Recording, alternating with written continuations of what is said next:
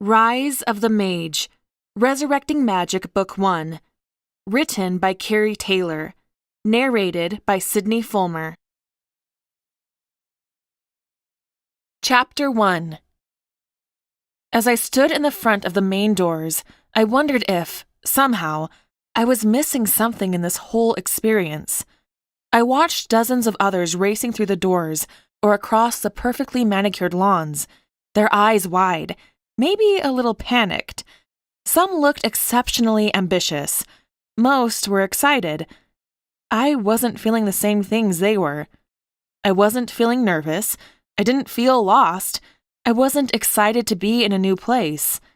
I just felt comfortable, maybe even a tiny bit bored. My eyes studied the facade of Aldridge University.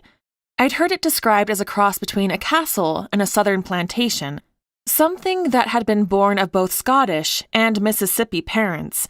A mix of rock and brick climbed up its face. Great pillars held up the overhang of the main doors.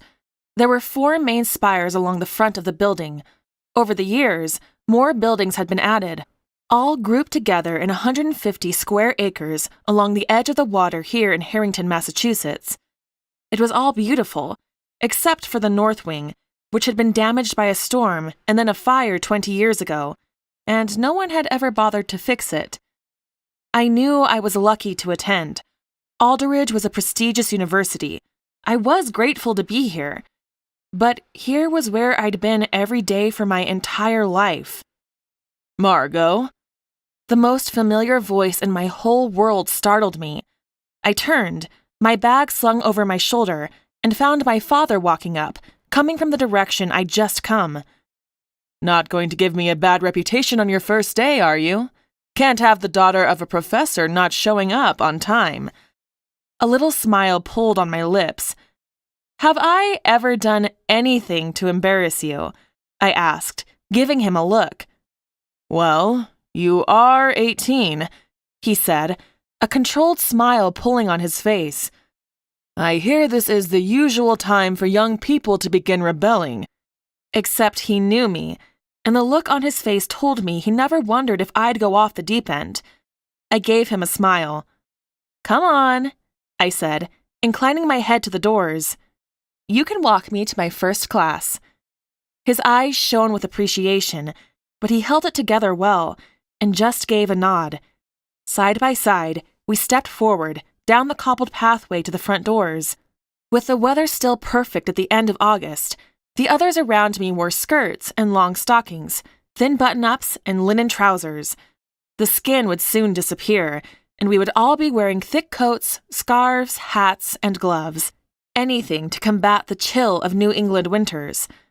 But for now, every one of us was enjoying the fair weather. Morning!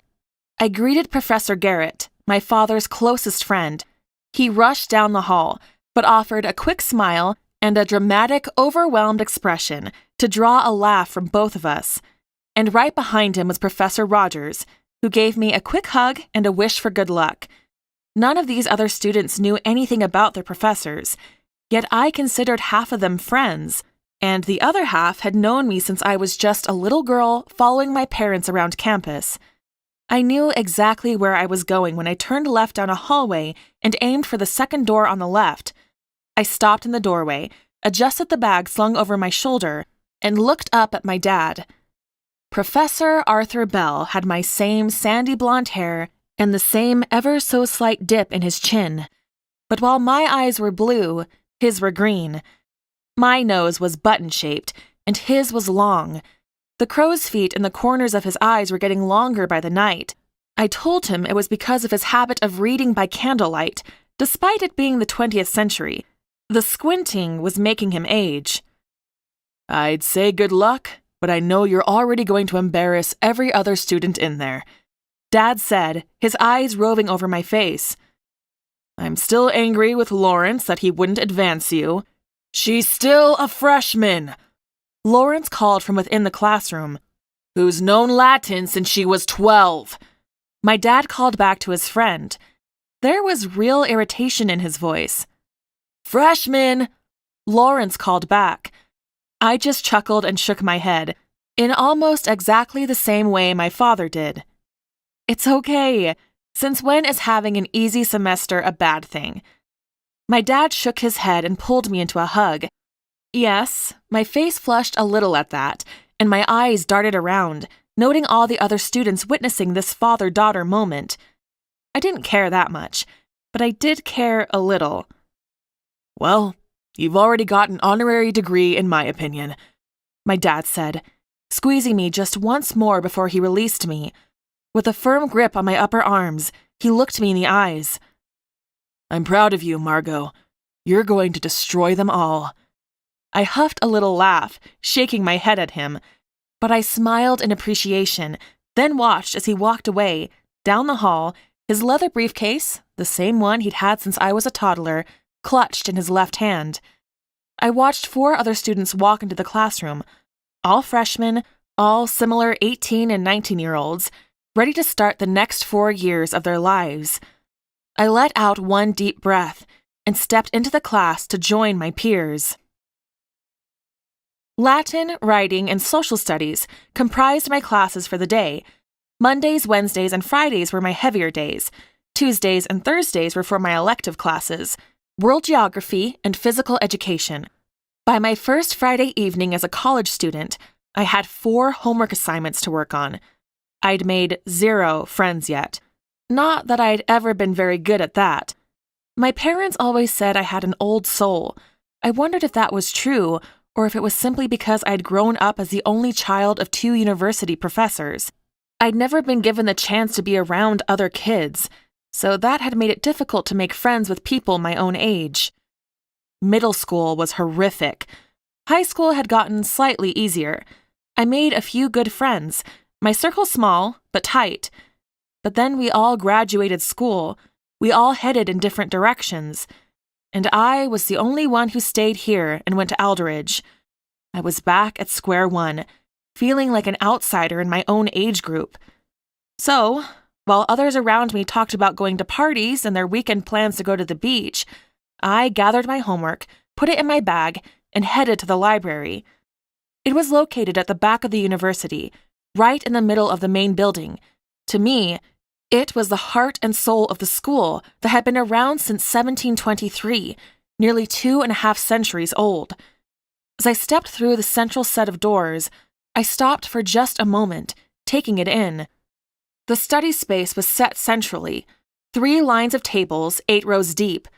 Huge chandeliers hung over the outside rows of tables. Once upon a time, they held candles. I wondered how they ever lit them. They were so exceptionally high. But now they'd been converted for electricity and used light bulbs. Wood beams stretched throughout the vaulted space. Toward the back was the circulation desk, where the librarians helped students find what was needed.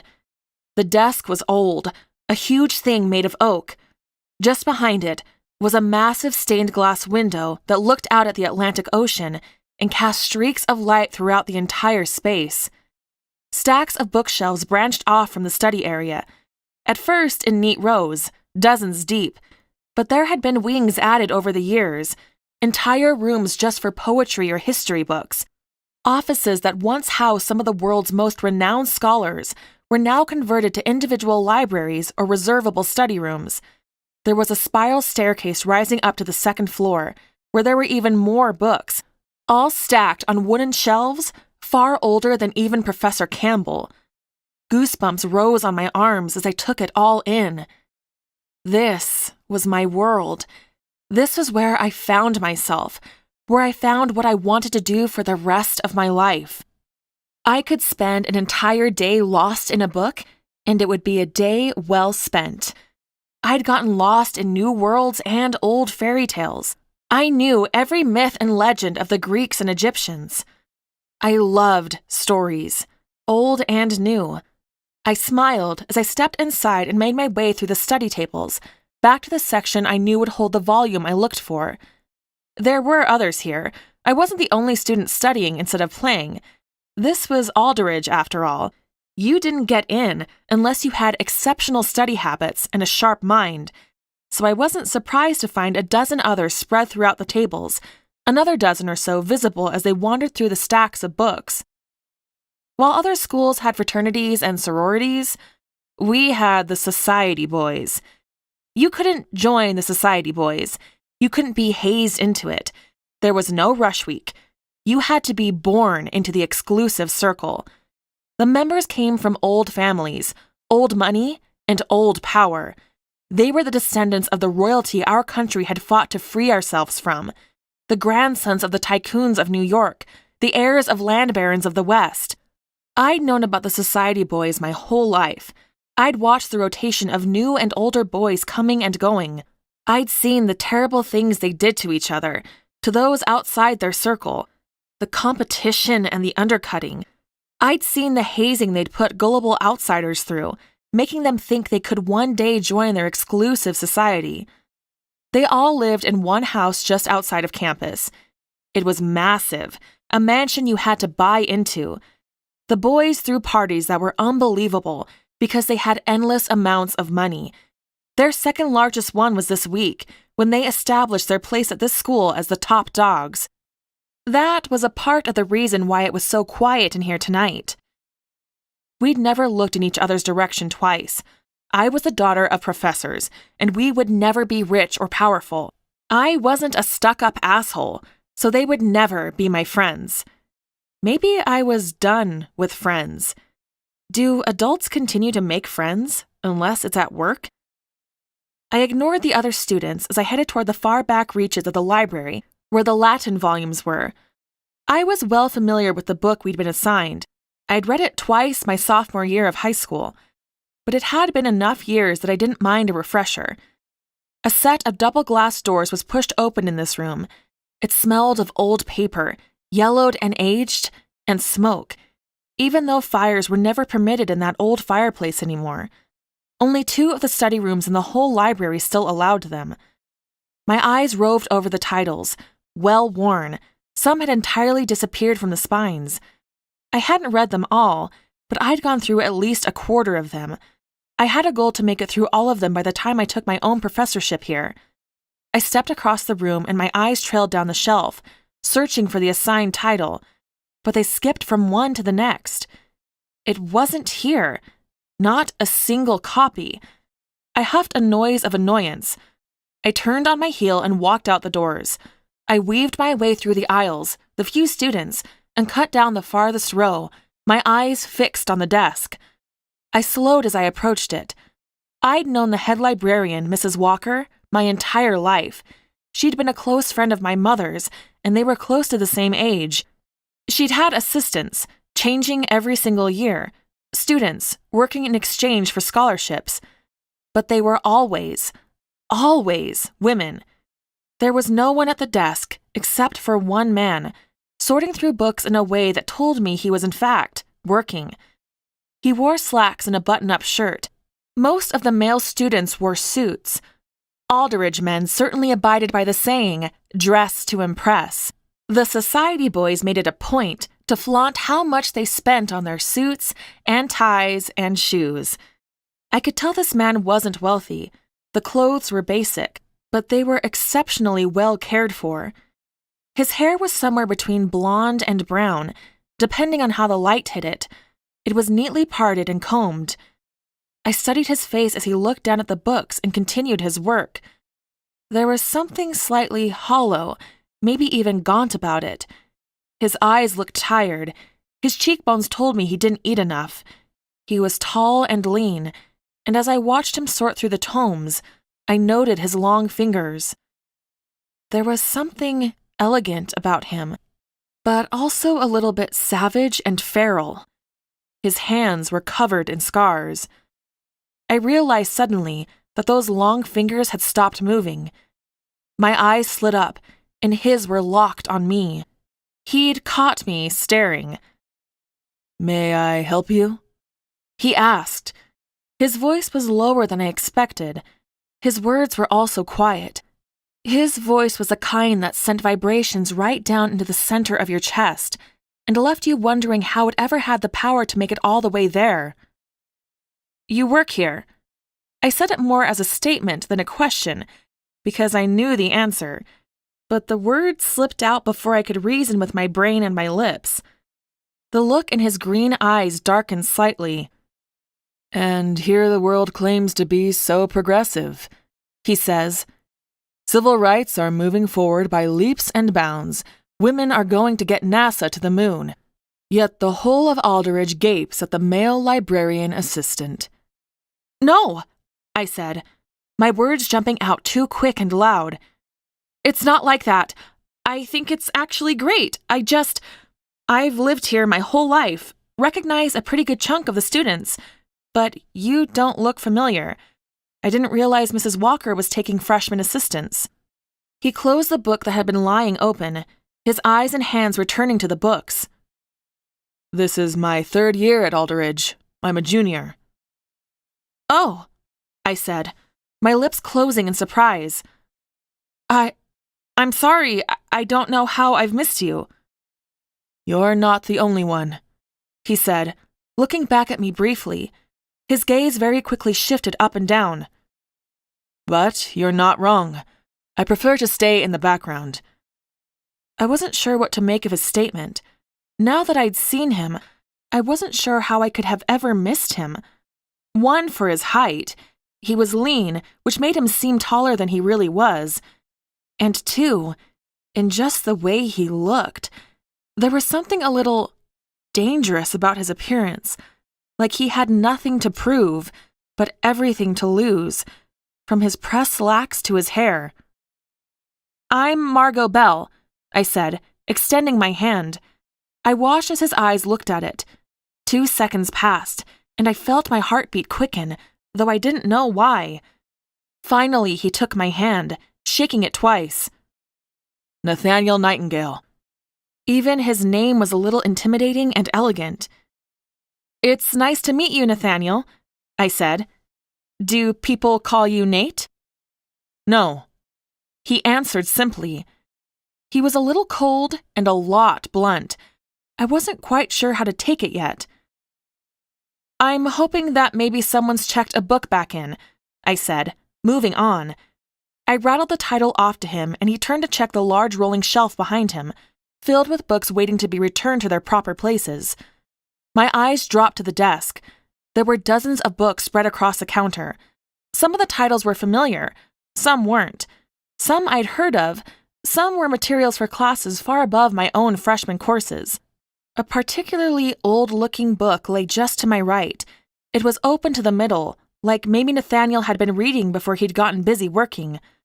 I braced my forearms on the counter and leaned forward, curious about what someone like him might read for enjoyment, or perhaps what he was studying for his degree. The words were in a language I didn't recognize, though many of the characters were of Latin origins.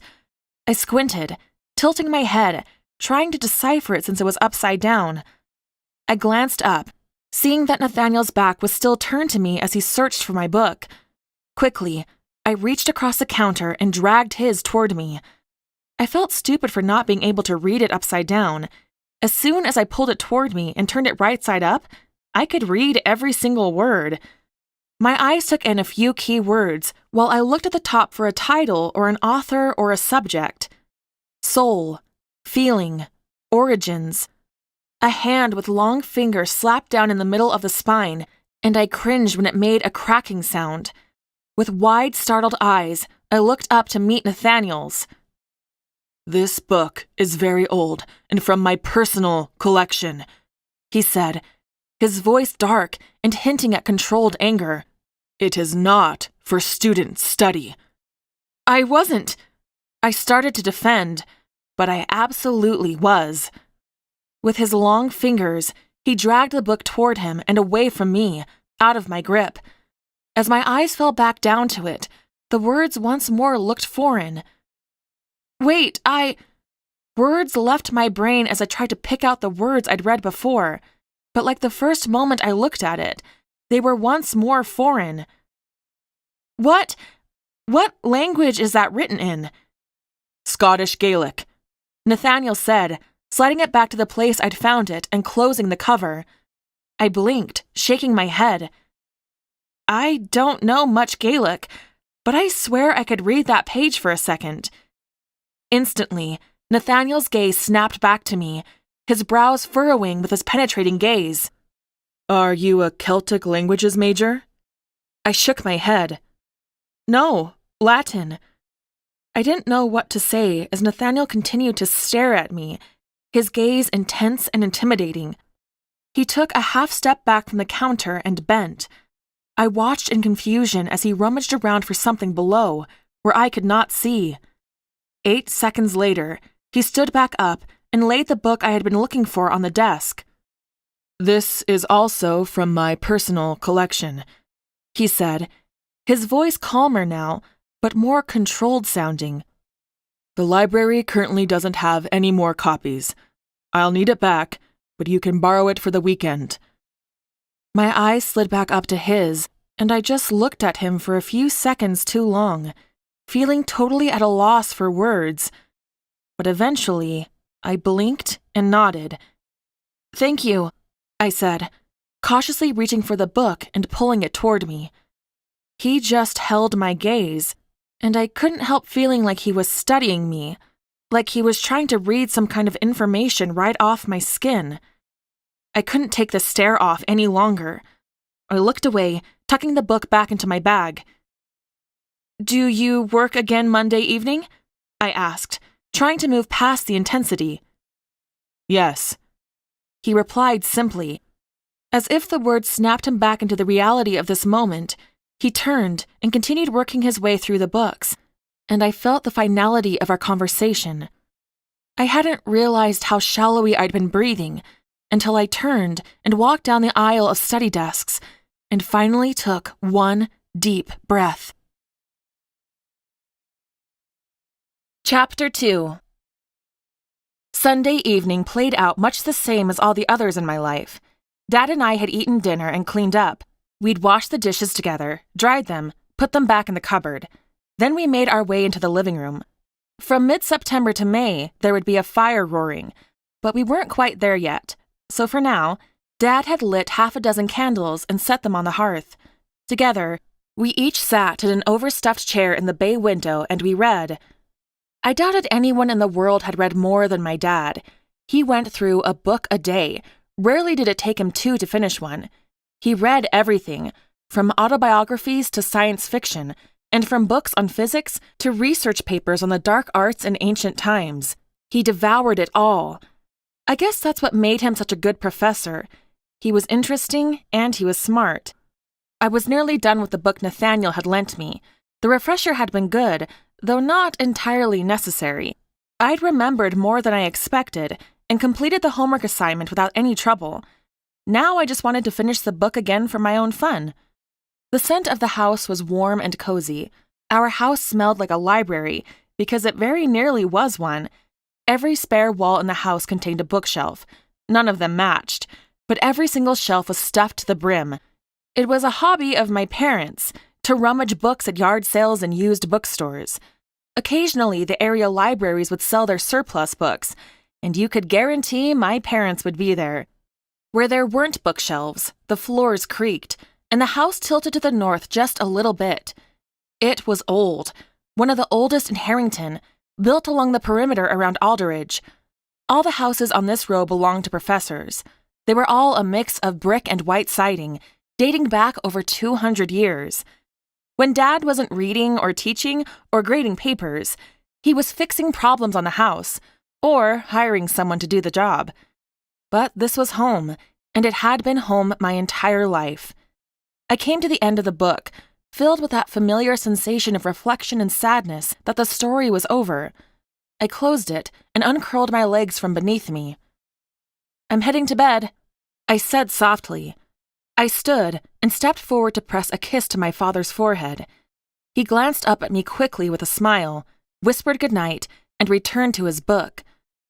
The stairs creaked as I climbed them. The handrail was getting worn down from being touched so much. We would need to get it re-stained and lacquered again soon, or there would be splinters to deal with.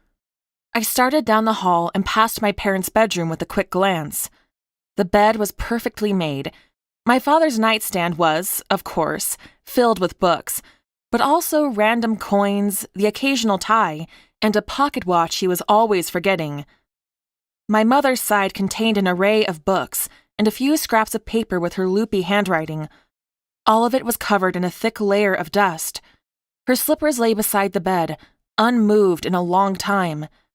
While my father's side of the room was well used, lived in, my mother's was frozen in time. I tore my eyes away from their bedroom and moved down the hall. I brushed my teeth in my small bathroom with a clawfoot tub. I braided my hair over my shoulder and turned out the light. There was a small dormer in my bedroom with a window that looked out at the side of Aldridge. My room, just like the rest of the house, was filled with books. Not posters of singers. There weren't clothes strewn everywhere or rows of shoes taking up entire walls. I climbed into bed, pulling the blankets up to my chin. I laid Nathaniel's book on the nightstand, feeling uneasy and excited at the same time about seeing him again tomorrow evening. I turned in my paper in my Latin class and listened intently to the lesson, even though I knew everything Lawrence was talking about. When the class was over, I wrote down the next assignment in my planner and packed up my things. I walked out of my classroom and turned left down the hall to head to my next. I was halfway there when I spotted my father standing in the doorway to his classroom, talking with Nathaniel. My father's expression was relaxed, casual, none of what I felt during my one and only conversation with the strange young man.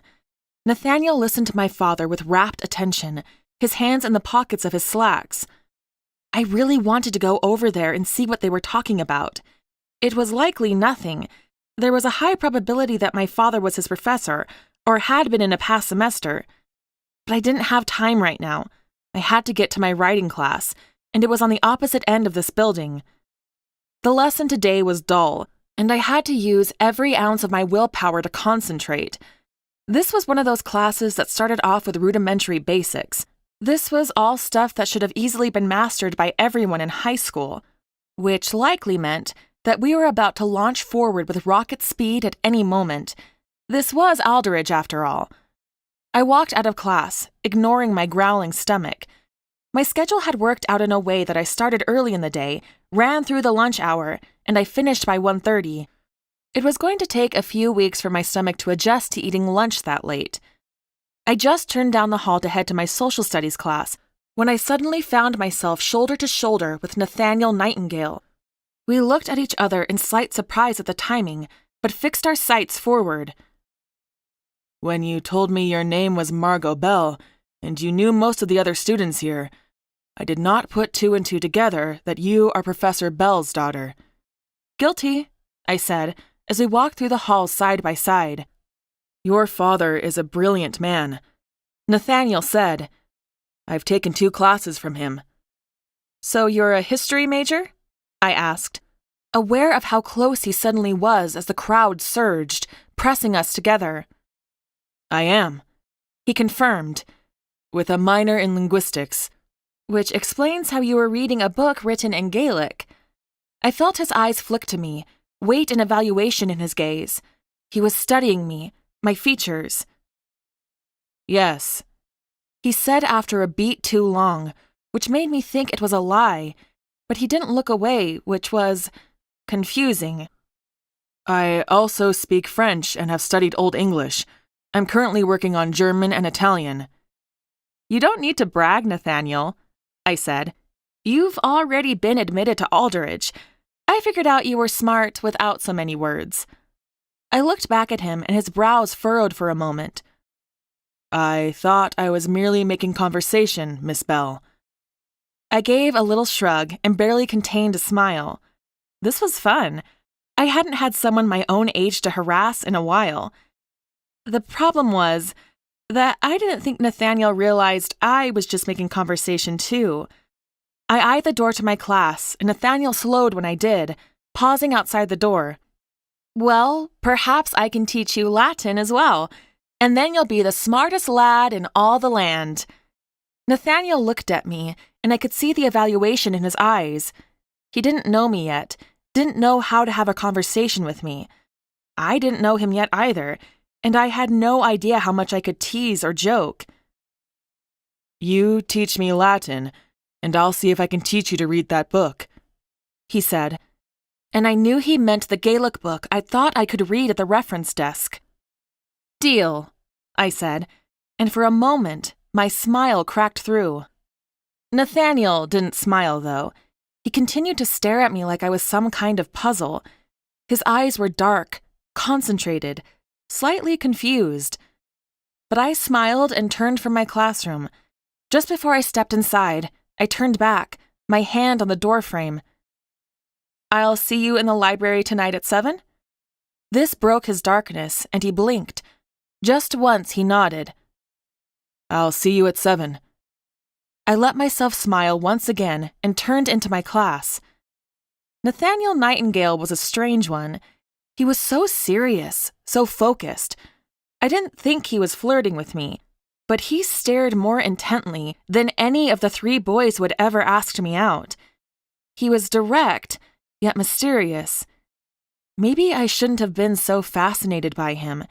He could be trouble, but I was finding it hard to look away.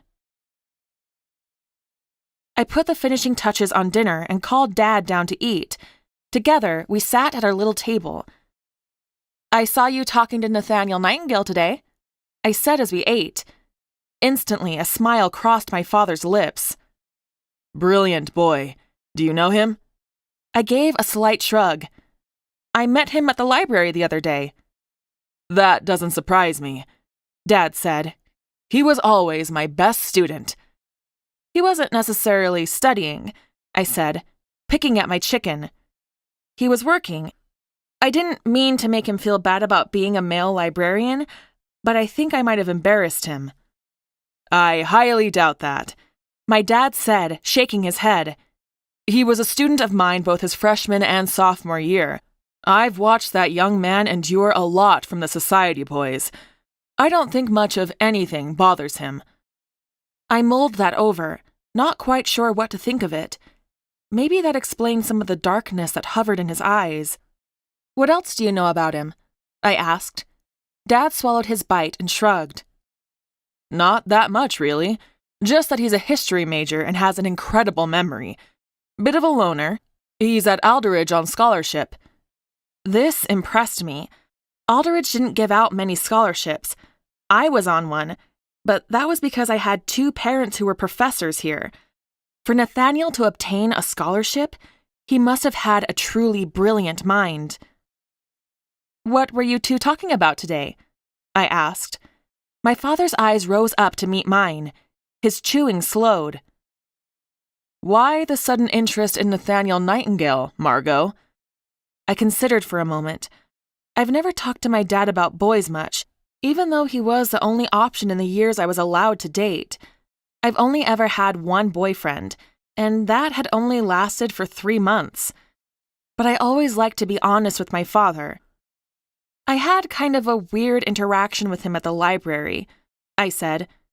"Not bad, but he's just a little odd. He lent me the book I needed for Lawrence's class from his personal collection. I'm taking it back to him tonight." My father looked at me for a few long moments, evaluating the situation. I trusted him. If there was anything to be worried or alarmed about, my father would tell me. If he'd gotten any negative impressions from Nathaniel, my father would warn me. "Not all boys are social and smooth like the society boys," he finally said. "And that's a good thing." I held his eyes for a few more moments, trusting him and my own gut. I finished my meal, I grabbed my bag, including Nathaniel's book, and I headed for the library. Chapter 3. Tonight, the library was busy. At least half of the tables in the study area were filled. At the table in the very middle were the society boys. They weren't hard to pick out. It was almost as if they were clones of the same person. Well-cut, slicked-back hair, fancy pressed suits, the shiniest shoes, expensive overcoats, mean eyes, watching, probing stares. They were like a club that didn't really do anything but stick together on campus, meet once a month for a party, live in the same houses on campus, and make life harder for the outsiders. There was their leader, David Sinclair, devilishly handsome, filthy wealthy, and a complete and utter asshole. And his right-hand man, Borden Stewart, the literal descendant of Scottish royalty. His family was one of the oldest in the States and made short time in amassing a cache of wealth and property. All of their other head boys were just as pretentious and unbearable. James Richards, Donald Klein, Gerald Paulson, and Howard Starling. I purposefully avoided the table the society boys sat at, skirting around the far side and walking down the aisle. But when I got to the circulation desk, I didn't find Nathaniel, only Mrs. Walker. "Evening, Margot." She greeted me with a warm smile and a wink, because she always winked. "How's your first week of university been?" "Good," I said to her, flashing her a smile.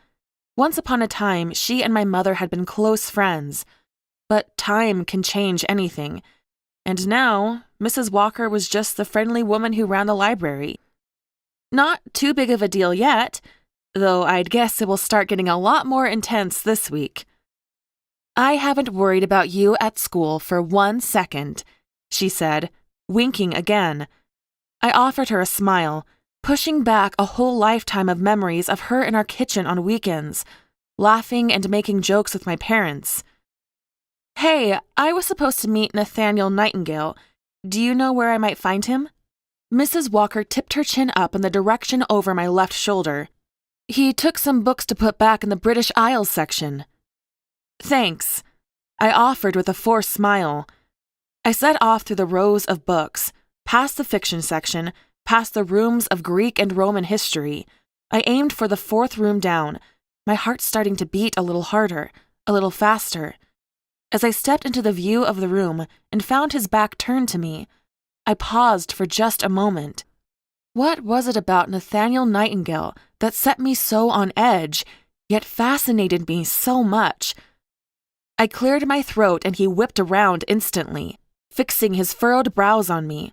When he saw it was only me, he turned back to the cart of books and continued putting them away. "I was not intending to brag earlier," he said with his back turned to me. A smile pulled at my lips, and I felt a little embarrassed over the fact that my heart did a little flutter, knowing he'd been thinking about our conversation all day. "I knew you weren't bragging. I was just teasing you." He looked over his shoulder at me as he put several books back on the shelf. I couldn't quite read his expression. I would need to get to know him a lot better before I could understand the guarded looks in his eyes. When he didn't say anything, I pulled his book from my bag. "I brought your book back. Thank you for letting me borrow it. I feel pretty confident about my paper."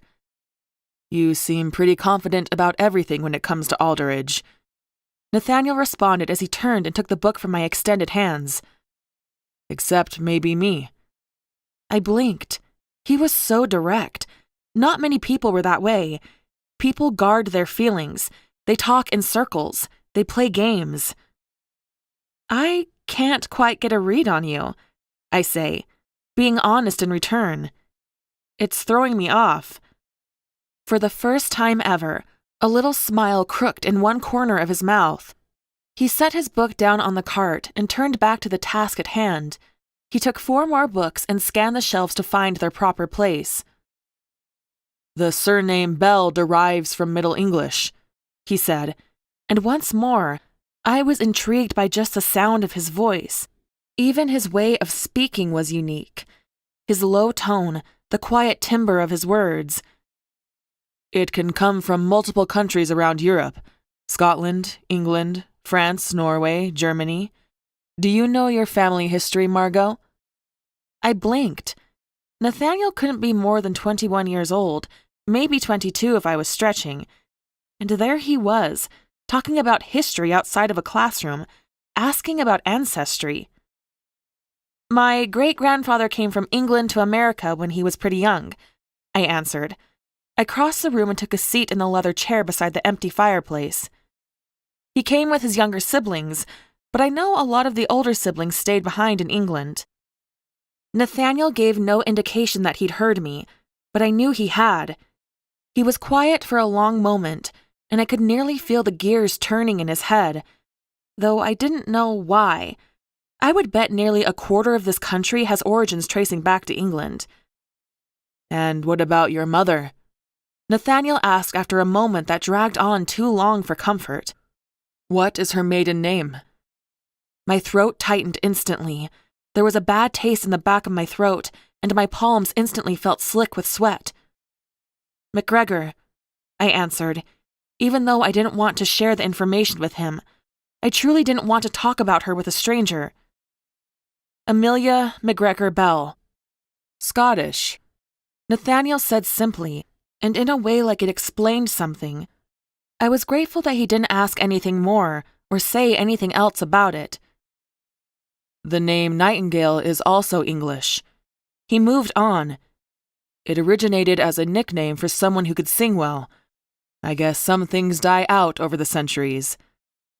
My eyes slid back up to him, but he kept his back turned to me. A little smile curled the corner of my mouth. I think Nathaniel just cracked a little bit of a joke. I've been attempting to compile my family history for the last few years, but it's proven to be exceptionally difficult. Why is that? I asked. He put the last book on the shelf and stood there, looking at the spines. Because my parents were drug addicts, which landed me in state custody when I was 3 years old. I've been unsuccessful in even learning their parents' names. I sat back in my seat, shocked at his very honest and personal confession. Nathaniel turned around and walked to the seat opposite of mine. He sank down into it, and I was surprised when he slouched down, crossing one ankle over the opposite knee. He'd always been so composed and proper. Seeing him like this was startling. I'm really sorry to hear that, I said, at a bit of a loss for words. He simply gave a shrug, his eyes drifting over to the fireplace. It's a privilege most don't see, he continued. To know one's origins. We find such interesting stories in our own personal histories. I didn't even realize he'd done it, but he'd put me in an open state of mind just by sharing 3 sentences of his own vulnerable past. I had a great-grandmother who was hung in Salem because they thought she was a witch. I blurted in a low voice. Nathaniel's eyes flicked back to meet mine. On my mother's side, I continued.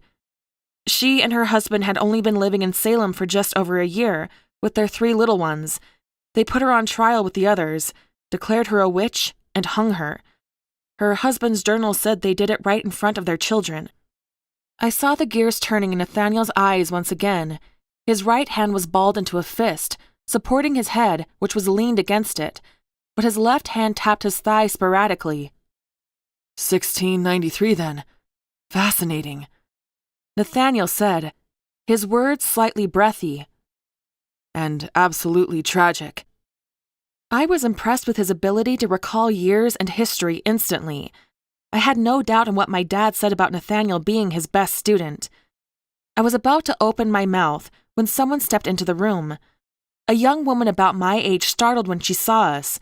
She placed a hand over her heart and shook her head, though she must have decided she needed something more than she felt awkward for interrupting our conversation, because she stepped inside and started browsing the titles. I didn't know what else to say. Truly, I didn't. So I stood, slinging my bag over my shoulder. Thank you again for letting me borrow the book, I said, stepping toward the door. If Nathaniel was surprised or bothered by my quick decision to leave, he didn't show it. I'll see you around. Good night, Margot, he said, his voice ever cool and even. I turned and left the room. Chapter 4. On Wednesday, I stepped out of my social studies class, thinking it might be nice to go down to the beach since the weather was still nice. But when I walked out, I found Nathaniel leaning against the wall across from the door. There was no question he was waiting for me. Hi, I said, the word coming out awkwardly while I tried to sort out what this meant. Hello, he answered. There was something lighter in his expression today. I wondered if you were free this afternoon. I don't work at the library on Wednesdays and Thursdays. I felt my face blush, which was embarrassing, and a little smile started pulling on my lips. But still, I nodded. I was actually thinking of going to the beach today, I said, as we started down the hallway. The weather is supposed to be nice for a few more weeks. I thought I'd soak up as much sun while I could. Looking at Nathaniel, he didn't look the type to soak up as much sun as he could, but he nodded his head in agreement anyway. I need to run home and drop off my books and change, I said, my eyes focusing on the doors in front of me, the ones that would lead to my house. Do you live close enough to campus that you could go get changed? Nathaniel nodded. I'll meet you at the archway in 20 minutes? I didn't mean to form it as a question, but Nathaniel seemed so out of sorts, I didn't want to scare him off. He only nodded once more. I gave him a little wave, smiling to myself as I headed down the hall at a quicker pace. 22 minutes later, I walked across the well-manicured lawn of Aldridge toward the archway that faced the ocean and led down to a stone pathway to the beach, a bag with a wadded-up blanket over my arm. I wore a white sundress. I rarely wore it because I felt like I was trying too hard to be something I wasn't, some sunny beach girl from California. But secretly, I loved it and wished I could wear it more. I'd also donned a floppy hat. Nathaniel was already waiting at the arch. I took him in as I approached and realized he almost looked like an entirely different person outside than he did within the dim walls of the school. He seemed thicker, not quite as wiry. His hair was lighter. His skin was darker than I expected. He didn't look as comfortable out here in daylight as he did within the walls of the library. He turned when he heard my approach, and I didn't really mind when I watched his eyes run up and down me. You look like an entirely different creature out in the sun, Miss Bell, he said, as I came to stand in front of him. Funny, I was thinking the exact same thing about you, I said. I'd never forget it, the first time he smiled then. It wasn't big, it was still controlled, but he smiled, showing me a hint of white teeth and an annoyingly adorable dimple on either side of his mouth. Her bite is still the same, though. There was something light that shone in his eyes as he looked down at me, and I thought then that maybe he should get outside of the school's walls more often. Shall we? I asked. Nathaniel turned to face the ocean and extended his arm, his elbow crooked out. I smirked at him, and he didn't miss it, but I took it anyway and let him take the bag in my hand. We made our way down those steps and then stepped out onto the sandy beach.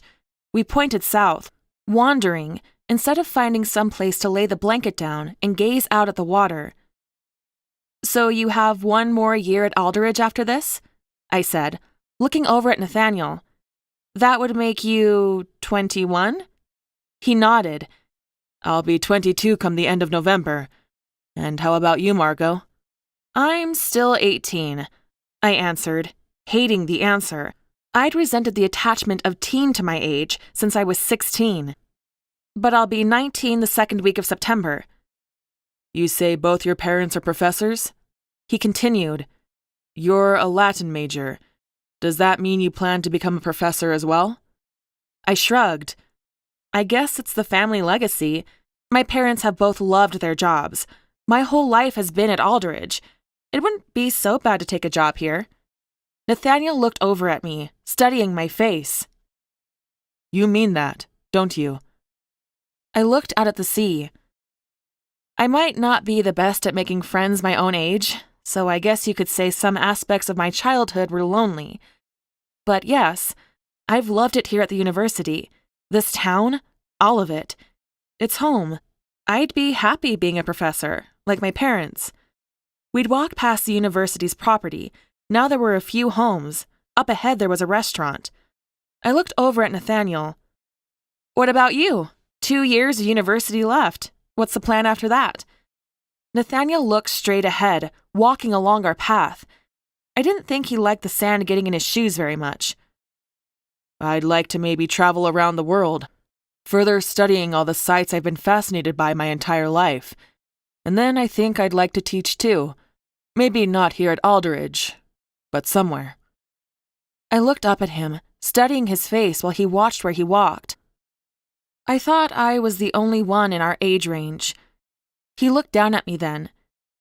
That was bad at making friends. You're pretty good at staying invisible, Nathaniel. But I see you now. The intensity in his eyes was becoming familiar, and I saw it growing there now. There was a house up ahead. Everyone in Harrington was familiar with it. It was a mansion, owned by a rich family in town. Beautiful and complex and sprawling, it had once been the nicest home in Harrington. But a storm had rolled up the eastern shore and done damage to a number of buildings, including Asteria House, named after the wealthy family who built it. They'd never repaired it, only moved out and moved on, leaving it abandoned and decaying. Nathaniel turned us up the slight bank, helping me up into the long grass. He led me toward the house. Together, we braved the steps leading up onto the massive back patio that spanned the length of the entire house. The boards creaked under our feet, but they held. As if he'd done this before, Nathaniel pushed a door, and it swung open with a loud screech. The inside was filled with wood paneling and floors and beams. It would have been beautiful at one point. We entered into what seemed to be a bedroom. An old 4-poster bed was pushed up against one wall, but the mattress was long gone. I followed him through a door, and we walked out into a great room. The floors were stained with water, and the once white wallpaper was turning green from mildew. I thought there might have once been a great chandelier hanging from the ceiling, but it seemed it had been looted out. The house would be spectacular if only someone cared to fix it up. It's not the easiest to make friends or really any connections when you're moved from house to house as a child, Nathaniel said. You said you were 3 when you were taken from your parents, I said. We wandered to a sitting room that overlooked the ocean. There were 3 chairs there, starting to rot away, but solid enough to support our weight. Have you seen them since? Nathaniel settled into one of the chairs, looking out at the ocean through the windows. They attempted to trick the courts into granting them custody again for a year. I remember being there once, can recall their faces, or at least my child impression of them, but they disappeared after that. Then it was only foster families and group homes. Did you have any siblings? I asked, my throat tight. Nathaniel nodded. I'm told I had an older brother and sister, but I don't remember them at all. We were all separated when we were taken away. I don't have any idea where they live now. I'm really sorry to hear all of that, I said. My heart ached for him. He didn't have parents. He had no one to go back to on Sunday nights for dinner. He didn't have a mom to take care of him when he was sick, a father to give him life advice. Nathaniel's eyes slid back to mine. He didn't say anything for a long moment, and I wondered what he was thinking. Your father is a good man, he said. You're lucky to have him. My throat tightened further, and I let my eyes drop down into my lap. I know. But what happened to your mother, Margot? I knew the question was coming before the words ever left his lips. A piece of ice dropped into my stomach, and my fingers instantly felt numb. I hadn't talked about her in a long time. I hadn't even spoken her name in at least 6 months. But maybe talking about the hard things would help. Maybe it was time I dealt with all my feelings when it came to her. She simply disappeared, I said, the words coming out low and hoarse. I swallowed once, and slowly, my eyes rose back to meet Nathaniel's. I sat in the old chair with my forearms braced on my knees, slowly turning my hat in my hands. She was the very first female professor at Aldridge, I said. Even though the dean had been hesitant to hire her, and really only hired her to seem progressive, she'd excelled. You would have loved her. She was a linguist too. Nathaniel gave no reactions as I revealed the truth to him. He didn't act surprised or angry. He simply listened. She and my father were happy. I think they thought it was a game, trying to gross me out by kissing all the time, or holding hands or cuddling. Something bit at the back of my eyes, and I blinked a few times to keep tears from welling. She loved her job, at least as much as she loved me. Our family was happy, and we always took little trips together, up to Boston for the weekend or out to New York. We had a really good life. It was hard, remembering how it had been, how normal things had seemed, and how it never once crossed my mind that it could change. But just days after I turned 15, she disappeared. I confess the heart-wrenching truth. 3 beats passed. 4. I could only concentrate on breathing even and slow, could only try to tell my hands not to shred my hat. This wasn't easy to talk about, but now that the words were coming out, I wanted them all out of me. It was literally like she just vanished, I said. She hadn't packed any clothes, she didn't take any toiletries, she didn't take any of her books, not even any money. I shook my head, and now I couldn't help it. Tears welled in my eyes, and I knew they would be bloodshot. The police, they thought my dad had done something to her. My eyes fixed out over the ocean, but I wasn't seeing the sunny blue sky or the calm ocean. I was seeing the police tearing apart our house, going through our car, ransacking my father's office. I was watching him through a glass window while they interrogated him at the station. I was answering their questions about my parents' relationship and if I'd ever been afraid for my mother or feared my father myself. They investigated him for nearly an entire month before they treated it like a disappearance, I said, the words barely more than a whisper. I knew they were looking in the wrong direction, and every day they blamed my father was another day less likely that we'd ever find her. I looked down at my hat. I'd picked at the edge of it, all the way around, fraying it. The worst part is not knowing, I said.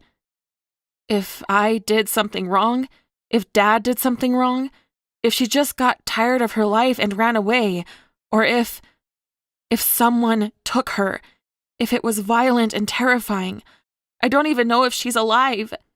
My voice cracked and then trembled on the last sentence. And just like I never would have anticipated my mother's disappearance, I never would have anticipated it when Nathaniel rose from his seat and crossed to me. He pulled me to my feet, and with more warmth than I ever would have anticipated, he wrapped his arms around me, pulling my cheek against his chest. And it felt good. So good. I let it all out in a breath. My dread and resentment toward my mother slipped out of my chest with toxic release. I wrapped my arms around Nathaniel, holding on to him tight, as if he could somehow save me from my own fear and worry. He wasn't as thin as he looked. Through his linen shirt, I could feel strong muscles. In his arms, wrapped around me, I could feel agility. In his hands, I could feel strength. Our past build us as people, brick by brick, he said. The experiences are difficult. We might not want them, but they make us strong. I barely know you, Margot, but I can already tell there's more strength in you than most others. I looked up at him, craning my neck. He was a good 7 inches taller than me. Funny, I could say the same thing about you. I could see it. Bit by bit, I was breaking through Nathaniel's tough exterior. His serious and stoic demeanor was a facade, a defense. And who could blame him? He'd been cast aside since he was a toddler, seen as a financial burden and a case file. I didn't want everything in his life to be heavy and hard. We all deserved happy and light memories. I let a smile crack through my lips. I grabbed his hand and reached for the bag with the blanket. Come on, I said, tugging him back toward the door we'd come through. Enough with the serious and sad past. It's a beautiful day, and I meant what I'd said about spending it at the beach. I loved that I could do it. Nathaniel let a little chuckle slip through, and I looked back to see a smile cracking on his face as I pulled him back outside. I didn't let go of his hand as I pulled him down the questionable stairs and started racing out toward the ocean. Sand sprayed everywhere, and a flock of seagulls took to the sky with loud outcries. Nathaniel dug his heels in just 5 feet from the water. I didn't stop, though. I dropped the bag and let go of him, because I'd pushed him far enough. I raced straight out into the water on my own. I gave a screech of elation and shock as the water came up to my calves, then my knees. The water soaked the bottom 2 inches of my white dress. "It's so cold!" I screeched. I turned back to shore, finding Nathaniel standing safely out of the ocean's reach.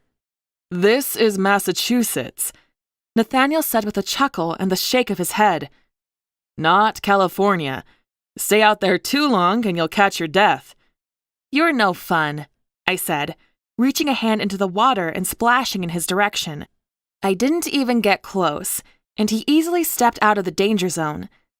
But he smiled, and that was all I was going for. I really was freezing, though, so slowly I walked back to shore. "I've never been to California," I said, as I walked up to Nathaniel. "I've always wanted to go. Really, I'd love to see any of the West Coast." "Are you trying to tell me that secretly you're one of those hippies who wear beads in their hair and sit around a fire singing songs?"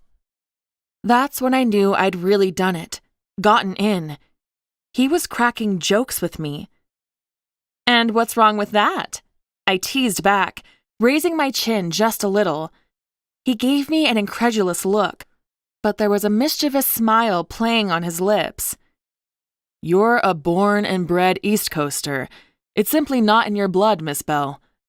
I laughed, shaking my head. As much as I might dream, I knew he was right. I might let go and play and enjoy the sunshine when I'm very nearly alone, but when it came down to it, I was indeed a New Englander. Well, well, if this isn't the surprise of the century." I jumped at the voice from behind us and turned to see a group walking down the beach, wearing swimming trunks and sleeveless shirts. The society boys and a flock of their girls. "Nathaniel Nightingale with a real live woman." David Sinclair walked up, a snake smile on his face. His boys stopped on either side of him, Borden Stewart and James Richards. "You all right, dear? I wouldn't put it past this library gremlin to force a woman into his company against her will." I looked over at Nathaniel, who stared at David like he could melt him into glass on the sand, but he said nothing. I turned cold eyes back on David and stepped closer to Nathaniel. "Well, we were having quite the afternoon before you and your lackeys showed up. Though I guess I should be grateful you showed up now instead of later. That would have been a little embarrassing. Things were about to get a little less clothed, if you know what I mean." This got quite the reaction from the crowd. Several oohs and snickers, other noises of disgust, but mostly shock. To my intense pleasure, David just glared at the two of us, at an utter loss for words. "Come on, Nathaniel," I said, taking his hand and handing him the bag. "We can do it inside today. Last time, it took me forever to wash the sand out of everywhere." Nathaniel still said nothing as I started pulling him back in the direction of Aldridge. He simply glared at David and Borden and James. I hated that he didn't know how to speak up for himself against stupid bullies like the society boys. So, I would do it for him. Someone behind us made a coughing noise, but worked in the word whore. The other girls giggled stupidly. I heard James whispering something to one of the others, but I didn't look back at them. I looked up at Nathaniel, leaned into him for show, and kept walking down the beach. "Don't you realize what you've just done?" Nathaniel said once we were well out of earshot. The cold tone of his voice pulled my eyes back to his, and I looked up at him with furrowed brows. "I just turned that around," I said. I didn't like the cold tone of his voice. "I just kept David Sinclair from trying to humiliate you." Nathaniel pulled us to a stop and fixed hard eyes on me. "You think I give a damn about what they think about me? Those boys have been trying to make my life hell since freshman year. I can handle the boys." He leaned just slightly closer, and I saw something soften in his eyes. "But you've just given them a reason to put a target on your back, Margot. They won't just let this slide." I pulled my hand out of his and took half a step back. I blinked 3 times, trying to gather my thoughts, trying to form my next words carefully. I'm not some fragile little girl, Nathaniel. I can handle the society boys too. I've been avoiding their catcalls and their leering stares since I was 15. I'm not afraid of them either. I took one step closer to Nathaniel again. Today's been pretty wonderful, I said, my voice dropping low. I'd made my decision, that I want you as my friend. But there is something you need to know about me, that I won't be pushed around, that I won't be afraid of anyone. Not the society boys, and not you trying to tell me how to act. So you think about that, and if you can handle it, come and find me, and I'll decide if I made the right decision. I grabbed my bag out of his hand, turned, and walked back down the beach, alone. Chapter 5. I didn't see Nathaniel for the next few days, and that was perfectly okay. I wasn't mad. I wasn't. But I didn't need a man in my life who was going to coddle me and act as if I couldn't stand up for myself or make my own decisions. I didn't think Nathaniel was that kind of man, but I wasn't going to step one little toe in that direction if there was a chance that he was. So, I focused on my classes. I got an A on my Latin paper. I completed my first writing assignment. I aced my first social studies test. I got well prepared for my first world geography test. And I did my best in physical education. Dad and I went out to dinner on Friday night and got lobster. It was a once-a-year thing. We wouldn't do it again until next year.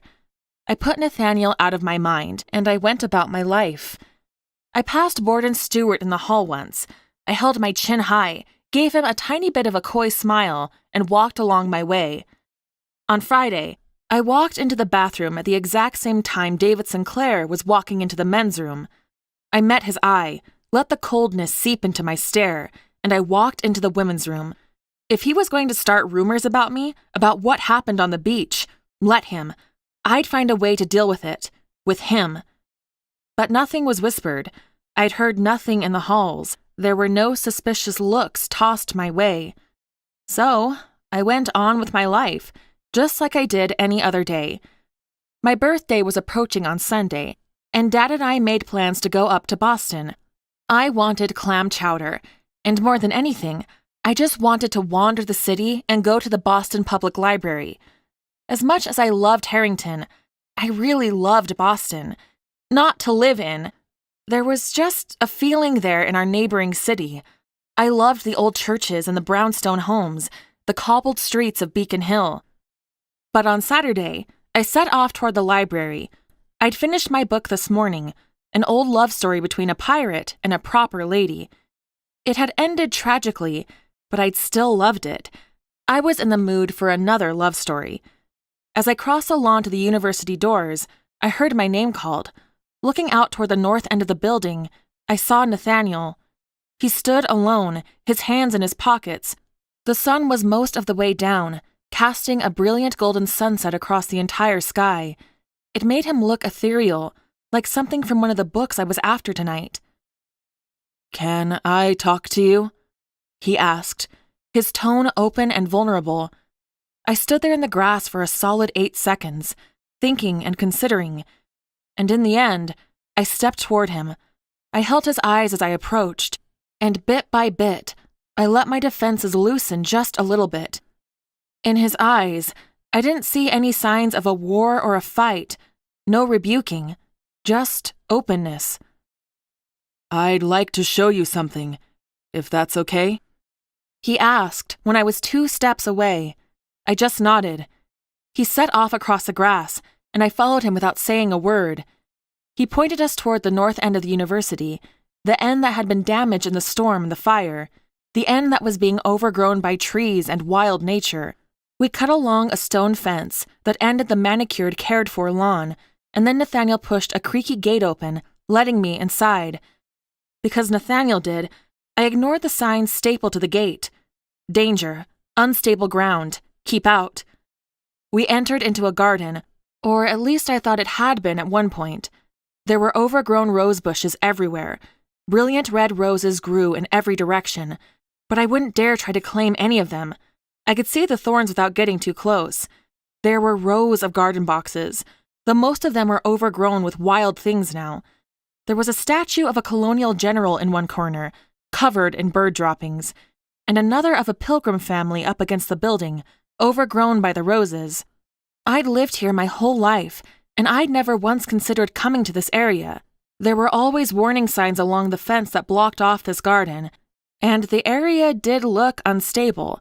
The damage to the building was apparent. But still, I followed Nathaniel down a cobblestone pathway that looked surprisingly well traversed. Deeper into the garden we went, passing other statues, some with missing limbs or heads, past a water fountain that had moss growing in it. And then the wild garden opened up, and it was tame and manicured. And to the left, there was a solarium, attached to the long-forgotten north wing of the university. Glass walls rose up from the well-tended bushes, and then angled up, attaching to the stone walls of the university. "Come inside," Nathaniel said, inclining his head toward a wooden door on the side of it. I didn't realize it until then, but a smile filled with enchanted wonder had broken out on my face. I stepped forward, following him to the door. We walked inside, and I actually covered my mouth with my hands to contain the glee that filled me. The north end of the university had been destroyed once. It had been abandoned for a few decades. But inside the solarium, it was well-loved and beautiful. The wood floor showed signs of the fire, scorched along the walls shared with the university, but they'd been sanded and polished, gleaming beautifully. Along the back wall, there was a hand-built bookshelf, rising with the angle of the glass roof, and it was filled nearly 3/4 full with different titles. An old wood desk was set at an angle from it, an old school chair pushed underneath. An old leather couch ran along the stone wall. There was a fireplace against one wall, and through an open door, I could see a bathroom. Against the glass wall that was covered by the rose bushes was a queen-sized bed with a random array of bedding and pillows. "You live here," I said. I should have formed it as a question, but everything in this room of glass screamed Nathaniel Nightingale. I could even smell him, like leather and old books and sandalwood. "I found it my freshman year," he said, looking around at his space as I gaped at it in bewildered amazement. "It took me that entire year to fix it up, make it livable. But no one has bothered me here in the years since." I turned back to face him and knew my eyes were bright, my smile growing on my face. "I love it," I said with a shake of my head. It's really wonderful." And I hadn't realized I'd missed it until it was there again, but Nathaniel smiled. This one was real, relaxed, genuine. He shrugged and looked around once more. "It's home, the only one I've really had." I stepped forward, running my fingers along the arm of the tufted leather couch. It was well worn, but I could tell he'd taken care of it as best he could. I walked across the room to his table. It was probably a dining table, considering its size, but his school papers were spread across it, assignments nearly or entirely completed.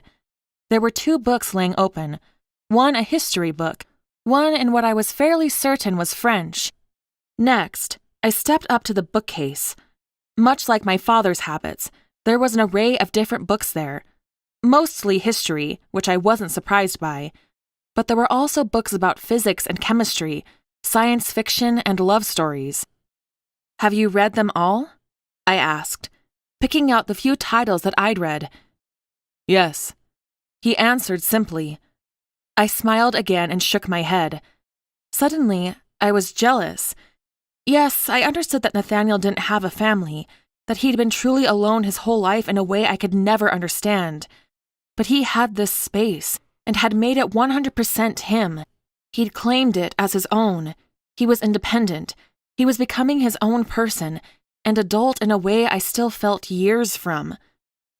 "Thank you," I said, meeting his eyes again, "for sharing this with me."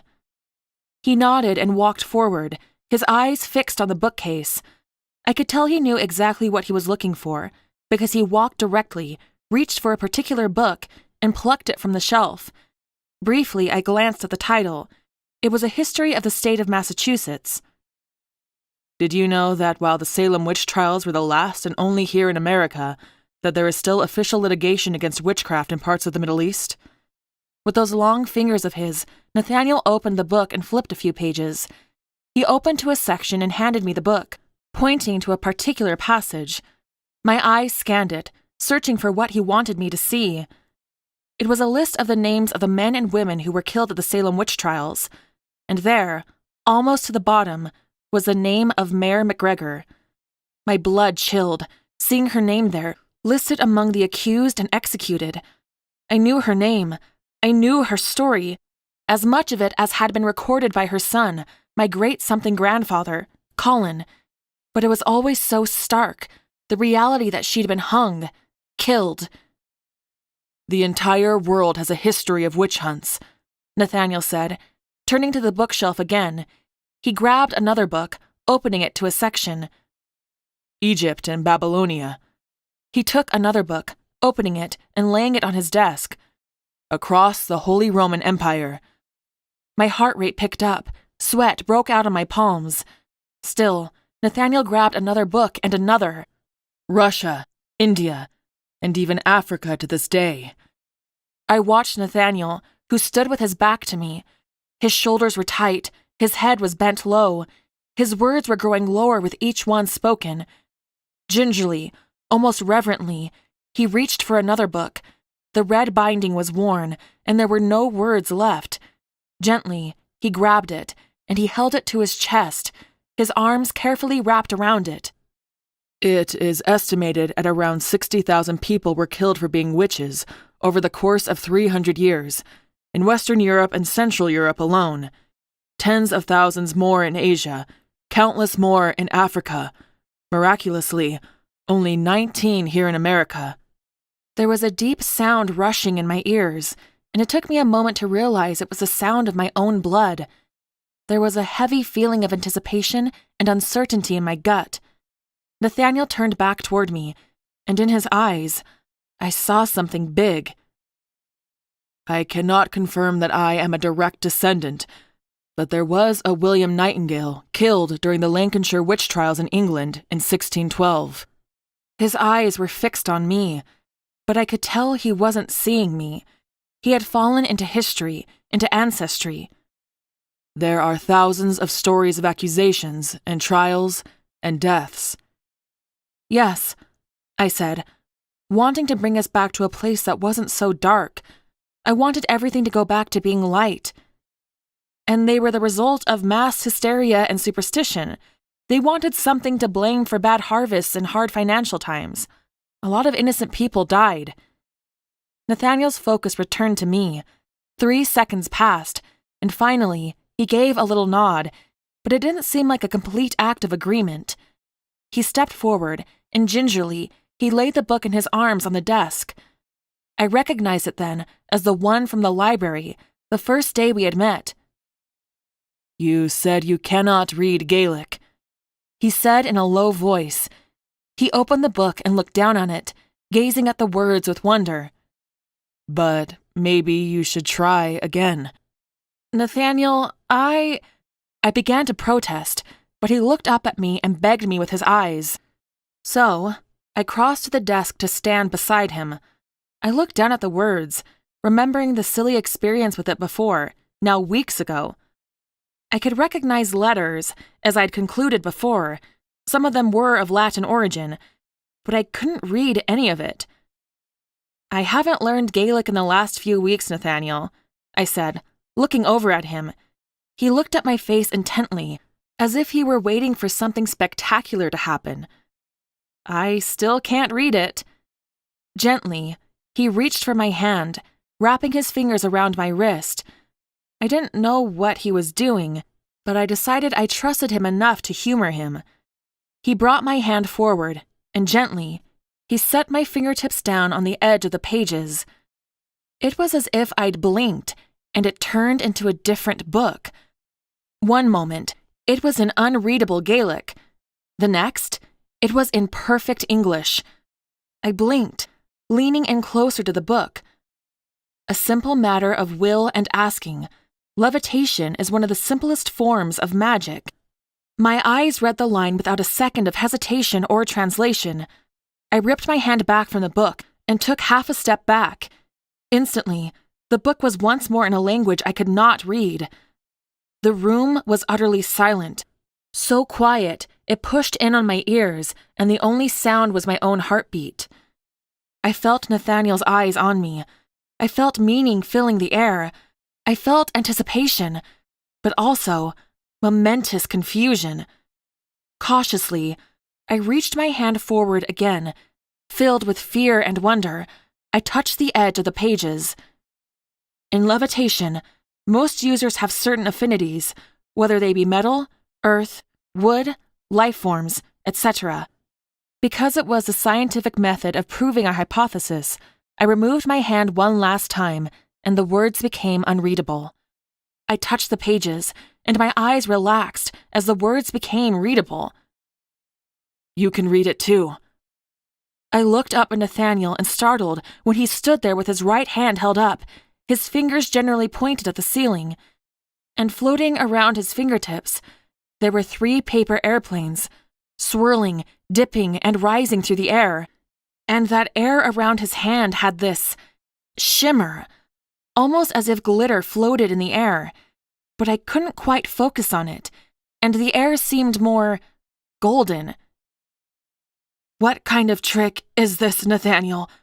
I asked, my words hoarse and quiet. I'd never seen this look in his eyes. They were filled with excitement and hope. He shook his head. It's not a trick, Margot, he said.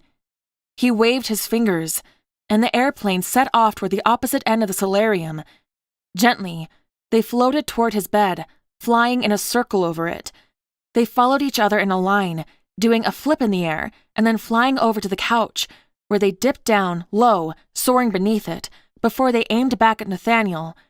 There, they swirled around his fingers once again, before they gently floated down to the table and landed on the book. It's in my blood, and I believe it's in yours, too. I shook my head and took a step back. Carefully, I surveyed the room for strings or wires. I didn't understand why he was doing this. What woman has ever appreciated a magician when it came to a potential relationship? But as I looked harder and harder, I couldn't figure out how he'd pulled that off. I'm sorry, Nathaniel, I said, shaking my head. I'm not into magic. I thought we were going to have a real conversation about what we talked about on the beach. But if you're just going to woo me with tricks, then I'm going home. I took one step toward the door, but Nathaniel grabbed a blank piece of paper from the desk and shoved it into my hands. I am not claiming to be some cheap magician, he said through nearly clenched teeth. This is not a show, and I haven't spent years hiding under the covers practicing sleight of hand. I met his eyes. I should have been scared. He was acting crazy. He was saying crazy things. But I wasn't. And maybe it was my thundering heart. Maybe it was the ringing in my ears. Or maybe it was that image of the book changing in my mind. The words I'd read. This is not a gimmick, Margot, he said. His eyes fell to the paper. Feel it yourself. It's just paper. No strings, no wires or tricks. I turned it over, and I saw it for myself, that it was indeed just a piece of paper. Watch, he said. He brought up his hand beneath mine, encouraging me to hold it up to nearly eye level. The piece of paper balanced flat on my palms. He lowered his hands and then laced them behind his back. He stared at the piece of paper, his gaze focused. My eyes ripped back to it when I heard it crinkle. My eyes grew wide as I watched it crease and fold, as if it were being manipulated by invisible hands. It changed shape before my eyes, lying in my hands, and I felt nothing, no trick wires. There was no way he could be touching it without me knowing. My breathing got heavier and faster. In a matter of seconds, I began to see a shape take form. In 15 seconds, it sat there, perfect and formed. A paper crane. I was about to breathe out a disbelieving curse, when I jumped hard as the wings of the paper crane extended and it lifted off from my hand. Gently, gracefully, it flapped its wings and set flight throughout the solarium. I looked back at Nathaniel. The air shimmered with that gleam I couldn't quite describe or capture with my eyes. His hand glowed faintly golden as he pointed and directed it around the space. I think you could do it too, Margot, Nathaniel said as he directed the crane back to me. My hand shook as I held it up, my palm flat. It settled back onto my hand and then was as still and innocent as any other paper crane in the world. Because you can read the book, I think you can do it too. I think you and I are the same. And what the hell is that supposed to be? I asked with a shaking voice. I don't really know, Nathaniel said, his voice little more than a whisper. He took a step closer and closer until he stood right in front of me. His eyes went to his paper crane. I think we might be the descendants of those who were burned at the stakes for having real magic. Witch, wizard, warlock, mage. I think that we're the blood left over of those who had abilities that got them killed.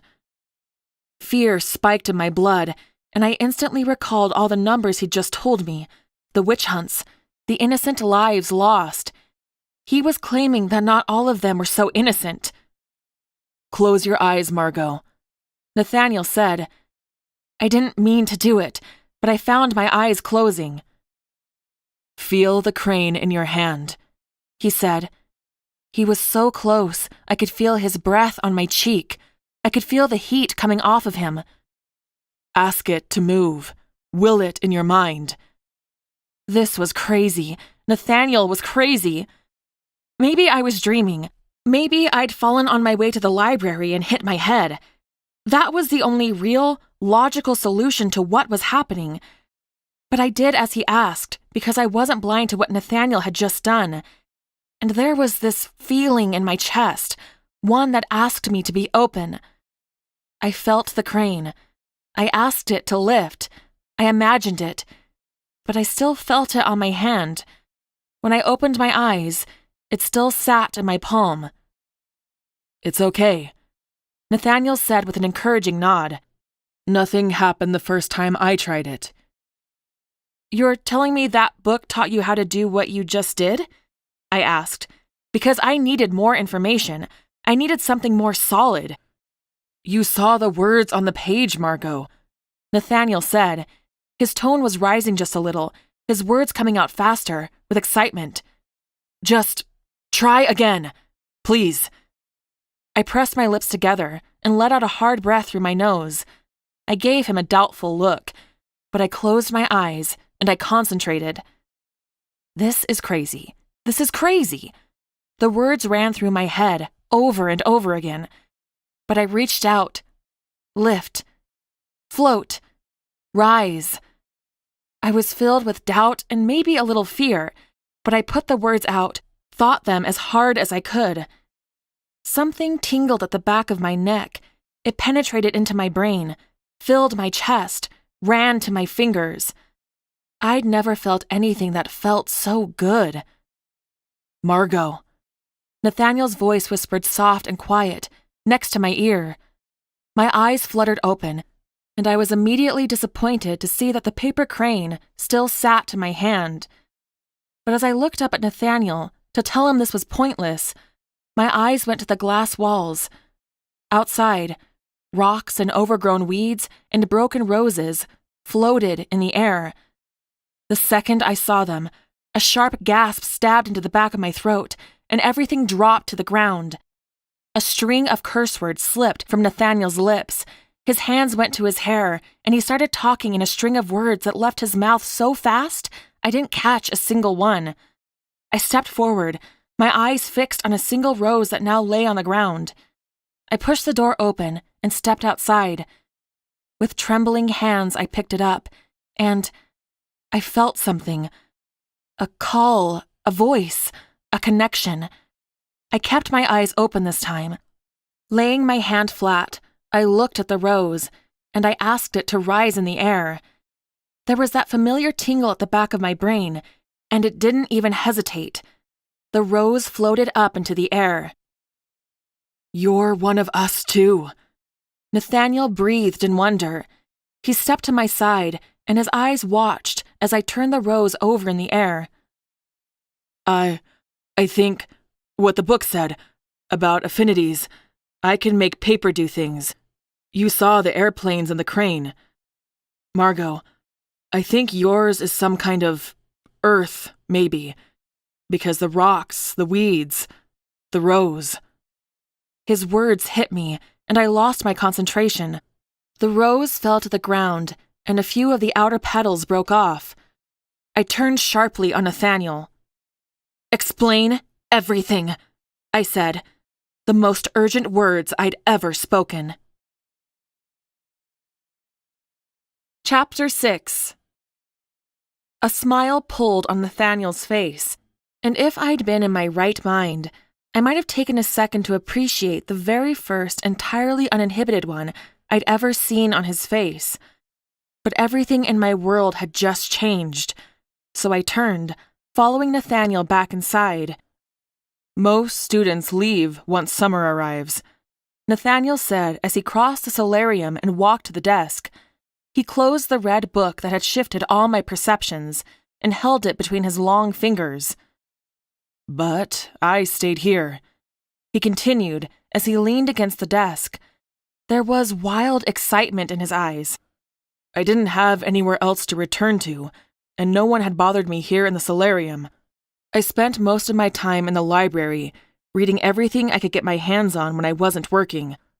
I crossed to the leather couch and sank down onto it. I twisted back so I was facing Nathaniel, my elbow propped on the back of the couch, my cheek supported by my fist. "I'd been going through some old books in the Gavin room," Nathaniel said, and with the words, his voice got lighter, airier. "It was obvious no one had bothered with them in maybe a decade, but with them, I found this book." He held it up, and my eyes locked on the red spine. He flipped it open and stared down at the words on the page in bewilderment. "I didn't even realize what was happening at first.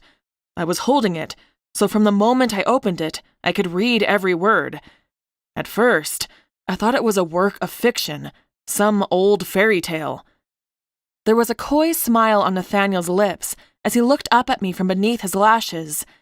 Something exciting and dangerous stirred in my chest. "I set it aside and continued going through the other books," Nathaniel said, moving on. "They were all old Gaelic books, which explained why no one had bothered with them. So few people speak it, the school hasn't bothered with it too much. But as I finished going through the books, I went to put them away and was going to let Mrs. Walker know that this one was in the wrong section. But as I went to pick it up, I dropped it." My heart hammered. I imagined it as clearly as if I were seeing it in front of me. Nathaniel in the library, surrounded by endless books, and the discovery of something beyond what the eye can make sense of. "It opened to the middle section of the book," Nathaniel said. He laid the book on the table and removed his hands from it. "And it was all in Gaelic, which no, I don't actually know." I'd been right before. He had lied about it. "I was certain about it being a language I didn't know, but I was also positive that I just read half a chapter and understood every single word." It played across my vision like a movie. I knew exactly what he was talking about, because I just experienced it for myself. "I touched it again, and I couldn't explain it, but instantly all the words changed, and I could understand all of them," Nathaniel said as he reached out and touched the book. "I did it again and again, testing it over and over, and it worked every single time. When I touched the book, I could read it. When I didn't touch it, I couldn't understand a word." "How?" I asked. I shook my head. "It doesn't make sense. The ink can't be rearranging itself on the page. It's just not physically possible." With just my few words of engagement, the light in Nathaniel's eyes brightened. He dragged the chair at the desk around, facing me. He sat on it backward, the book clutched in his hands. I've never been able to test it with another. His eyes rose up to meet mine, and I couldn't help but smile along with him, excitement coursing through my blood. I twisted and got on my knees, my forearms resting on the back of the couch. Nathaniel opened the book, letting its spine rest on his hands. He looked up at me, expectation in his eyes. "Gaelic," I said. I shook my head. "I can't read any of it." "Fascinating," Nathaniel said. He lifted the book to me and handed it off, letting it rest in my hands. Instantly, the words changed, and I could read every single one. I looked up at Nathaniel, into his dark eyes. He shook his head and let out a little breathy laugh. "Not a word." "So it's not physically changing the ink," I said. My heart was racing. I was excited, intrigued, massively and wildly confused. But this was every scholar's dream. It has to be, somehow, revealing itself to people. Nathaniel filled in for me. Like there's some kind of glamour over the words, protecting itself. "But you think it only reveals itself to certain people?" I asked. Nathaniel nodded with a smile. "I know it does," he said in a rush. "I've tested it with half a dozen others.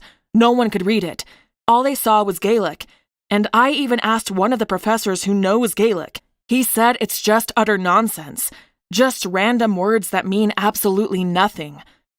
In awe, I looked back down at the words. There are always limits to an individual's telekinetic abilities. Weight, practice, the individual's mental strength, all play a factor. I could read every word as clear as day. "This is why I work in the library, Margot," Nathaniel said. He sat back in the seat, folding one arm over the other over the back of the chair. "Yes, I love books, and yes, I need the money to survive. But if I found this book hidden in a forgotten section of the library, what other books might I find within the walls of the library?" "You think there are others in the library, like this one?" I asked, my eyes widening and flicking back up to Nathaniel's. He shrugged and shook his head. "Maybe not, but there might be. The university has collected books from around the world, and people are always donating others. And we know there had to be some truth to the Salem witch trials. You're a descendant of someone hanged for being a witch. There had to be others. I had to come from one of them. So maybe more of them had books that could teach us whatever it was they were killed for." "You really think it's an inherited ability?" I asked. My mind was spinning, thinking of all the things I needed to learn, all the aspects with holes, which was pretty much everything. "I think so," Nathaniel said. We could test it, though I don't think it's going to work, because unless your father is also the descendant of a witch, a mage, I believe it came through your McGregor blood." My face froze. I felt it. All of my insides went a little colder. He was saying my mother, who had disappeared, seemingly into thin air, was the descendant of witches, who gave me, what? Abilities? Powers? "We could test your father with the book." Nathaniel said the words because it was a scientific method, to test everything we could. But I could tell he sensed my unease, my instant defenses rising at the mention of my mother. I knew we would have to. We had to. We needed to know. So I nodded, knowing there would be no big rush. "What about others?" I asked. I changed the subject, and when I met Nathaniel's eyes, I saw that he knew why I needed to. "I mean, my grandparents are dead, so there's the end of that bloodline. But do you think there are others out there, like us?" He let out a hard breath, turning his eyes to the glass walls. "I don't know. Logically, yes, there should be, because I believe your lineage traces back to Scotland, mine to England. I don't think all these witch hunts started completely with no basis in truth, knowing what we do now. So I think this roots back to all those places I just told you about. So, yes, there should be others. But why does history have no accounts of magic, accusations, trials, since 1700? I looked back in my memory to what Nathaniel just said about the witch hunts. I thought through my own learning. He wasn't wrong. I couldn't think of anything that sounded like more than superstition or fairy tales. You think they were all killed? I asked. That they went extinct? Nathaniel shrugged his shoulders again and shook his head. They can't have gone extinct, he said. His eyes slid back to me. You and I are proof of that.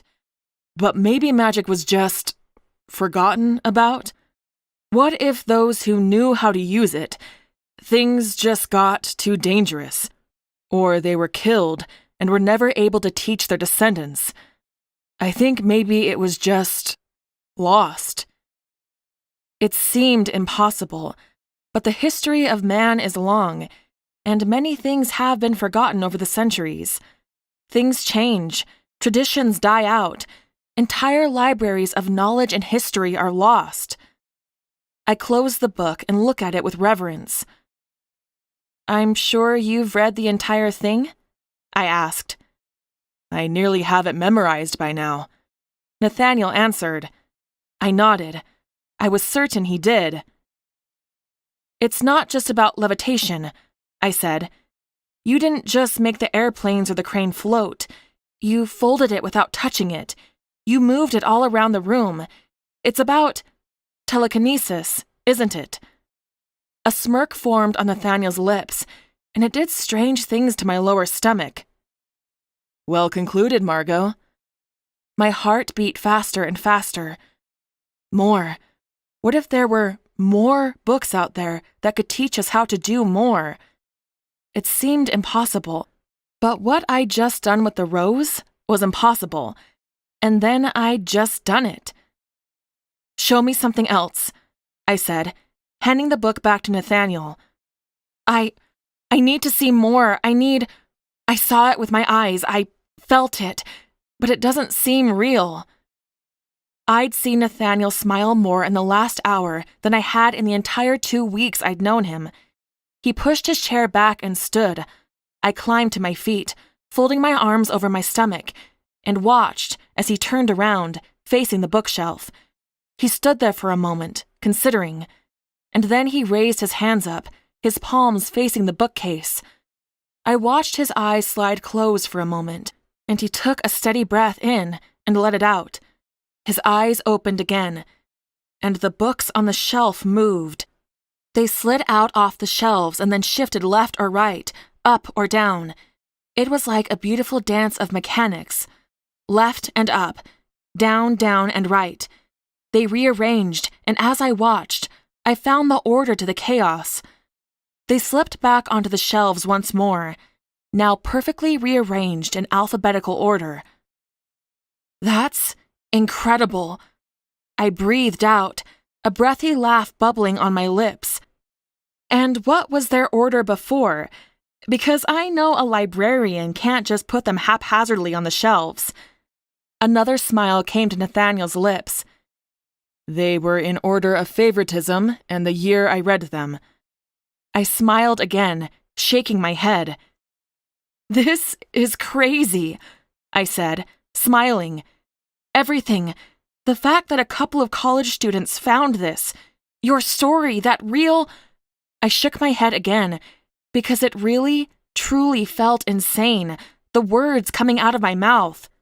Magic was found in a dusty section of a library. What are we supposed to do with it now? Our eyes locked, and something stirred in my chest at the look in his eyes.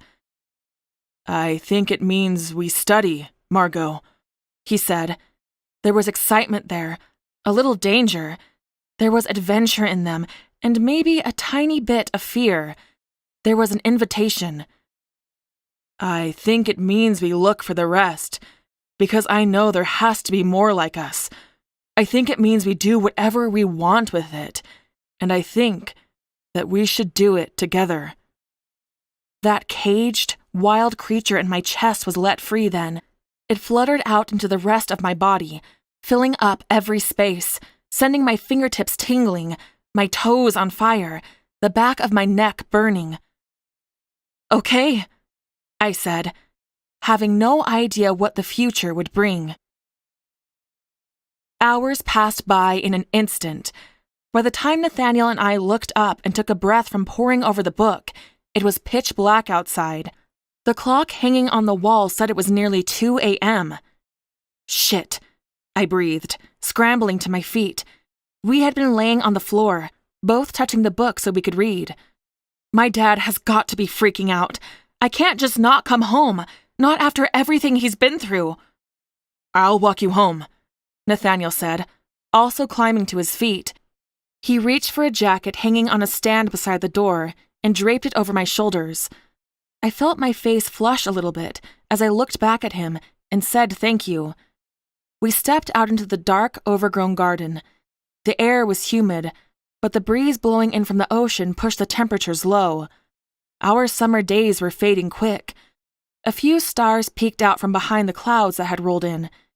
We made our way across a lawn of alderage in silence. I didn't know what was on his mind, but mine was filled with everything: possibilities, impossibility, history, the future. But we walked side by side, our shoulders brushing every so often, and I knew it then, without a doubt, nothing was ever going to be the same. Not my future, not the next day, and not the relationship between Nathaniel and I. We walked through the gate and down the short road that led right to my front door. A light glowed in the front window, and I could see the shape of my father's outline, his head bent, and I had no doubt he was reading a book. I breathed out another curse. I meant to say goodnight to Nathaniel then, but he walked right up the stairs with me, and everything about his body language told me he intended to come inside. So, I twisted the doorknob and pushed it open. My father's head whipped up immediately, and he got to his feet when I walked through. He sucked in a breath, I had no doubt to lay into me, when his eyes shifted to Nathaniel as he walked in after me. "I am so sorry, Professor Bell," Nathaniel said without hesitating, but also without rushing. His voice was calm, composed. "Margot and I got to talking about books, and we lost track of time. I apologize for worrying you. I never meant to keep her out so late." My dad blinked, his mouth closing. He didn't know what to say. I didn't know what to say. Nathaniel had spoken so calm and sincerely. I couldn't have been mad at him, and I knew my dad wouldn't be able to either, especially considering Nathaniel was one of his very favorite students. "I appreciate you making sure she got home safely," my father said, sliding his hands into his pockets. "I can't really get angry when my daughter was distracted by books and smart company. Just be more attentive next time, maybe." Nathaniel gave a nod of his head. "I will, Professor." I looked back at Nathaniel and I knew my face was blushing slightly, which was going to give my father all the wrong impressions. But Nathaniel and I shared a secret now, a big one, a monumental one. I couldn't not. So I handed his jacket back to him. "Good night," I said, locking eyes with him, and everything was there, all the weight, all the magic. He nodded to me as well. "Good night, Margot. Professor Bell?" My dad nodded to him again, giving a little thin-lipped smile as Nathaniel stepped back outside and pulled the door closed behind him. "I guess this means you got over your weird encounter with Nathaniel Nightingale?" My dad asked after 5 beats of silence as we both listened to the sound of Nathaniel's retreating footsteps. I couldn't help it. A little smile broke out on my lips, and a chuckle bubbled over my lips. My eyes dropped to the worn wood floors for a moment. It was just a misunderstanding. We worked it out, and we are on the same page now. "And by same page, do you mean spending hours talking about books?" He actually made quotation marks in the air with his fingers. I blushed, which wasn't going to help my case. No, we were actually talking about books the entire time. I couldn't help but smile, though. But there might be something agreeable about spending time with Nathaniel. I might want to spend more time with him. There was a smirk on my father's lips. I wasn't surprised by it. We'd always been honest with each other, open. He took a step forward and laid a hand on my shoulder. If it were just about any other boy at Alderidge, I might have a few more stern words here at 2 a.m. But Nathaniel isn't every other boy. I looked up into his eyes and saw that he meant it. He genuinely liked and trusted Nathaniel. So, all I will say is good night. And considering the late or early hour, we might not get as early of a start on Boston, but it is past midnight, so... He leaned forward and pressed a kiss to my forehead. Happy birthday, Margot. I smiled, realizing it really was my birthday now. I wrapped him in a quick hug and then walked upstairs. After brushing my teeth and changing into a nightgown, I lay back in bed. Through the dim moonlight that came in through the window, I looked over at my nightstand. There was a geode that lay there, with a few other random knickknacks. I'd gotten it on some trip, even though it wasn't native to the area. I picked it up and turned it over in my hands. I let it lay flat on my palm. I closed my eyes for a moment. I took a steady breath in through my nose and let it out through my lips. I asked it to rise. I felt it lift. I opened my eyes, and there it was, as real as the bed I lay on, as real as the wooden floors beneath it. The geode had risen up into the air 6 inches. It turned over in the air, easy and gentle. There was that tingle at the back of my head. It reached out to every end of my body. I felt alive and light and awake. With control, I let the geode sink back onto my palm. I turned it over, looking for trick wires, knowing there were none. How fitting that the last normal day of my life had fallen on the last day of being 18. 19 was to bring on a whole new life for me. Chapter 7. Neither my father nor I woke up until after 11. We didn't make quick time of getting ready to depart, so we didn't make it to the car to head north until just after 12. But we made our way toward the city. My father sang happy birthday to me at least 4 times. I'd laughed and joked with him, and we'd both smiled the entire time. Finding parking in Boston wasn't easy, but we managed. We'd grabbed a quick bite to eat for lunch, and then we headed in the direction of all my favorite spots. I had dreams of owning one of the brownstone homes in Back Bay someday. There was something fascinating and charming about the rows of homes, surrounded by trees and greenery. The bay was beautiful. We strolled up Beacon Hill, ducking into several of the shops along Charles Street. When we found a row of handcrafted leather-bound journals, my father had taken one glance at the look on my face and bought one, wishing me happy birthday. We set off through the Boston Common, a park in the middle of the city. There were statues scattered throughout, highlighting the long history of the city. Several vendors had carts set up, and I smiled with thanks as my dad bought us both ice cream cones. We made our way to a bench, enjoying the beautiful sunshine that would soon disappear. "Did you ever consider a position at Harvard?" I asked, as I watched a group of young adults crossing the park, laughing and smiling. "Or MIT?" My father crossed one ankle over the opposite knee.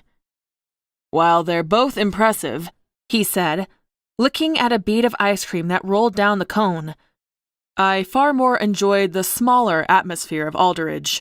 And while I love Boston as much as you do, it's not the easiest city to raise a family in." I suppose that could be true, but as I looked around, I saw a group of young boys practicing football. I saw 2 mothers pushing strollers, young babies in them. You manage wherever you're comfortable. "What about Salem?" I asked, altering the trajectory of our conversation. "We have family history there. Did you and Mom ever consider living there? I sensed it the second her name came out of my lips. The air around us changed. My father's back grew a little straighter.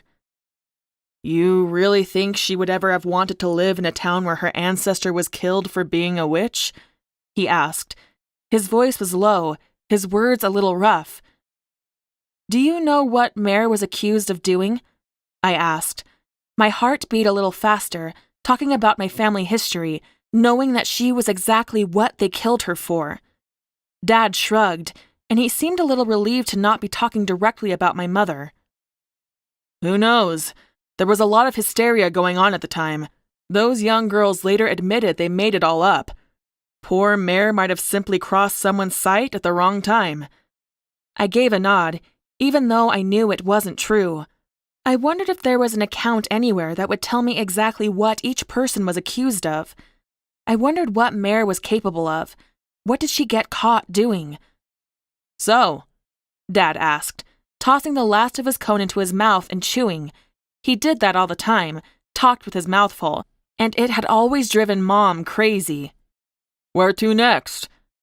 I bit into my own cone, sweeping my eyes around the park, at the towering old city that surrounded us.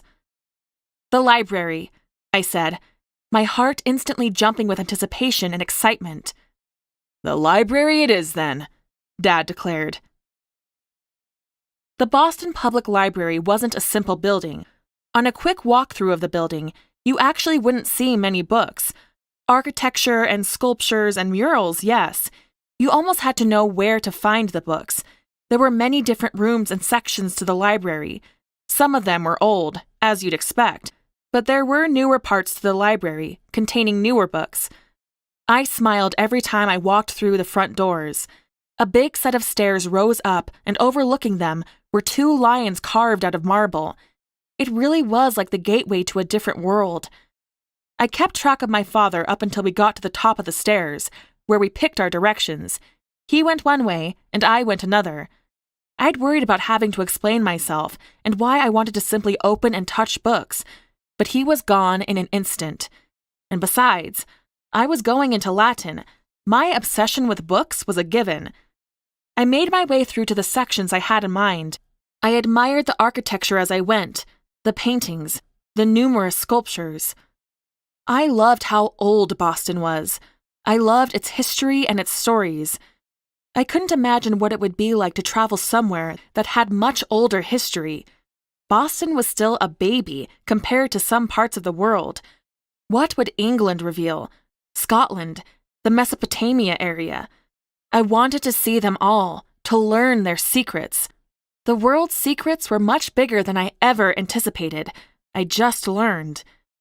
I went to the Gaelic section, hoping that I might have some luck with my own ancestors once again. With an employee keeping a watchful eye on me and everyone else in this room, I started at the beginning. One at a time, I pulled out a title. I opened it to the middle, set it on the shelf, and watched to see if the words changed. 12 books, 50, 100. Book by book, I looked through them, waiting to see if the words changed or made sense. And then a sinking realization hit my stomach. What if not every book that had something to teach Nathaniel and I was glamoured or hidden? What if they simply contained words? There were billions of books in the world. We might have to evaluate every single one at a time, to determine if they contained anything we could use. My heart contracted, and I sat at the table, my eyes looking at the spines. The more I thought about it, the more the odds seemed completely impossible. If magic really had been lost, how were we ever supposed to resurrect it? How could we ever find what we needed to bring it back? Is there something in particular I can help you find? The librarian asked, coming to stand beside me. She looked down at me with concerned eyes. No, thank you, I said, wishing she could, but how would I ever ask? She simply gave a nod and went back to her little table against the wall. I stood and walked out of the room. In the hallway I turned, looking in every direction. I didn't know where to start. Here, in this library alone, there were somewhere around 17 million books. This was the third largest library in the entire United States, only trailing the Library of Congress and the New York Public Library. There were thousands of rare manuscripts here. Surely there had to be something of value within these walls. But I could spend my entire life here searching, and I didn't even live here in Boston. Suddenly, our library at Alderidge University seemed minuscule. I raised my chin and took a deep breath. We could only start with the resources at hand. Already, Nathaniel had discovered the Book of Telekinesis. We would tackle Alderidge's books, and then we would branch out. Even though it felt like there would never be enough time, I reminded myself that we were still young. I was only just now 19, Nathaniel not even quite 22. We had our entire lives, if necessary. I blushed at the thought, at how easily I'd lumped us together for the rest of our lives. I turned on my heel and headed off down the hall to search for my father. I thought I was a fairly good actress. Despite being overwhelmed and disappointed at my realization earlier, I thought I put on a good face and pulled myself back to my earlier excited mood. Once I'd found Dad, we headed out of the library and aimed for our favorite place to get clam chowder and Boston cream pie. We'd eaten, and all the employees came to sing to me when Dad told them what day it was, and then we'd walk slowly back toward the car, enjoying the lights of the city at night. It had been a pretty great day, a great birthday, and a good way to embark upon my new life. My tiredness hit me on our drive back to Harrington. I sat in my seat with my head against the cool glass window. My father listened to the radio. I wondered if he went to bed mentally exhausted every single night. He was always filling his mind with endless information. History, facts, current events, fiction. I didn't know how he could fit it all in his head. I hoped I could be like him someday, that I never, ever stopped being thirsty for knowledge. We pulled up to the house just a few minutes before midnight. We parked in the driveway, and my father wrapped his arms around my shoulders as we walked up to the door. Was it an okay birthday? My dad asked, keeping his voice quiet so we didn't wake up the neighboring professors. It was great, I said, smiling up at him. Thank you for a wonderful day. He smiled and pressed a kiss to my forehead. 19. You're making me an old man, Margot. I laughed, happy and sleepy. Dad reached forward with the keys to unlock the door when he stopped. I leaned to the side to see what he was looking at. There was something on the front steps. As I got closer, I saw that it was a stack of 4 books. They'd been tied together with a piece of twine, in a neat bow on top, and there was a single pink flower, the stem slipped under the twine. There was a folded piece of paper under the bow. I believe this is for you, my father said as he picked it up and handed it to me with a smile. To Margot, from Nathaniel. Happy birthday. The words were written in neat, loopy handwriting that fit him in a way that was almost cliché. A little smile pulled on my lips. My father just smirked as he unlocked the door and turned the knob to let us in. We stepped inside, and it was all I could do not to run up the stairs and tear into the note. Thank you again for a wonderful day, and for the journal, I said, wrapping an arm around my father's waist. I really do love it. You're welcome, he said, kissing me on top of the head. Night, Margot. Good night, I said, smiling appreciatively as I walked to the stairs. I closed my bedroom door when I stepped inside and turned on the lamp next to my bed. I sat down on the bed, holding Nathaniel's carefully prepared package on my lap. I hated to disturb it, but I untied the twine and it fell to a pile around the books. Smiling, I took the flower and laid it on my nightstand. The paper crinkled as I unfolded it, and I remembered how I'd watched him fold the crane. This one had been folded into a star. Happy birthday, Margot. I hope you had a wonderful day with your father. While I don't have much money to spare, I wanted to get you something. Each of these books is a favorite of mine, from my personal collection. I think you will understand what a sacrifice this is. I hope you will read them and share your thoughts.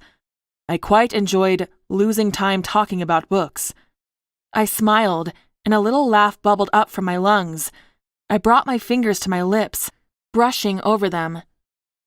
Yours truly, Nathaniel. Carefully, I folded the piece of paper back into its star shape. I pulled the drawer of my nightstand open and carefully set the note inside. I looked at each of the titles. They were all old, all books I'd never even heard of. 2 of them sounded dangerously like love stories. But I did understand the sacrifice Nathaniel had made in giving them to me. I understood that he'd given me a little piece of himself by giving me his favorite books. I laid back in bed and opened the cover of the first one and started reading. Chapter 8. Latin was very long the next day. I knew everything, so the material wasn't enough to hold my attention. I tapped my pen on my notebook over and over, wishing time would go faster. My writing class was marginally better. We got a big assignment, and the last 30 minutes was devoted to starting the project. I had no idea if what I wrote was any good, but there were words on the page at the end of the class.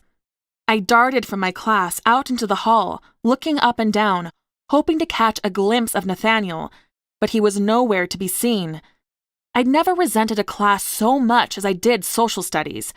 I felt myself glaring at the professor the entire time, wishing he would talk faster. It wasn't his fault I was anxious, but it was his fault for giving such a boring lecture that I had no interest in listening to a single word he said. The moment class was over, I yanked my bag over my shoulder and headed out into the hall. I realized then I should have taken the time to ask about Nathaniel's class schedule. I didn't know any of his classes. I didn't know what professors he had, so I couldn't even take any guesses. But most of the history classes were on the far end of the building, so I started making my way there. I was halfway there, cutting through the common room, when I spotted Nathaniel across the space. I couldn't help it when a girlish smile pulled on my lips, and I quickened my pace. "Hey," I said, putting my hand on his shoulder. But my smile immediately died when he turned around, and I got a good look at his face. There was a bruise forming around his right eye, and his upper lip was split. Nathaniel's eyes darted away from me, looking out over the crowd. "Oh my gosh," I breathed. On instinct, both my hands came to either side of his face, and I guided his gaze back to me as I looked at the black eye. "What happened?" "Nothing," he replied automatically as his eyes wandered away from me again. "Just a run-in with the society boys. It wasn't a big deal." "No big deal?" I said, my tone rising, drawing a few looks from those around us. "Look at you! Why did they do this?" Nathaniel's eyes flicked to meet mine again for just a brief moment, but it was just long enough that I understood everything. They'd gone after Nathaniel because of what I'd said on the beach. "Which one was it?" I asked. I didn't let go of Nathaniel's face. The distance between our bodies grew smaller and smaller. "David? James? Borden?" Nathaniel reached up and wrapped his hands around my wrist, which instantly sent a wave of goosebumps over my skin.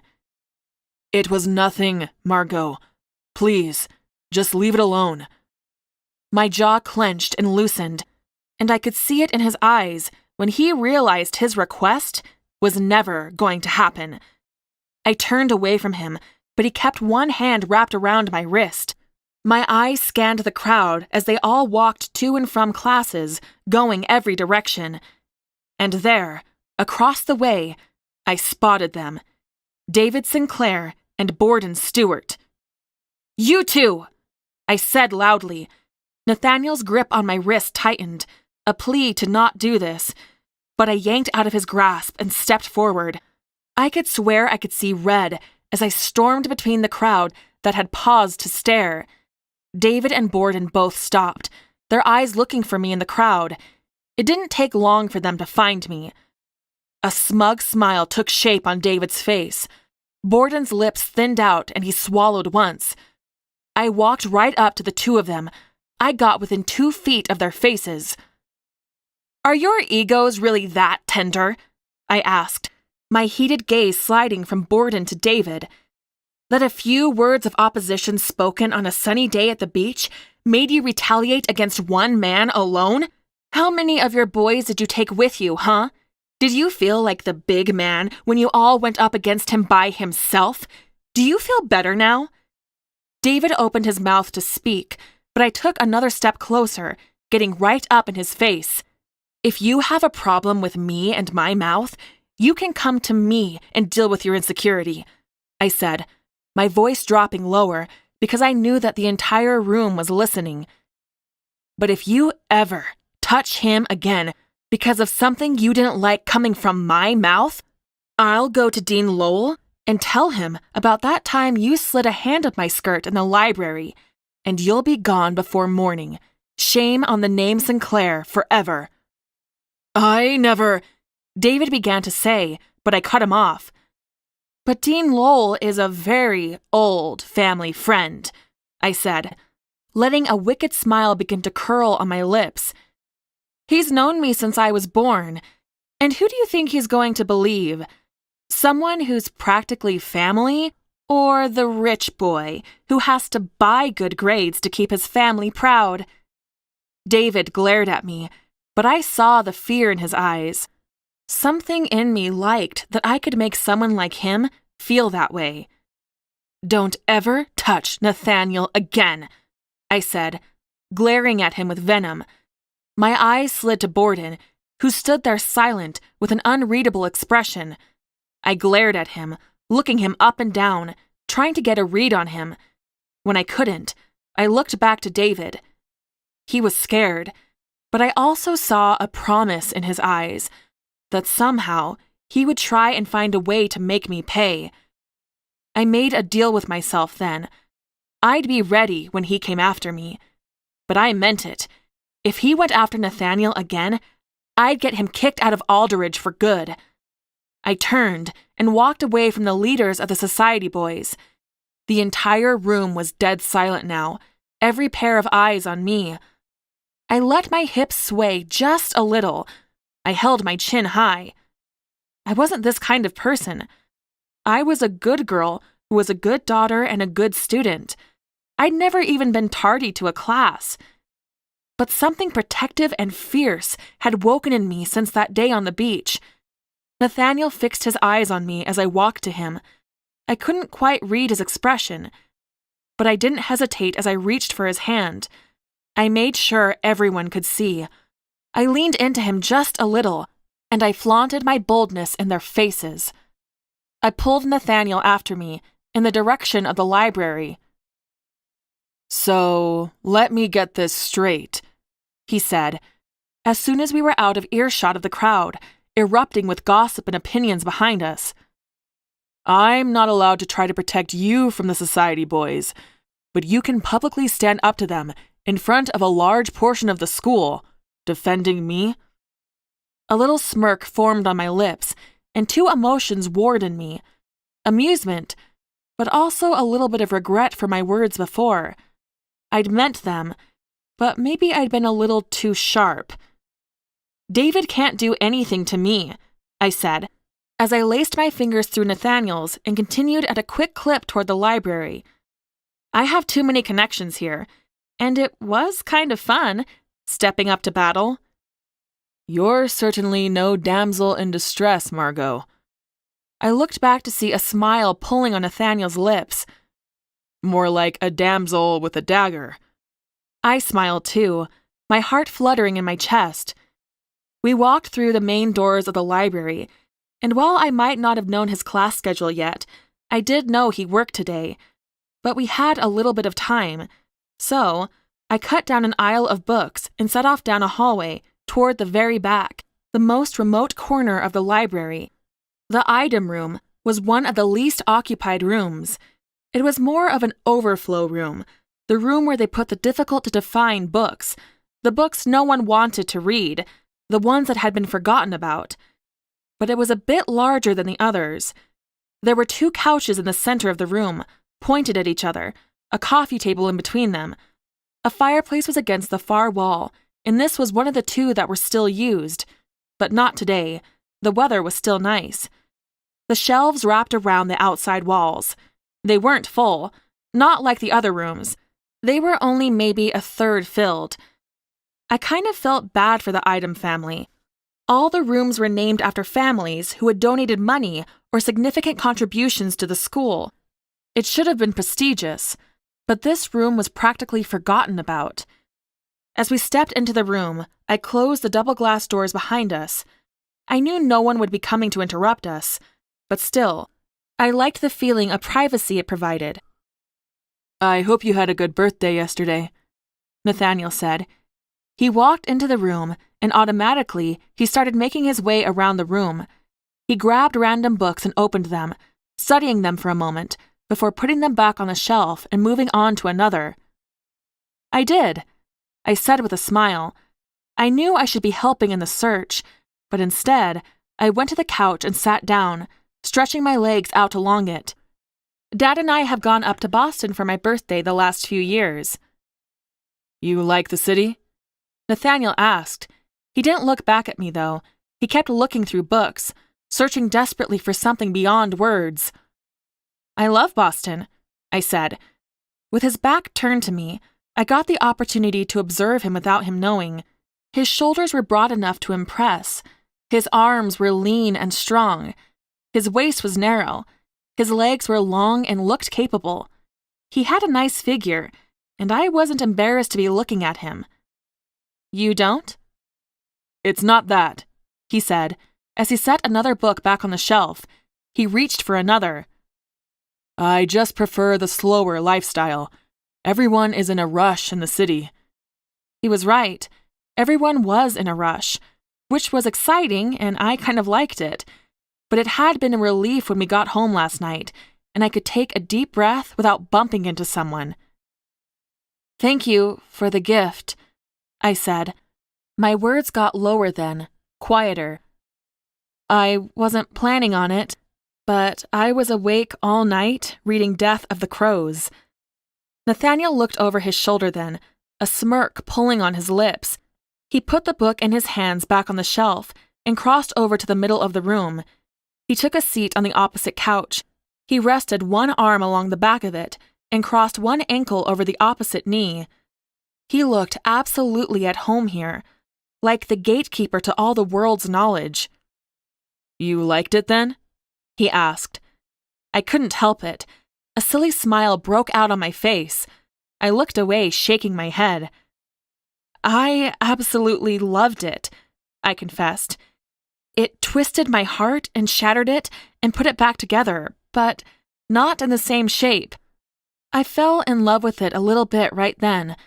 The smile on Nathaniel's face. It was hesitant, but genuine. It touched his eyes, bringing out the light in them.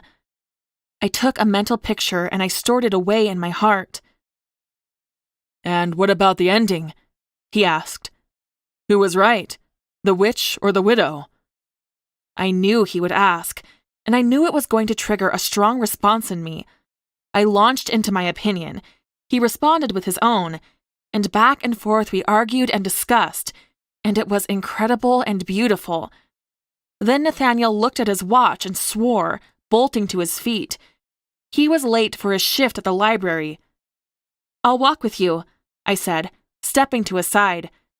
"I have a paper I need to work on. Maybe you could walk me home after your shift?" Nathaniel met my eyes, and a little smile started growing on his face. "I'd be honored," he responded simply. And side by side, we made our way back into the main area, our shoulders brushing as we walked. I felt my face blush as he stepped up to the desk, and I let my eyes linger a little too long as I turned and took my place at one of the study tables. I picked a spot where I could face the desk, yet a few rows back far enough to not be creepy. I set my bag down and pulled out my assignment. I did work. The words formed in my brain, and they traveled down through my arm to my hand and out my pencil onto the paper. I was smart. School had never been a struggle for me. I'd always gotten good grades. And even if my parents hadn't been professors, I most likely could have gotten a scholarship here to Aldridge. So, I got my work done. But I was distracted. I kept looking up at Nathaniel. I found myself pausing, my pencil hovering over the paper as I watched him work.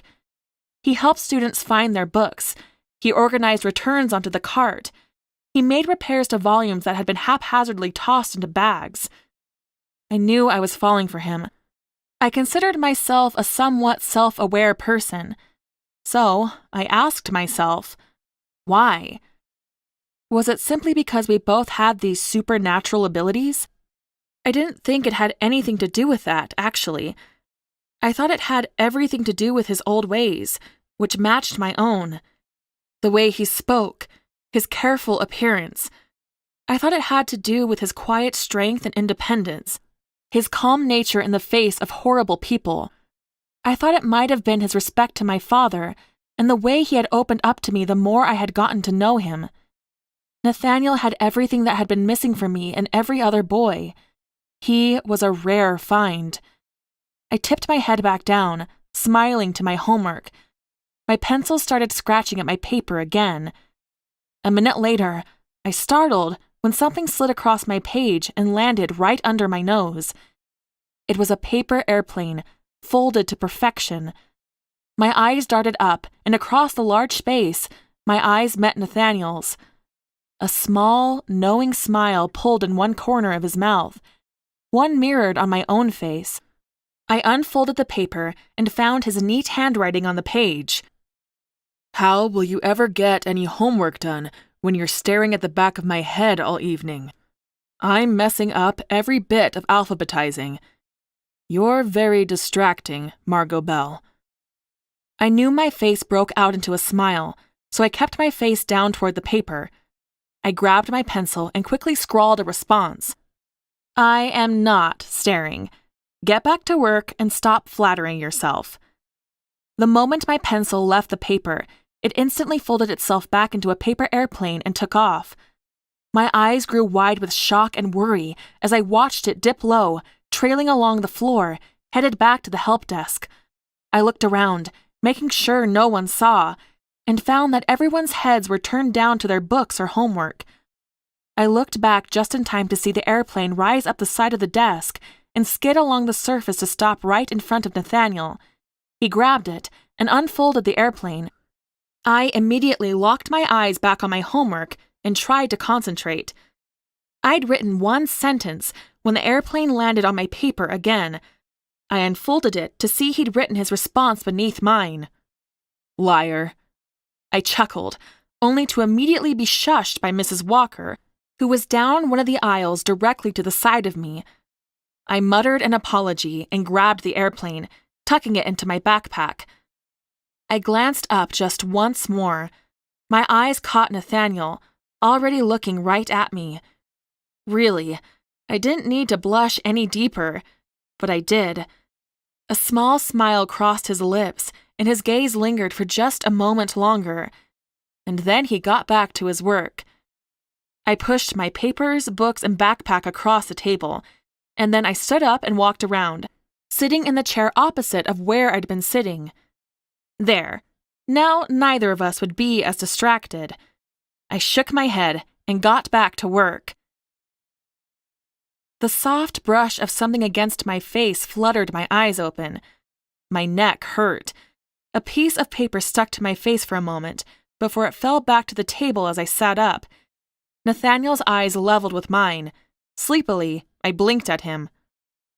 Let's get you home and into a bed, Margot, he said softly. Confused, I blinked, looking around. I was still sitting at a table in the library, but where I could swear just a few moments ago there had been a dozen other students at the tables as well, they were now all empty. Normally, all of the green table lamps were turned on, and now there was only this one on the table just down from me.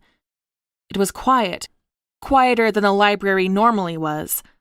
Looking around, I realized there was no one else here. What time is it? I asked, realizing I'd fallen asleep working on my homework. Maybe I shouldn't have stayed up the entire night before reading the book, but I didn't regret it. 10 o'clock, Nathaniel said. He gently gathered up my things, and as my brain woke up, I helped him. We slid my books and papers into my bag, and I stood, pushing the chair back under the table. Come on, I'll walk you home. Thanks, I offered, my brain still foggy with sleep. Nathaniel flipped the last lamp off, and we walked through the library in darkness. We pushed the doors open and stepped out into the hall. Here, too, it was empty and abandoned. Do you have keys to the school? I asked, surprised. Only for tonight, he answered. When Mrs. Walker saw you were asleep at the table, I told her I'd walk you home, and she gave me her keys to lock up. I'm supposed to return them first thing tomorrow. She must really trust you, I said, as we headed down the hall to the front doors. I doubt she's ever loaned out her school keys to anyone. I do my job well, he said, pushing the door open for me. I stepped through, out into the dark night. Nathaniel turned and the keys jingled as he fished for the right one. I heard the lock click into place, and we turned out across the lawn again toward my house. My dad's going to want to put me on house arrest soon, I said, finding my house across the way, all of the lights still on. I keep not being where I'm supposed to be. I think your dad trusts us, Nathaniel said, and through the dark, his shoulder brushed against mine. I looked over at him. He didn't look back down at me, but I saw hints of a smile pulling on his lips. Us, huh? I questioned. The smile grew a little bit bigger. Through the dark, his hand found mine, and he laced our fingers together. The contact between us sent every nerve in my body flying with the force of a flock of birds taking to the sky. My heart rate picked up. Even my scalp felt electric. Despite all those reactions, I felt good. I felt peaceful. I hugged my body a little tighter into Nathaniel's, and I felt him lean into me. We turned the corner around the fence and set out along the sidewalk. Suddenly, I wished I didn't live so close to the school, that this walk could last a few hours longer. I'm sorry if I made it harder for you to work today, I said as we slowed. My house was the next one. I really didn't mean to distract you. We came to a stop in front of my steps. I'm not sorry, Nathaniel said. He looked down at me, and something in me loved our difference in height. I loved the intense look in his eyes. I loved it when his other hand reached out for mine, and he laced his fingers through that hand as well. I kind of want you to study there every day I'm working in the library. But I would never want your inability to look away to interfere with your studies. I huffed a laugh, letting my eyes fall down to the space between us in embarrassment. But Nathaniel hooked his finger under my chin, tilting it back up to him. I really want to kiss you right now, Margot, he confessed, his words little more than a whisper, only real in this small space between us. I really wish you would just do it, I said, my heart racing painfully in my chest. Nathaniel leaned forward, just slightly, and my eyes began to close. I was ready for the moment I'd secretly been daydreaming about for days now. I swear I will, he whispered instead. But not when your father is sitting in the window. Instantly, I whipped around, my eyes jumping to the front window. Sure enough, there was the silhouette of my father, sitting in his chair. His back was to us in the window, but from how incredibly still he was, I had the feeling that he was straining to hear our every word. A curse slipped out over my lips. Why couldn't he just go to bed? I looked back at Nathaniel. He wore a very annoying smile, as if he thought this was funny. I glared up at him, but he ran his hands up my arms and pulled me into his chest, wrapping me in an insanely arousing embrace. There's always tomorrow, Nathaniel said. He tucked his head low, pressing his cheek into the side of my head, so he spoke right next to my ear. Or the next day, or the day after that. It better not take that long, I said, mock threats in my voice. Or I might just lose interest and move on. He chuckled, knowing I was just teasing. He released me, looking down into my eyes. "Good night, Margot," he said, and everything in me loved and relished the way he spoke his every syllable. "Good night, Nathaniel," I said, and my heart broke a little bit when he stepped away. He walked back down the sidewalk, backwards for 5 steps, holding my eyes the entire time. I stepped up onto the first step, and finally he turned and walked back to the school grounds. I glared at my front door for a moment and let out an annoyed huff. I pulled the door open and stepped inside. My father looked up at me with an expression of fake surprise. We stared at each other for a total of 7 seconds, a battle of wills. In the end, I just huffed another breath of annoyance and crossed the living room to the stairs and went up to bed. Dad didn't say a word, but I heard him let out a chuckle once I reached the top of the stairs. Emotions pulled me in every direction. I was elated from the path things were moving down, the way Nathaniel had taken my hand, his promise. But so annoyed the night hadn't ended the way I'd hoped. I brushed my teeth with ferocity. I nearly ripped my pajamas in my violent effort to pull them on. I almost knocked my lamp over as I roughly clicked it off. I lay in bed, staring at the ceiling, replaying every moment of the day, when there was a light tapping sound against my window. My heart was instantly in my throat, and I threw off the covers as I leapt from the bed. A ridiculous smile crossed my face when through the window I saw a paper airplane hovering outside. I threw the window open, and it floated inside to land on the floor. Wildly, I searched around for Nathaniel, but I didn't see him anywhere in the dark. With a smile, I sat on the floor and unfolded the airplane. "I swear," was all it read. My entire chest was alight with excitement and joy. I scrambled across the floor to my desk and grabbed a pencil. Laying the paper flat on my wooden floor, I responded with just one word: good. I carefully folded it back into its shape and went back to the window. Gently, I launched it out into the night air.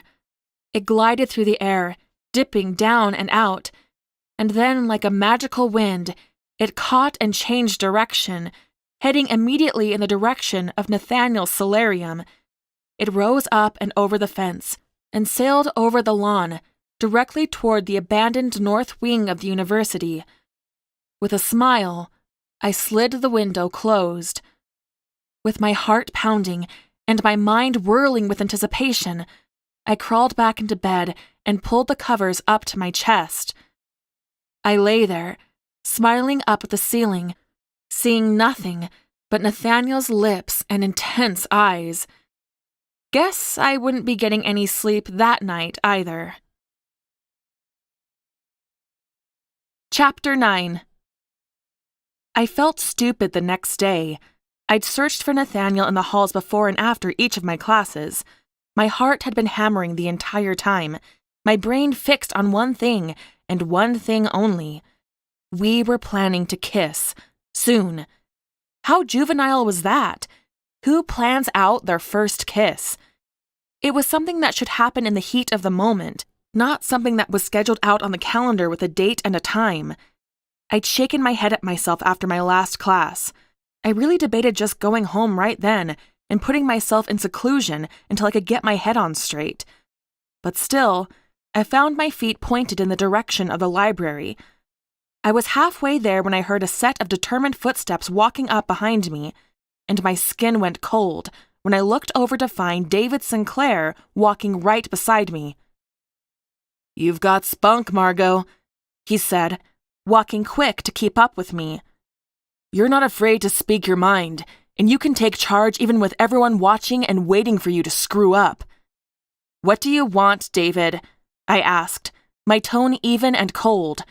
He grabbed my arm then, pulling me to a stop and stepping to the side of the hall to let the other students by. "I want you by my side," he said. He fixed me with his blue eyes, and in them, I saw that he was absolutely serious. You and I. He shook his head. I'm going to be a powerful man someday, Margot, just like my father.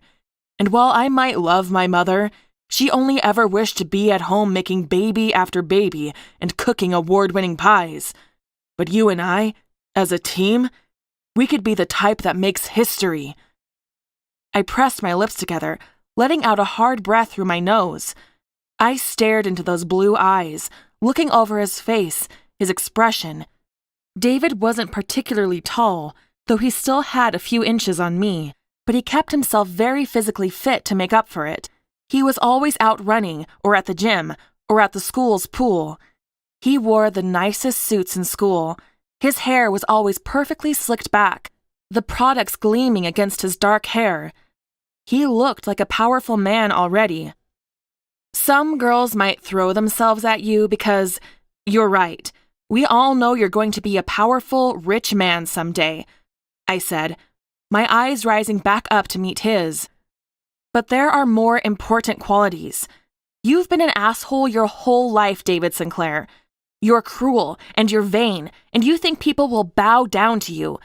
The wild thing is that you're capable of changing all of that in a heartbeat.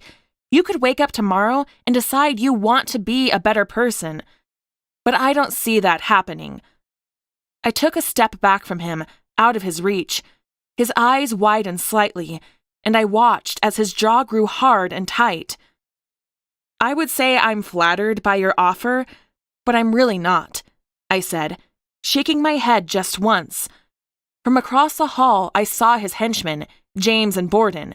They watched our exchange, and I would guess they had heard every single word. But it didn't change my response. Think about what kind of man you really want to be, David, I said, turning down the hall again. You don't have to be the person you are today. I turned my back on the leader of the society boys, a man who would indeed be powerful and rich someday. Maybe he'd come after me. Maybe he'd tried to punish me for the words I'd just spoken. But I'd learned something about myself in the past few weeks, that I would never bow down to bullies. I enjoyed a good verbal spar, and I wasn't afraid of his retaliation. The halls were exceptionally crowded as I made my way toward the library. Students rushed between classes or headed to the cafeteria for lunch. We were all focused, driven, motivated to see our futures develop into something great due to our time spent in these halls. I pushed my way through the last of the crowd and got to the doors of the library. They swung open without even a creak. It was quiet in here. The lighting was dim. The only natural light came in through the stained glass windows above the circulation desk, and it was overcast that day. The green lamps on the study desks cast the space in eerie light. I stepped inside and made my way between rows of tables. I went up to the desk, where Mrs. Walker was busy organizing the title cards. "Afternoon, Margot." She greeted me with only a quick glance up. "You've always been a reader, but it seems you've been spending a little more time than normal within our hallowed walls." "Is Nathaniel working?" I asked, ignoring her awkward tease. "His shift starts in an hour," she responded simply. She turned and went to work on the new arrivals waiting for her on the counter. I aimed for the aisles, wandering while I waited for Nathaniel to arrive. I walked past the mystery section, past the thrillers. I stepped into the science fiction aisles, then into fantasy. I didn't know what I was looking for. Nothing, really. I still had 3 more books at home, the ones Nathaniel had given me. They were a high priority, because if the others were as good as the first one I'd read, I was anxious to dive in. But these were books, and they'd been my best friends since I'd learned how to read. My fingers trailed along the spines, my eyes reading the titles. I'd always been drawn to old books. I loved the way their spines were worn, how there were no pictures on them, so it was only about the content. I loved the gold foil pressed into the titles. I loved the way the pages yellowed and how they smelled. I loved finding little notes in the beginning, gifting notes or dedications. I pulled one off the shelf, one whose title was almost impossible to read. I skimmed through it and set it back on the shelf.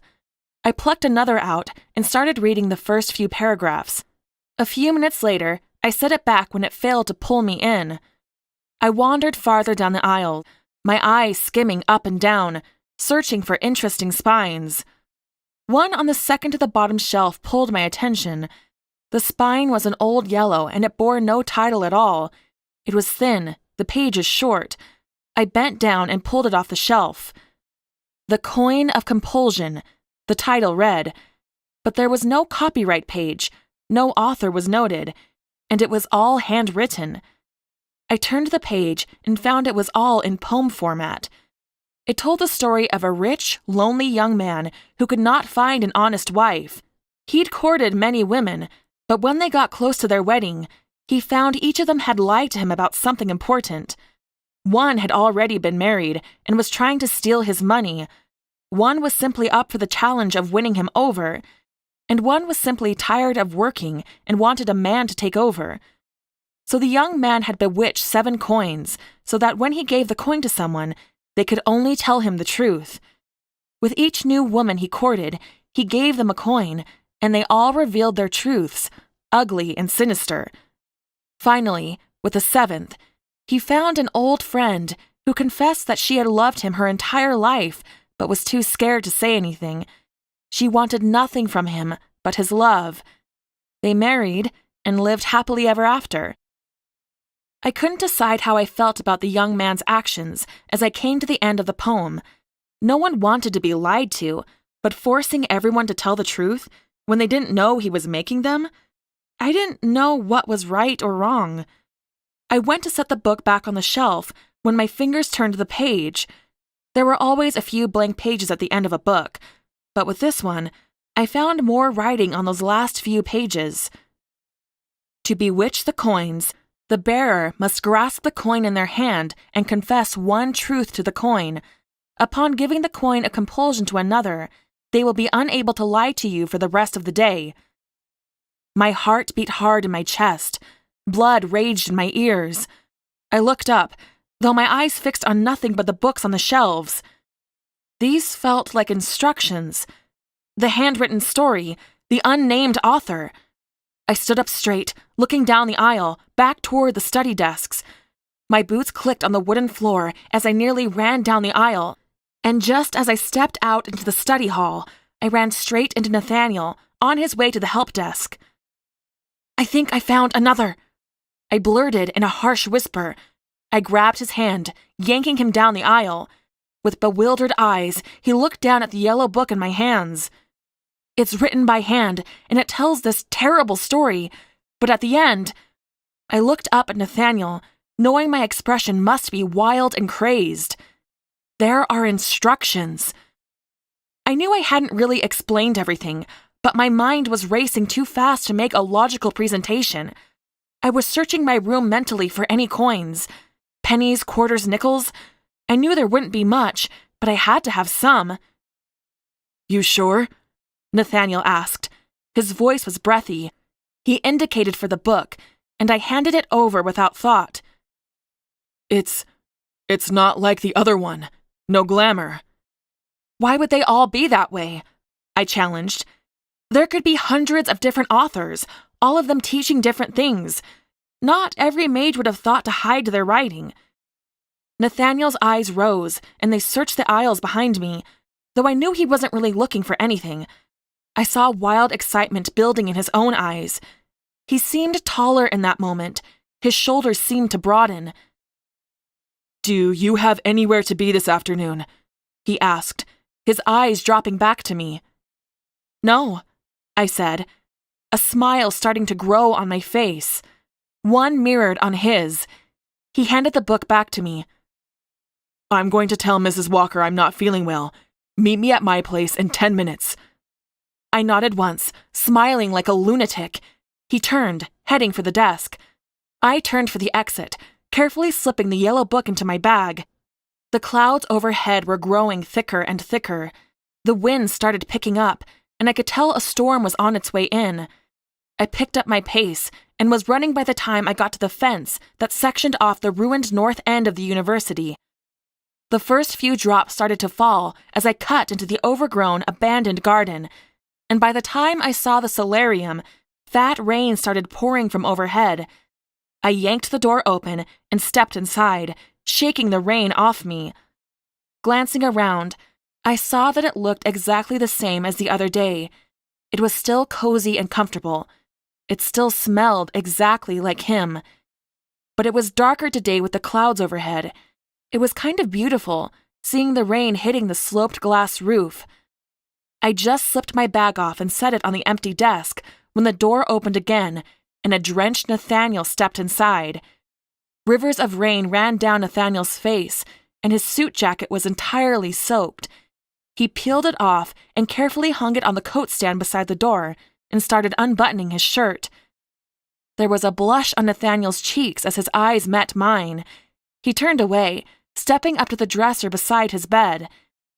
That didn't mean I looked away as he peeled his shirt off and rummaged around for a new shirt. There were scars laced all over Nathaniel's back. I didn't know how they'd gotten there, but my imagination took off, coming up with stories of abusive foster parents and violent boys in group homes, of his biological drug-addicted parents hurting him. It took everything I had not to cross the space and wrap my arms around him right then. Nathaniel pulled a simple long-sleeved gray shirt over his head and then ran his hands through his wet hair. It was longer than I realized, and there was a wave to it on the ends. I kind of liked it a little wild and disheveled like this. "Let's take a look at that book, shall we?" Nathaniel said. I nodded and pulled it out of my bag. Together, we settled onto the couch. Nathaniel opened it to the title page. The Coins of Compulsion. The title read again, fitting and perfect, now that I knew its story's content. Is there an author listed in the book about telekinesis? I asked, as my eyes drifted down to where there should have been an author credited. Yes, Nathaniel responded without much thought. He was flipping the page and moving on to the next. Alexander Wolfram. That sounds German, I said, looking over at him. Wolfram certainly is, Nathaniel said. He was talking, but I saw his eyes reading. But Alexander typically isn't. I'm still working on figuring out his ancestry. I smiled. Nathaniel's dedication to family history and history in general was beautiful. He flipped the page again, and this time I read along, trying to memorize the words on the page. When we got to the instruction pages, Nathaniel read them out loud.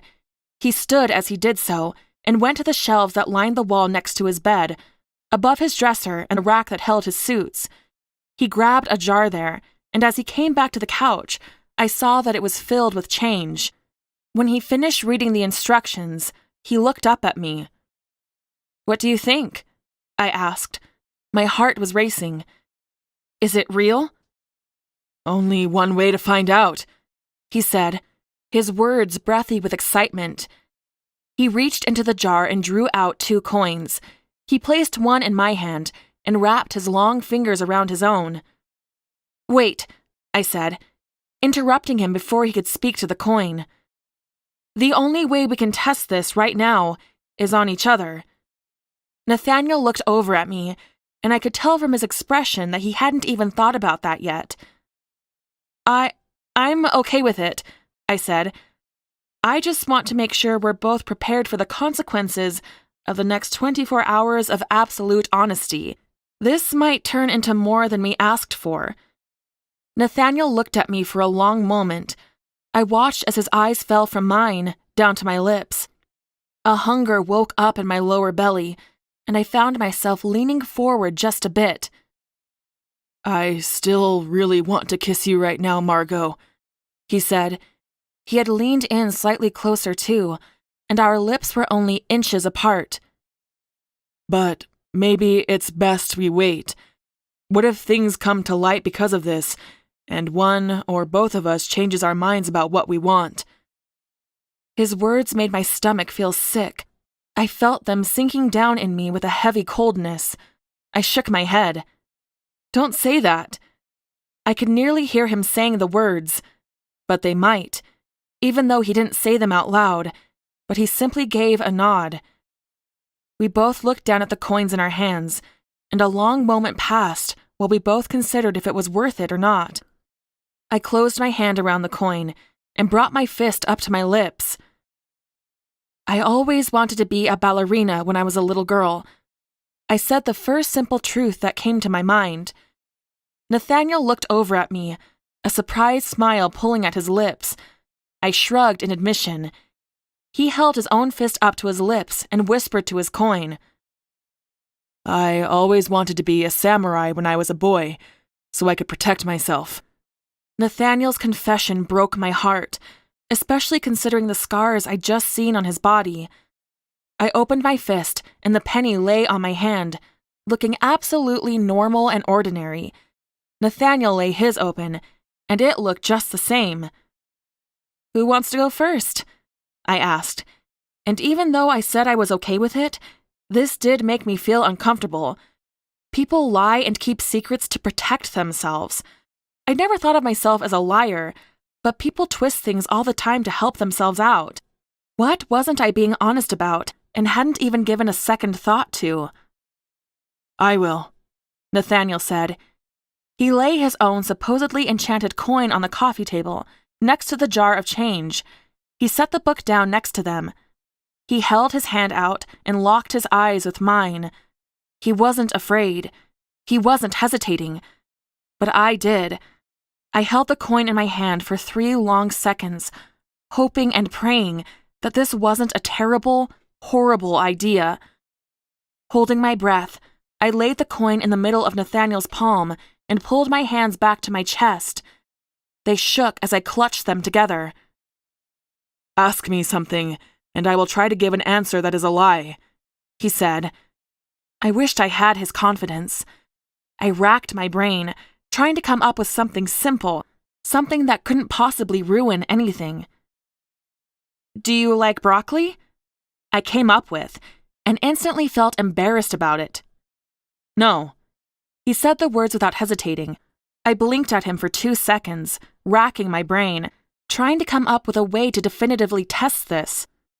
"Is that the truth, or is that the lie?" I asked. Nathaniel blinked and looked down at the penny in his hand. "That's the truth. I really do hate broccoli. I tried to tell you I like it, but the words changed to the truth the second they hit my tongue." His eyes flicked up to mine, and they filled with excitement. "Ask me something else, something I could easily lie about." I sat back on the couch, folding my legs up under me. I faced directly at him, and he shifted toward me. Our knees touched. "Is your name Nathaniel Nightingale?" I asked, knowing it should be the easiest thing in the world to answer no. "Yes," he responded, and looking at his mouth as he formed the word, I could see that it came out strange, like he really was trying to say something else. "You are not a student at Aldridge University," I said, trying a different method. "Yes, I am," he corrected. His brows crept up a fraction of an inch. "You hate spending time at the library," I said, pushing it a little further. "No, I do not," he said with a chuckle. "Who gave you those scars?" I asked, and as soon as they left my mouth, I wished I could shove them back in and swallow them out of existence. They'd left my mouth without my permission, a true test to see if he could lie to me or not, or simply not answer the question, because I knew he wouldn't want to answer the question. "My parents," he said. Instantly, Nathaniel's expression sobered. I saw distance creep into his eyes. He leaned back a little.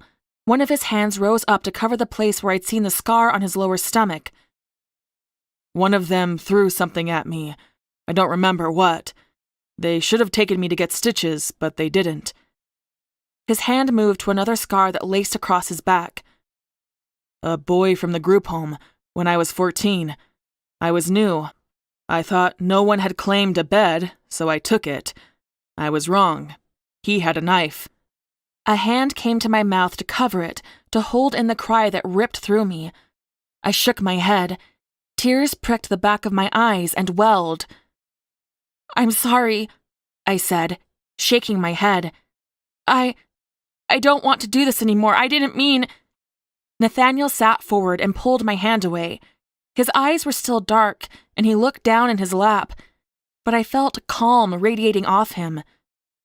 "It's okay, Margot. I've never had someone who cared enough to talk about these things, but I don't mind talking about them with you." And I knew it, because I knew the sincerity in Nathaniel's voice, and I knew because I had compelled him to tell the truth, that he meant what he said. I leaned forward and wrapped my arms around him, hugging him tightly to me. "I'm so sorry, Nathaniel," I said, as he wrapped his arms around me too. "That you had to go through all of that. It's not fair. You were just a kid. You should have been able to feel safe and loved." He didn't say anything, but he ran a hand down the back of my head, over my hair. "I want everything to be different for you now," I confessed, even though I hadn't been compelled. "I want you to know that you are wanted and appreciated and admired, and I think you're incredible for walking through all that fire and coming out the way you did." We both sat back, and Nathaniel looked into both of my eyes. He held onto one of my hands and brought it up to his cheek, laying my palm flat against the side of his jaw. "You're the most incredible creature I've ever met, Margot Bell," he said, as his eyes slid closed for a moment. "I feel as if you've become a drug I formed an addiction to. I want you around all the time, every morning and every afternoon. The nights are incredibly long." His eyes slid back open. I saw then there was something more he wanted to say, but he held them back. And I wondered how it scientifically worked. If I asked him directly what he was just going to say, he would have to tell me? But because I hadn't directly asked, could he withhold the information? I didn't push it further. "I'm not sure how this works," I said. "If you have to give that coin to me, or if I pick it up, will it just work?" So, I decided to test it. I picked it up off of the coffee table and held it in my hand. "Ask me something," I said. Nathaniel squared off with me. "Is your name Margot Bell?" "No," I blurted instantly. Nathaniel's eyebrows rose half an inch instantly. "Interesting," he said. I handed the penny back to Nathaniel. "So you have to directly give it to me then?" "I suppose," he said. Easy and simple, he handed me the coin. I wrapped my fingers around it. "Is your name Margot Bell?" He asked me once more. "Yes," I said. And as I said them, something on my tongue felt bitter and sharp. I was going to say no, but the word literally transformed on my tongue, coming out as the truth. "Is your father Professor Arthur Bell?" he asked, a smile forming. "Yes," I answered, even though it wasn't the word I was sending down to my lips.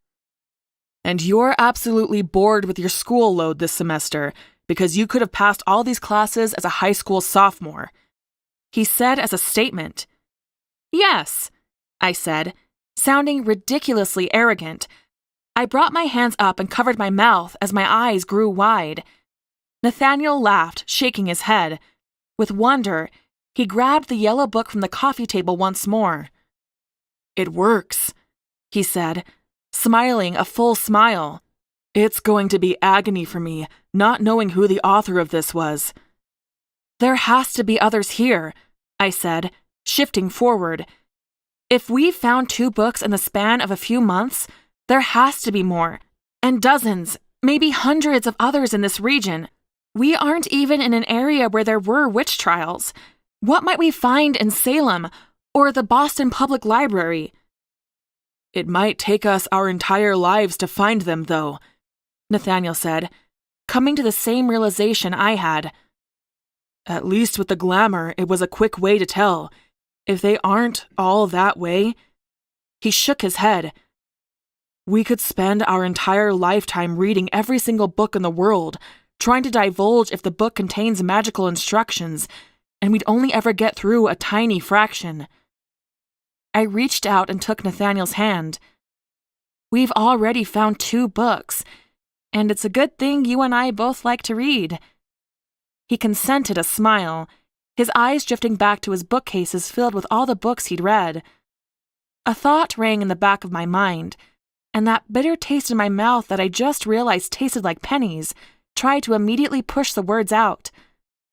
I stuttered, trying to find the best way to say them. Nathaniel, I'm thinking about telling my dad about all of this, what you and I can do, the books. His brows furrowed as he looked up at me. There's a chance he might be one of us, I said. I know you think it came through my mother, and you're probably right, but there's a chance, and I feel like he deserves to know. Because after everything we've learned, which is nearly nothing, I have to think my mother's disappearance was because of magic. The air grew heavy between us as it came to life. The thought had been there, in the back of my mind for a while. The circumstances leading up to my mother's disappearance had always been impossible. It made no sense. There had been no clues. So, maybe magic had something to do with it. If she disappeared because of magic, he has a right to know, a right to some tiny shred of peace, I said. I started to feel desperate, hoping and praying Nathaniel would understand. I reached out and grabbed one of his hands, holding it in my lap. And he might be able to help us. My father has read thousands of books in his life.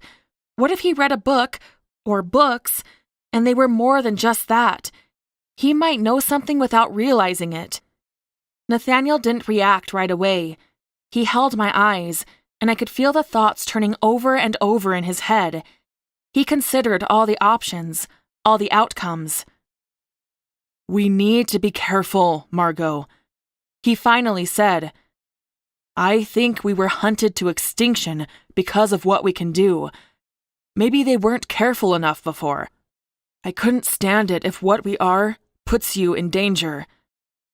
His words sank down into my heart. My father is the same way, I said. He would never do anything to put me in danger. Or you. It's a little ridiculous how much he likes you. He chuckled once again, and I could tell from his eyes that he knew it was true. All right, he said. We'll bring your father into the loop, and hope and pray he can help us. I smiled, hugging Nathaniel in gratitude, even though I knew I didn't need his permission. If I wanted to tell my father, I would tell him, only about me. But still, I was grateful to have Nathaniel's support. Now, what the hell do I tell him we are? I said, resting my chin on Nathaniel's shoulder. I don't even know what to call us.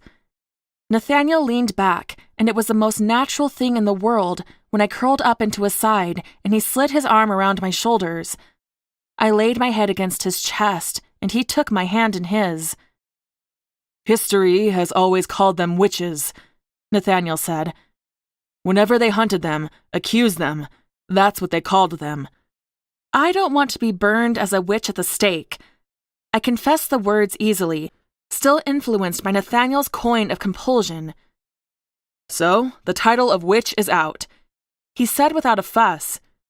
In fantasy, they've been called warlocks, wizards. Don't those both sound ridiculous to you? I asked with a snort.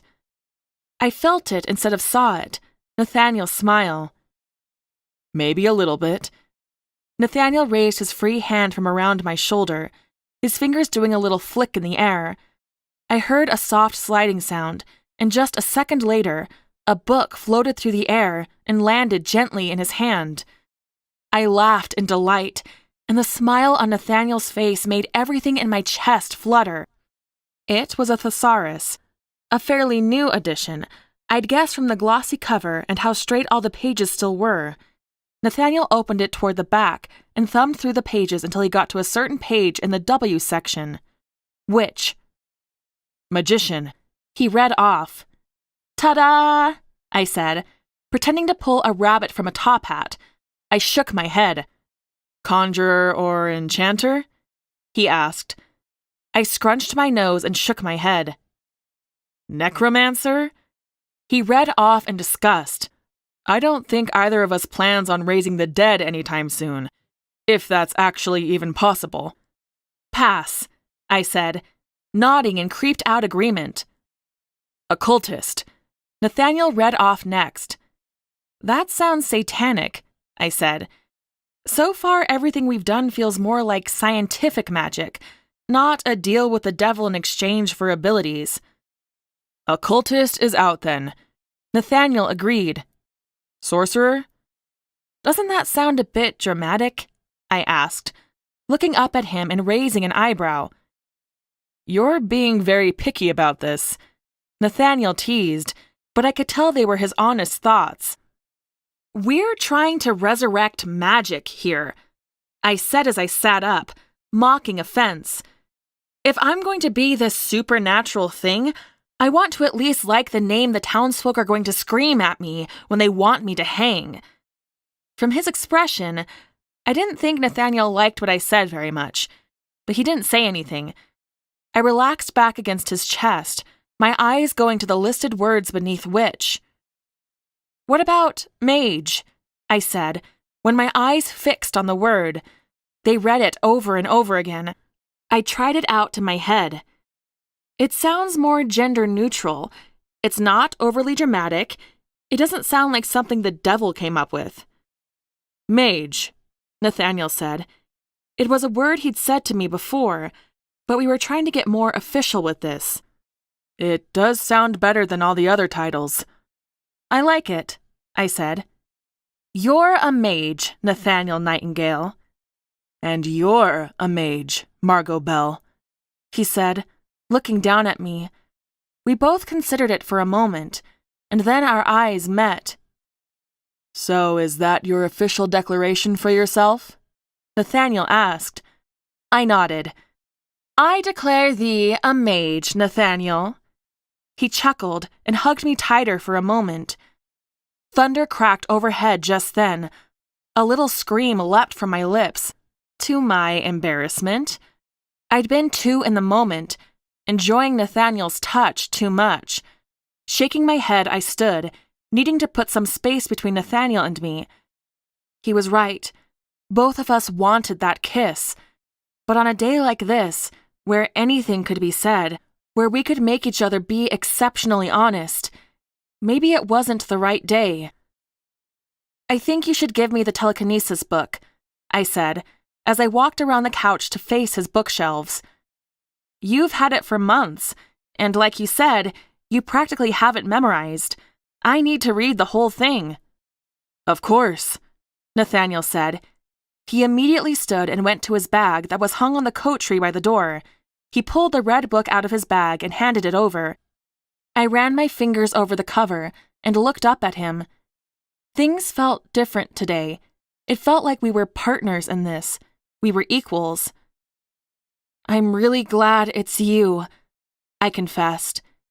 That you were the one who found this book. That you're the one who was like me.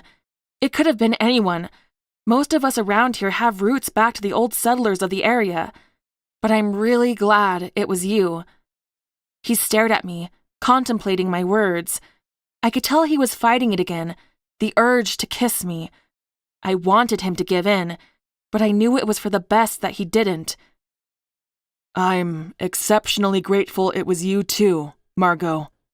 This was going to be so annoying for the next 23 hours. We needed a buffer. Let's go do it right now, I said. Tell my dad. I think it will help in making it through this period of honesty and revelation. I want to do it together. He blinked at me, and I saw him considering. I knew he was scared. This had been his secret, completely alone, for months. This was big. It had gotten hundreds, thousands of people killed in the past. But I realized he trusted me. Okay, he said with a nod. I looked at the time on the clock on the wall. It was nearly 3 o'clock. "He'll be getting out of class in 15 minutes, I said. "Let's go." If I thought too much about it, I might talk myself out of it.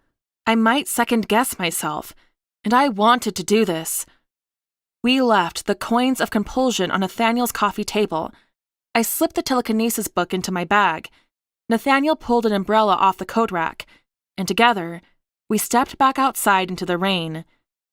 The garden was quickly turning into a muddy mess, but we stayed on the cobblestones that led to the opening in the fence. Out over the grass we set. It wasn't long before my shoes were soaked, reaching all the way to my socks. I hated wet feet almost more than anything. There were dozens of students pouring out of the building by the time we reached the front doors. There were a few evening classes at Alderidge, but the majority of classes wrapped up by mid-afternoon. We fought our way through the bodies to step inside. Nathaniel shook out the umbrella and closed it the second we stepped through the doors. "Are you a superstitious person?" I asked as we set off down the hall toward my father's classroom. "Logically, I shouldn't be," he said. "I know it's ridiculous, but yes, I am a superstitious person." "So, no walking under ladders?" I probed, knowing he would answer me completely honestly. "Absolutely not," he said, shaking his head. "No broken mirrors or black cats?" I teased. "I would never get a cat anyway," he said, scrunching his nose. "I lived with a foster family once who had 5 cats. There was hair everywhere, and the place smelled foul of urine." "That's disgusting," I said. "What about dogs? Or are you just not a pet person?"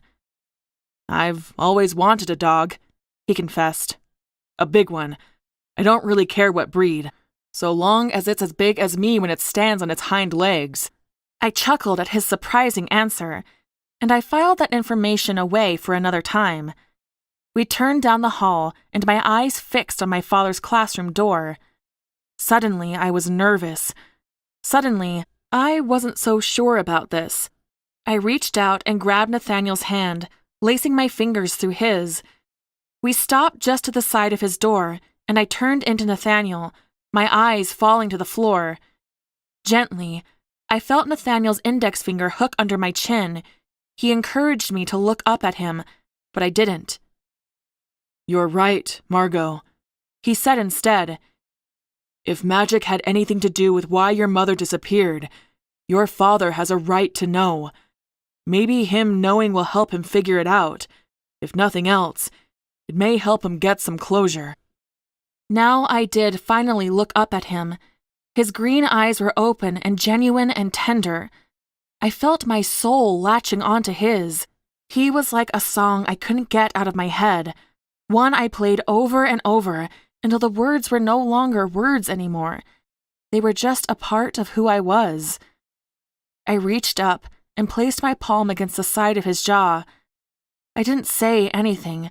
I just studied his eyes, one and then the other, and then I leaned into him and wrapped my arms around him. He rested his chin on the top of my head and wrapped his arms around me. He felt good, warm, peaceful. He was kind of starting to feel like home. The door to the classroom opened and students began to pour out. I regretted having to let Nathaniel go, but I stepped back, standing by his side. I kept one of his hands in mine. Nearly 24 students filed out of the classroom. My father's classes were popular. Arthur Bell was well liked in the school. Finally, when they were all out of the way, I stepped into the doorway. I felt Nathaniel letting go of my hand, but I needed him. I grabbed hold of him tighter and pulled him in through the door after me. Dad's classroom was one of the few circular auditoriums. There was a great big chalkboard at the front, and 3 rows of seats circled around it, rising up with stairs.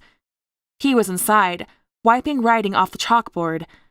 I stood there with Nathaniel, staring at him, appreciating these last few moments before we changed his perception of his entire life. Dad turned around and put a hand over his heart. "Margot, you startled me. Nathaniel, how are you? Nervous, he said, giving an honest answer. My father's brows furrowed, and he looked from Nathaniel to me, noting our hands were held together. Dad, we need to talk to you, I said, feeling my heart rate pick up. There's something we need to tell you. Instantly, his expression fell. Something grew, dreadful and dark in his eyes.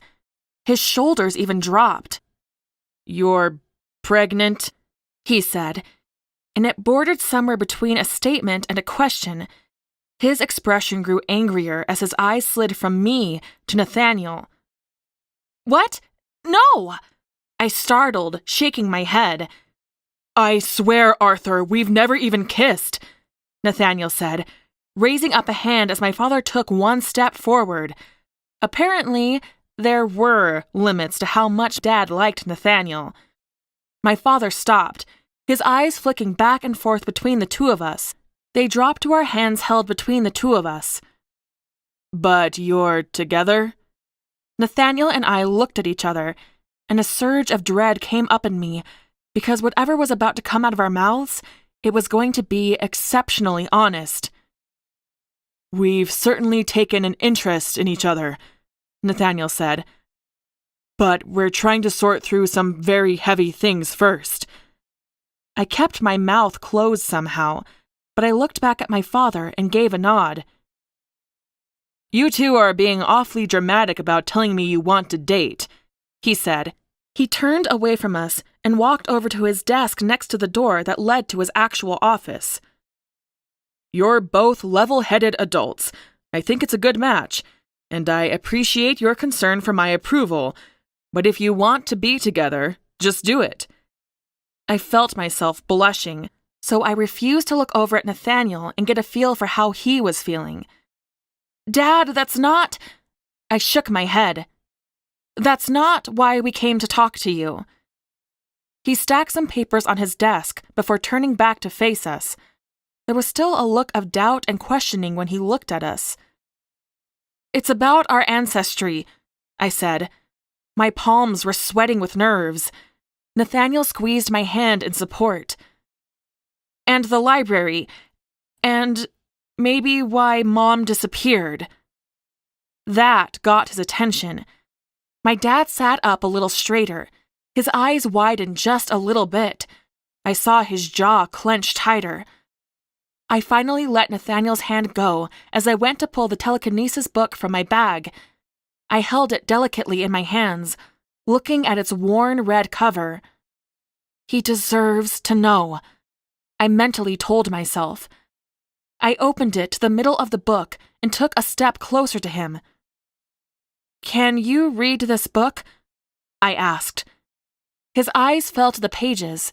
He took a moment to consider. I recognize it as Gaelic, but I've never learned it. That was your mother's expertise.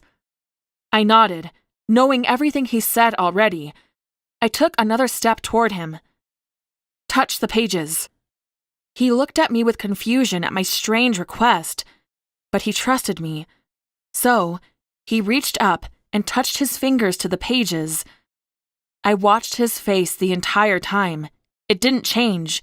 It only remained confused. Nothing changed, I said as a statement. Still confused, my father's eyes rose back up to meet mine.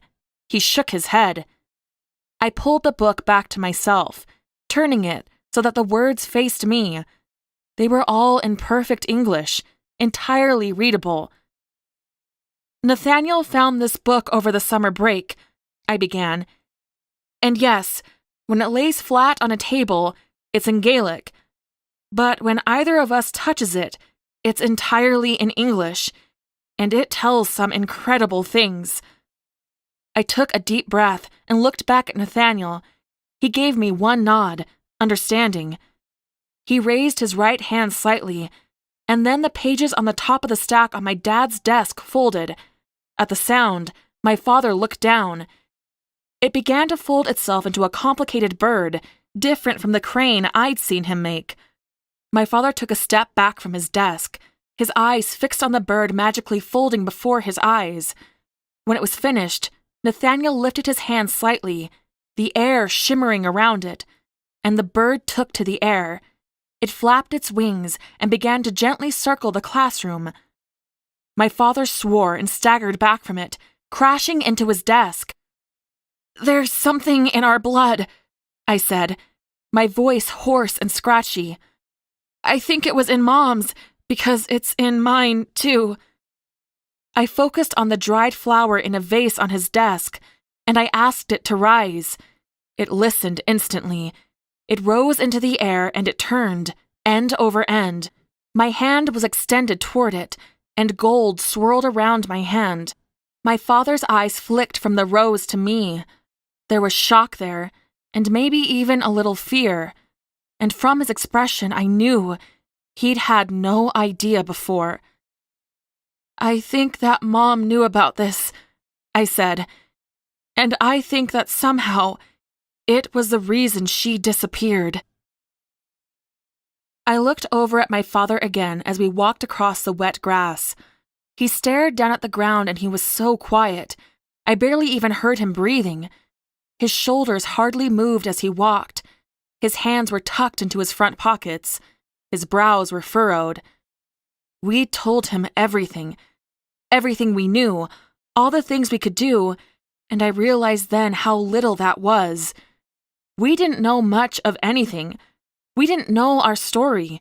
We didn't know our limits. But we told my father, and we told him that we thought it was the reason my mother had disappeared. He'd said almost nothing. He'd sat or stood there, listening intently. He'd watched as we'd showed him what we could do. He listened as we told him about the books from the library. And when we asked him if he'd known anything else, he'd blinked a lot, and I could see him racking his brain. He said he'd go through Mom's family history more thoroughly. He said he'd have to look through his books and think about it, if there were any that were more than they seemed. Nathaniel and I looked at each other, and we knew we'd pushed him as far as we dared. So, as the sky outside the windows grew dark, I'd put a hand on Dad's back and told him we should go home and get him something to eat. He'd blankly nodded, and then we all walked for the doors. I said goodnight to Nathaniel and watched as he walked across the lawn back toward the solarium. Dad remained silent as we walked down the sidewalk and through the front door of the house. He sat in his usual chair in the living room, staring at his bookcases, while I set to making soup for dinner. I started chiding myself as I cooked. I shouldn't have told him. This was too big. It broke his mind. I'd pushed him too far, because this involved my mother, who he loved more than anything in this world. I should have just kept it to myself. Why didn't I protect my father? I was set to apologize to my father as I set his bowl down on the table. I determined to find some book that would teach me how to remove memories. I'd make him forget somehow. I'd make this right. But when my father sat down at the table, he stared across the room, and I could see he was in deep thought. His eyes were slightly narrowed. His hands were curled into loose fists. I took a deep breath to apologize and somehow take it all back, when he suddenly launched into words. "In the 6 months leading up to your mother's disappearance, she took trips up to Boston or Salem nearly every weekend," he said. His eyes shifted over to me. "And she always came home with stacks of books. I didn't think anything about it at the time because, well," he gestured all around him, indicating the endless bookcases around our house, all filled with books. "But she never talked about them. She never shared them. What if they weren't just any ordinary books?" My heart thumped hard in my chest as I thought about it. Dad was right. We'd always taken a few trips a year up to Boston or somewhere else in the state. But in those last few months, she'd gone almost every weekend. "Maybe she was searching the Boston Public Library," I said, realization dawning in my voice. "Or going through old documents, records, books in Salem, where Mayor McGregor had lived," Dad said. And as I looked at him, I saw hope dawning in his eyes, and excitement. Your mother was the only person who rivaled me in reading. She could have found endless information about this Mage blood you must have shared. Something tingled at the back of my head. Something like hope. Do you know where she put all of those books? I asked. My eyes cast around the house, wondering which one she'd brought back with her from her search. Dad shook his head. Her classroom would have been my guess, he said. But I cleared that out years ago. There was only what you'd expect. But the number of books your mother collected. He looked around the house, too. I know they aren't all here. My heart started beating faster. Because here it was, what our family had needed for so long, what Nathaniel and I desperately needed. Hope. We had hope for the first time. Chapter 10. We might have just shared earth-shattering news, but we all still had lives to live and responsibilities to take care of. I went to class and did everything I was supposed to. Dad went to teach. I didn't see Nathaniel, but I knew where he would be. We all had lives to carry on with. I kept my mouth shut, and I avoided everyone I possibly could. We couldn't be exactly sure, but I was counting on the coin of compulsion's effects lasting 24 hours. I wasn't going to give David or Borden or anyone else the opportunity to bother me. I'd be brutally honest, more so than normal. And who knows what kind of situations would get me to confess one thing or another. So, when school was over, I headed back home. Dad taught until 5 o'clock on Mondays, Wednesdays, and Fridays, so I had the house to myself for a few hours. Maybe I wasn't a good daughter, but maybe I was just doing what my father couldn't. I went straight for their bedroom. My mother's side of the room had been practically untouched since she disappeared. My father couldn't stand to disturb anything. Maybe he thought she was going to come back any day and want her things just as she'd left them. But I had to get some answers. I had to know. I went to her nightstand first. I went through the 2 books that sat atop it. One was written in French, and as far as I could tell, there was nothing more to it. The other was a book about the history of Massachusetts. It, too, looked innocent. I pulled her top drawer open. There was an assortment of pens and notebooks.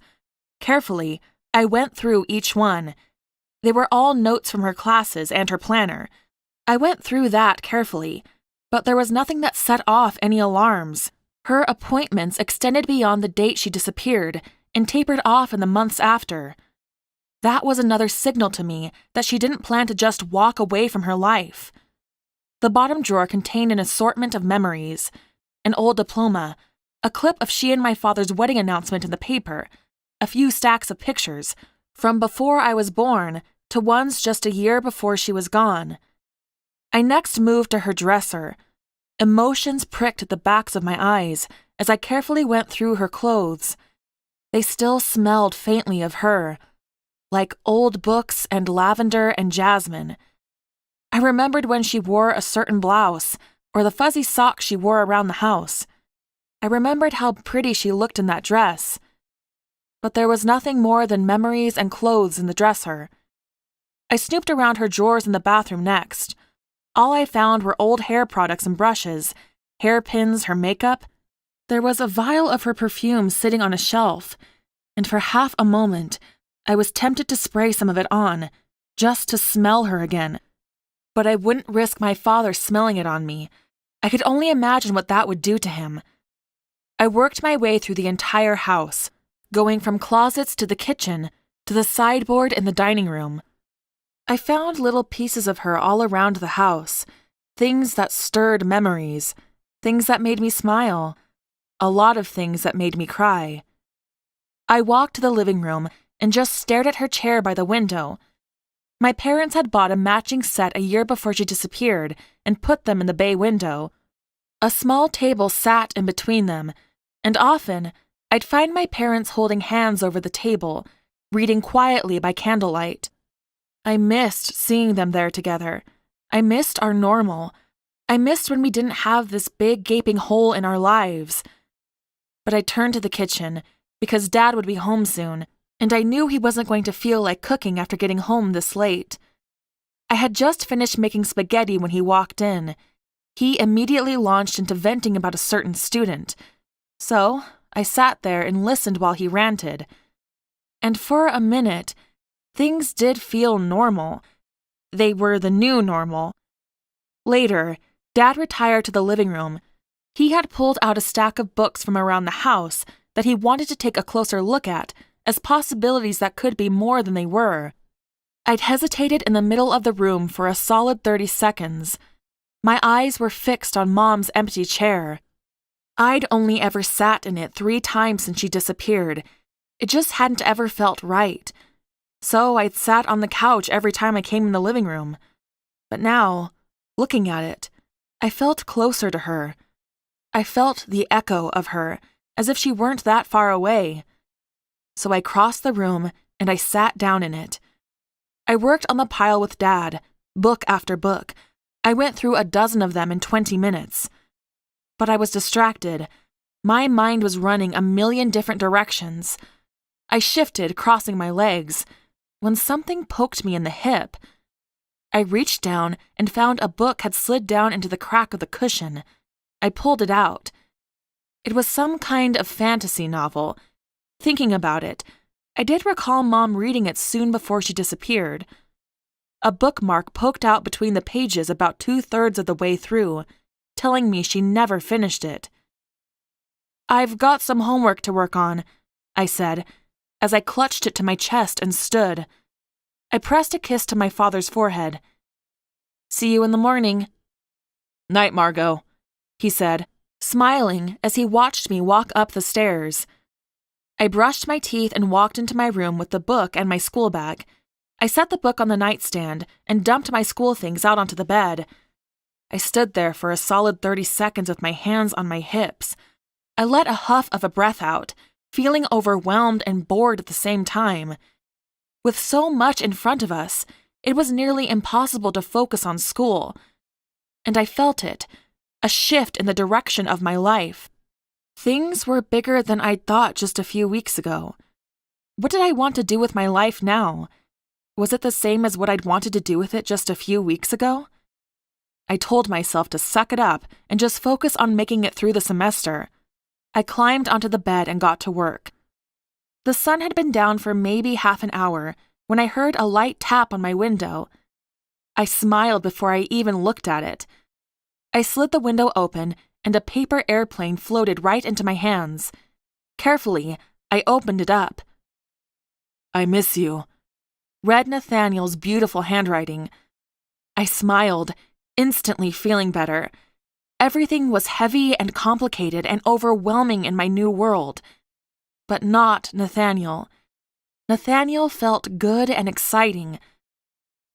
"I haven't stopped thinking about you all day, or any other day," I wrote in return.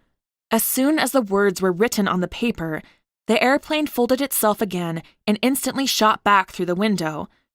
I sat in my chair by the window, waiting and smiling to myself.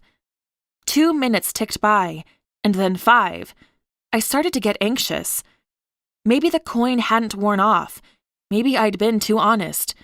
Maybe I was jumping too fast. But then a noise outside drew my ear. I turned my head, listening closer. And just 2 seconds later, Nathaniel's head emerged through my window. "What are you doing?" I hissed, trying to keep my voice down as I sprang to my feet. I reached out a hand, helping him inside. He barely fit through. His feet were louder than I would have liked as he stepped inside. He grabbed my shoulder to steady himself as he climbed through. And in the dim light, our eyes met. His were so green and so intense, my stomach did a back roll. "I couldn't wait 1 more hour," he breathed out. He took a step closer to me, and I watched as his eyes dropped down to my lips. "I'm pretty sure the coin has worn off, but that is the honest truth. I can't wait 1 more agonizing day, Margot." I felt it building up inside of me, this surge of excitement. This was real. This wasn't a book. This was my story. My hands came to the back of his neck, sliding up into his hair. Nathaniel's hands came to my back, cradling me with a strength I didn't know he had. He stepped me back 2 steps, and just as he tipped us back onto the bed, his lips finally met mine. This kiss was fierce. It was not elegant. It wasn't composed. Really, it was nothing like Nathaniel. But I tasted him in every movement of his lips. I breathed him in. I touched him. His hands clung to me. I let my lips slide open, and I didn't know if he would take my invitation, but he did. His tongue sought out mine. Deeper and more desperate, the kiss evolved. His body pressed into mine, and despite our height difference, I felt that we fit together perfectly. One of Nathaniel's hands ran up my side, sliding up along my arm. His fingers wrapped around my wrist, and something in me thrilled at the motion. My entire body was alight with need and want and utter satisfaction. Finally, I smiled under his lips. Gently, I rolled us so Nathaniel and I were both on our sides. Through the dim light, our kisses slowed, and I rested a hand on his cheek as our eyes met once more. "I want you, Margot," Nathaniel said. He rested his hand in the valley sloping down from my ribs and my hip. He touched the bare skin there, from where my shirt had ridden up, and I'd never felt anything so good. "Every morning, and every night, and all the hours in between. I can't ever get you out of my head." "Glad to hear I'm not the only one getting a bit obsessed," I said. I leaned forward, gently pressing my lips to his. My eyes slid closed in ecstasy, and a smile pulled at my lips. "Be mine, Margot," he said. He wrapped his hand around my wrist. He brought my palms to his lips, pressing a kiss there, and then he kissed each of my knuckles, one by one. "You've claimed me publicly on several occasions. Let me do the same, and let your words be the truth." I held his eyes as I rolled him over onto his back. I climbed onto him, one knee on either side of his hips. I grabbed his wrists this time, pinning them above his head. And slowly, I lowered my mouth to his. I kissed his lips, and then I kissed the corner of his mouth.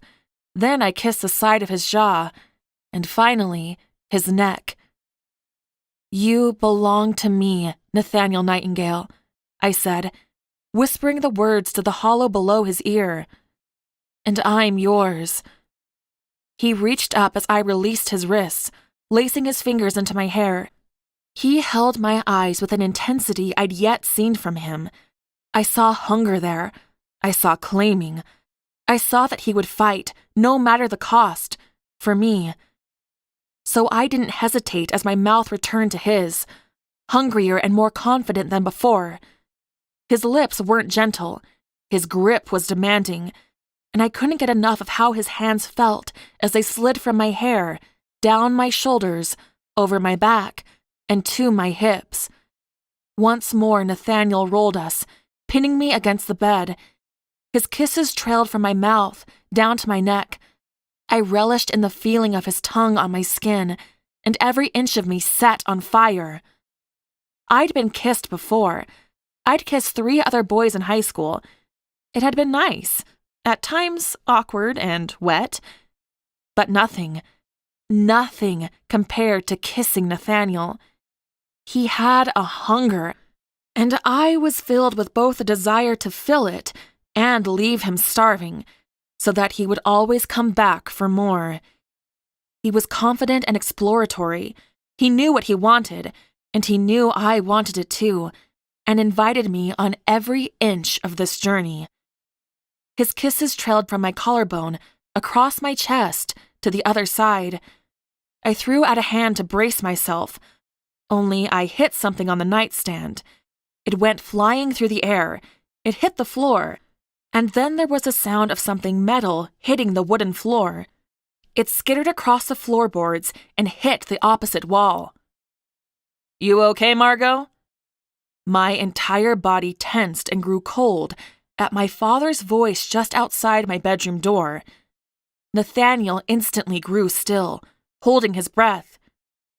"Yeah," I said, and I knew my voice probably sounded desperate and sharp.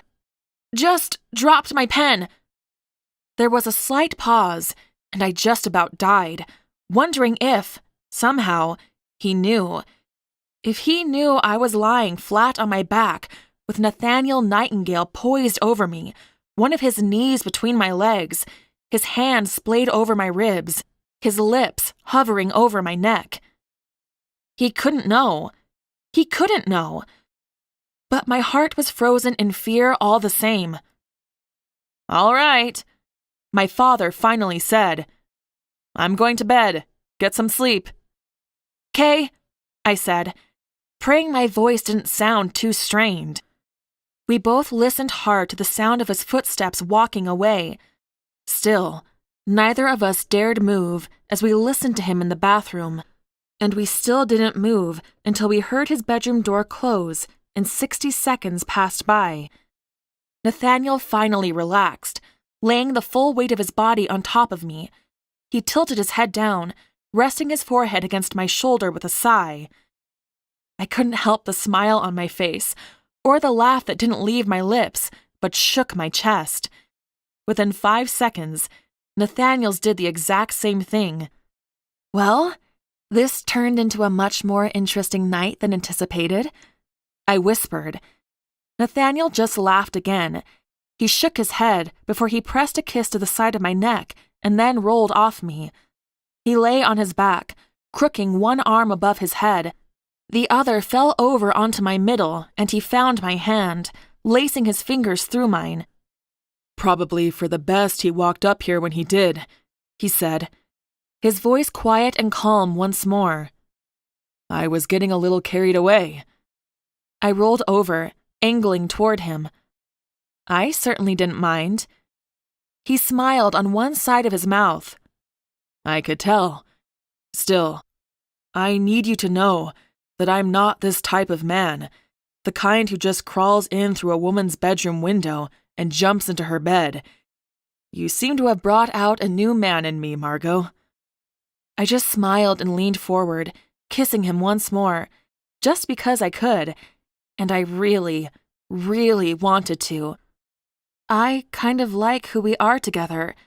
It feels real, natural. He didn't say anything, but the look in his eyes told me that he agreed.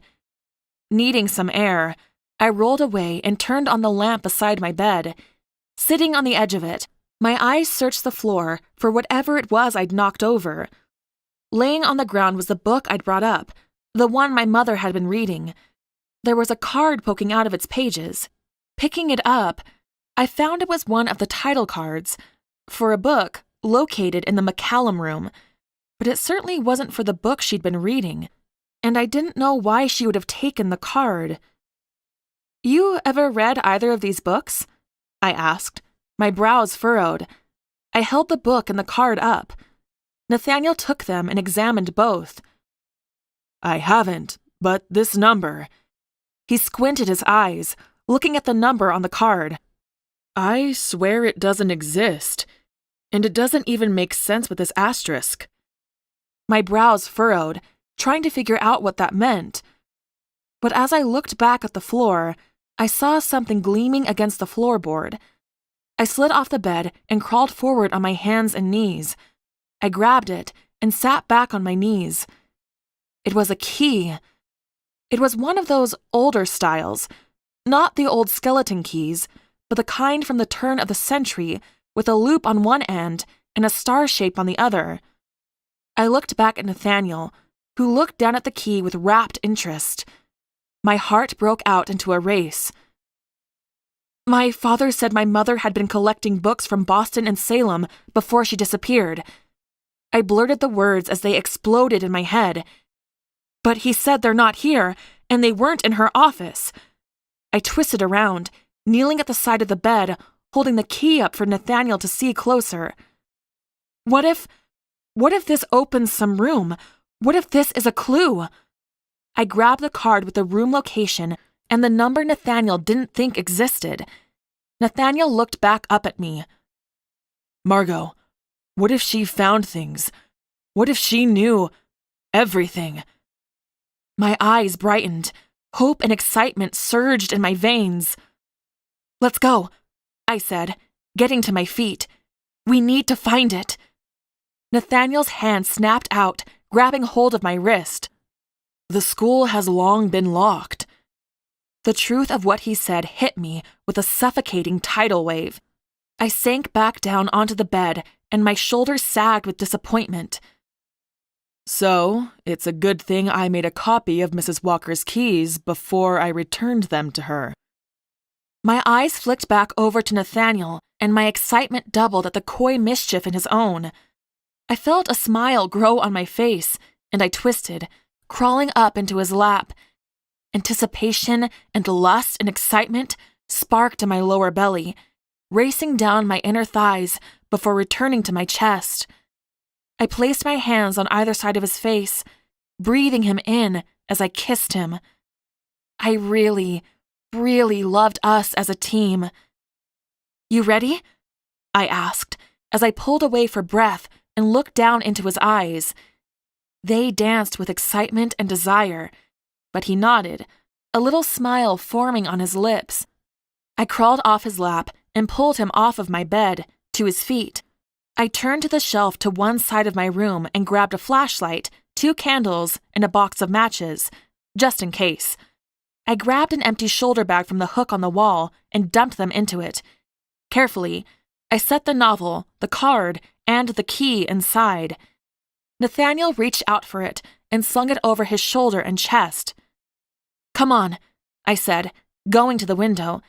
Nathaniel stepped up to it and slipped out, lithe and elegant, like a leopard. He shimmied his way down the roofline away and held a hand out for me. It wasn't as easy as he made it look. I was terrified I would slip and fall right off the roof, but I made my way down to him and watched as he stepped 1 foot back into the oak tree behind the house. He held out a hand and helped me do the same. In 2 minutes, we were down on the ground. I slipped my hand into his, and together, we set off at a jog down the sidewalk and hooked around the fence toward Alderidge. Hand in hand, we ran across the lawn, keeping an eye out for security guards. My heart was racing by the time we made it to the doors. Nathaniel fished the key out from his pocket, and I kept watch while he fiddled with it. Relief washed over me when I heard the click, and I was eternally grateful that the groundskeepers kept the doors well oiled when we pushed it open and it did not creak.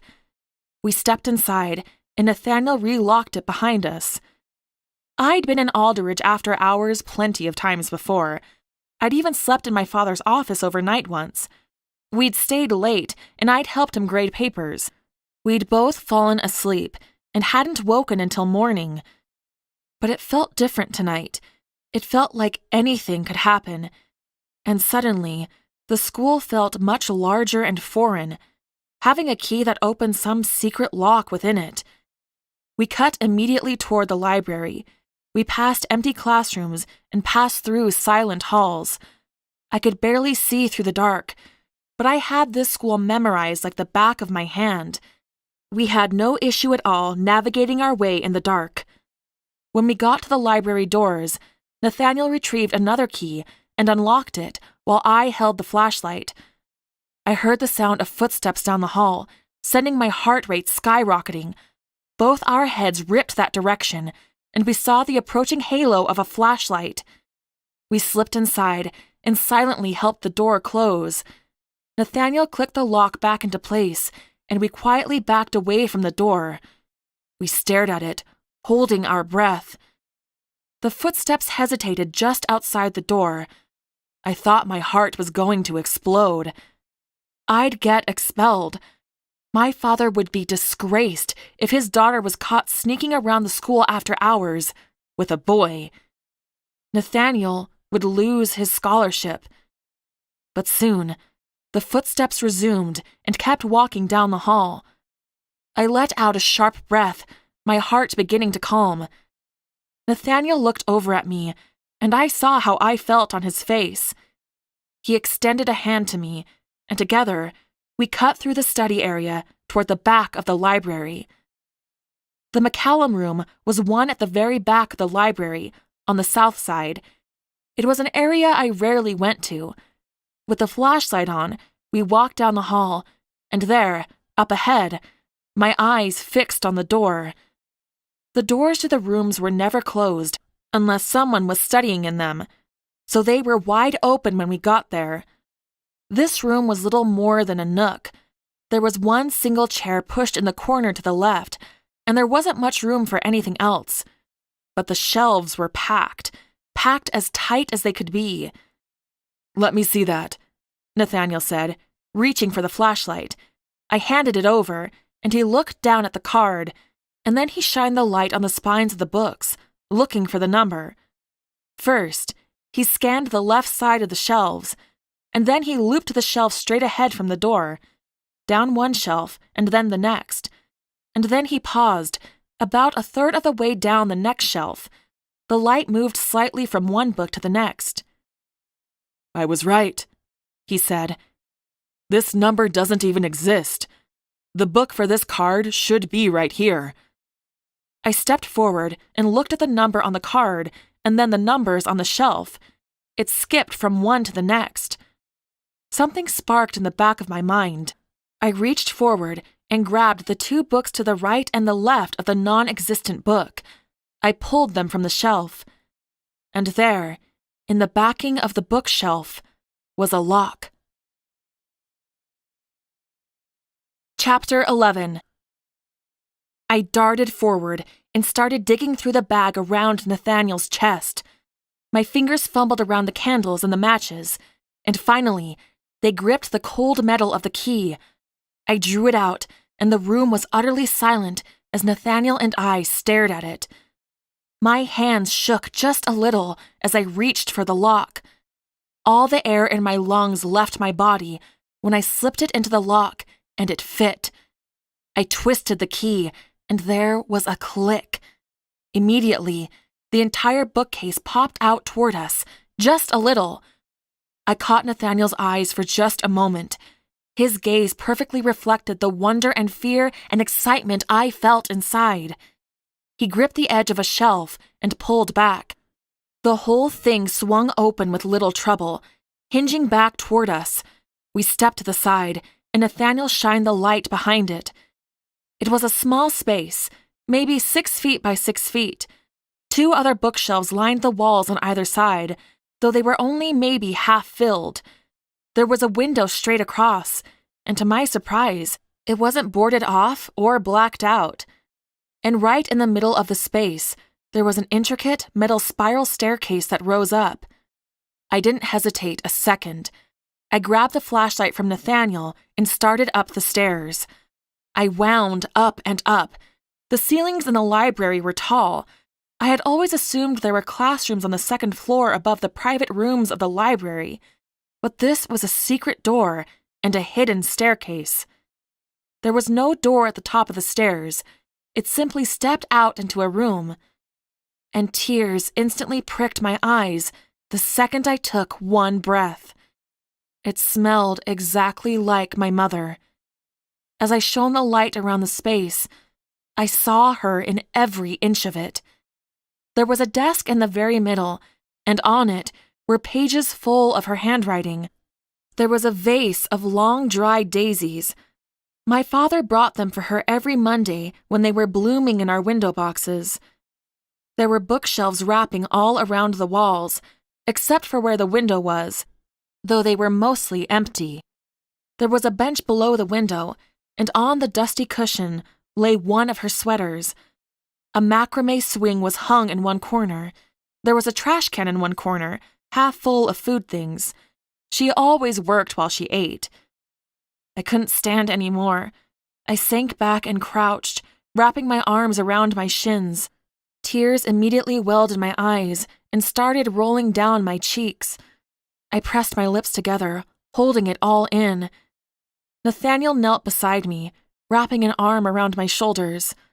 I looked around, and I could see pieces of my mother in every corner of this hidden office.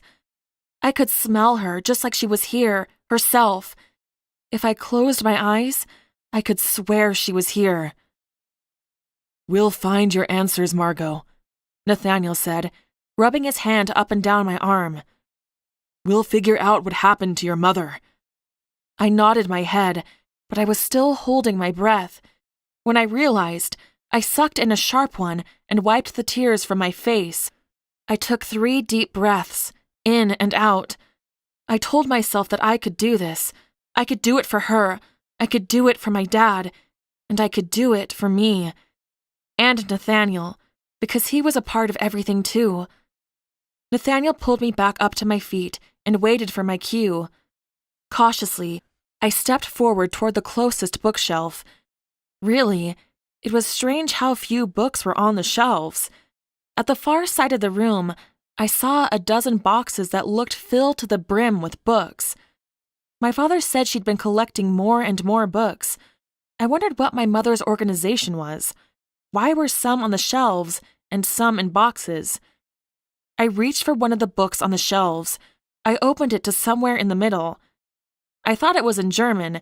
I didn't know anything besides English and Latin, but I understood enough to immediately recognize the word Hexe, witch. I extended it out to Nathaniel, who took it and started looking over the words. "My German is still terrible," he said, "but I think this is an account of family history, of the witches in the Kroger family being hunted." He looked up at me, and there was a spark in his eyes. There was wonder and hope. I walked a little further down the shelf and pulled another book off. This was a journal. The dates read 1699. I would have to search the entire thing for what we were looking for, but at the very end, it was signed by Tavin McGregor, Mayor's son. We divided. Nathaniel and I went in opposite directions, pulling out books and scanning, though in reality, there were only about 30 books on the shelves. It wasn't always obvious what the books were about. Some seemed like they were fairy tales or just regular history. Some were obvious instruction books. But as we'd learned, not everything could be taken at its face value. Nathaniel called me over, and I looked down at the thin book he held. He laid it flat on the desk and then touched the pages. He looked over at me, and then I did the same. It changed from some language that had no Latin origins to something I could easily read. Just like the book of telekinesis. It was a book about glamoring. I stood up, and my heart pounded. This was it. This was what we had been looking for, what we needed to learn. Everything, anything. We'd had nothing. But my mother must have spent years collecting and learning. How long did she know?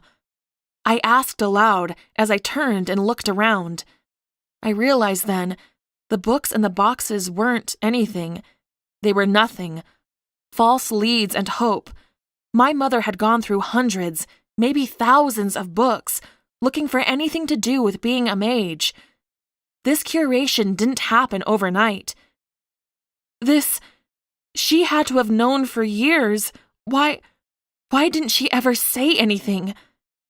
Nathaniel looked around. He reached for another book, another journal. "She knew a lot more than we do, obviously.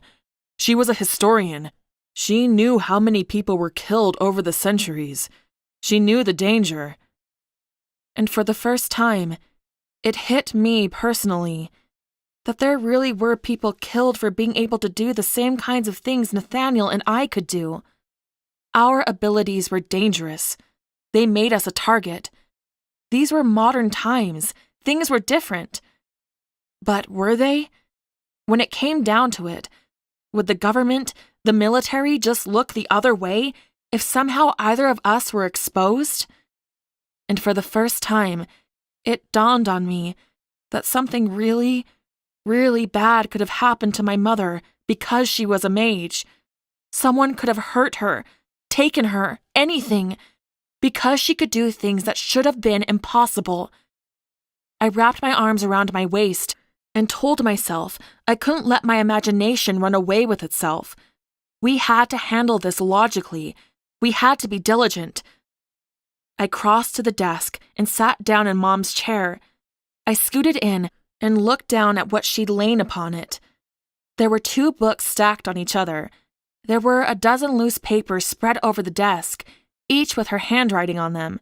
3 seemed to be pages of notes about what I assumed was in those 2 books. Others were totally random notes. A stray thought, an appointment with the dentist, a school assignment of mine that I would need Mom's help with. But to the left side of the desk, there was a book entirely filled with her handwriting. I pulled it closer and read the page it was left open to. I traced the last English line. Her writing read. It dated up until 1701, and then the trail went cold. Months of letters and phone calls and assistance from the very kind people in England. And that was it. I can't find any evidence of magic users past that date. They all left for America, or they died out. I think all traces of magic disappeared within years of when it did in America.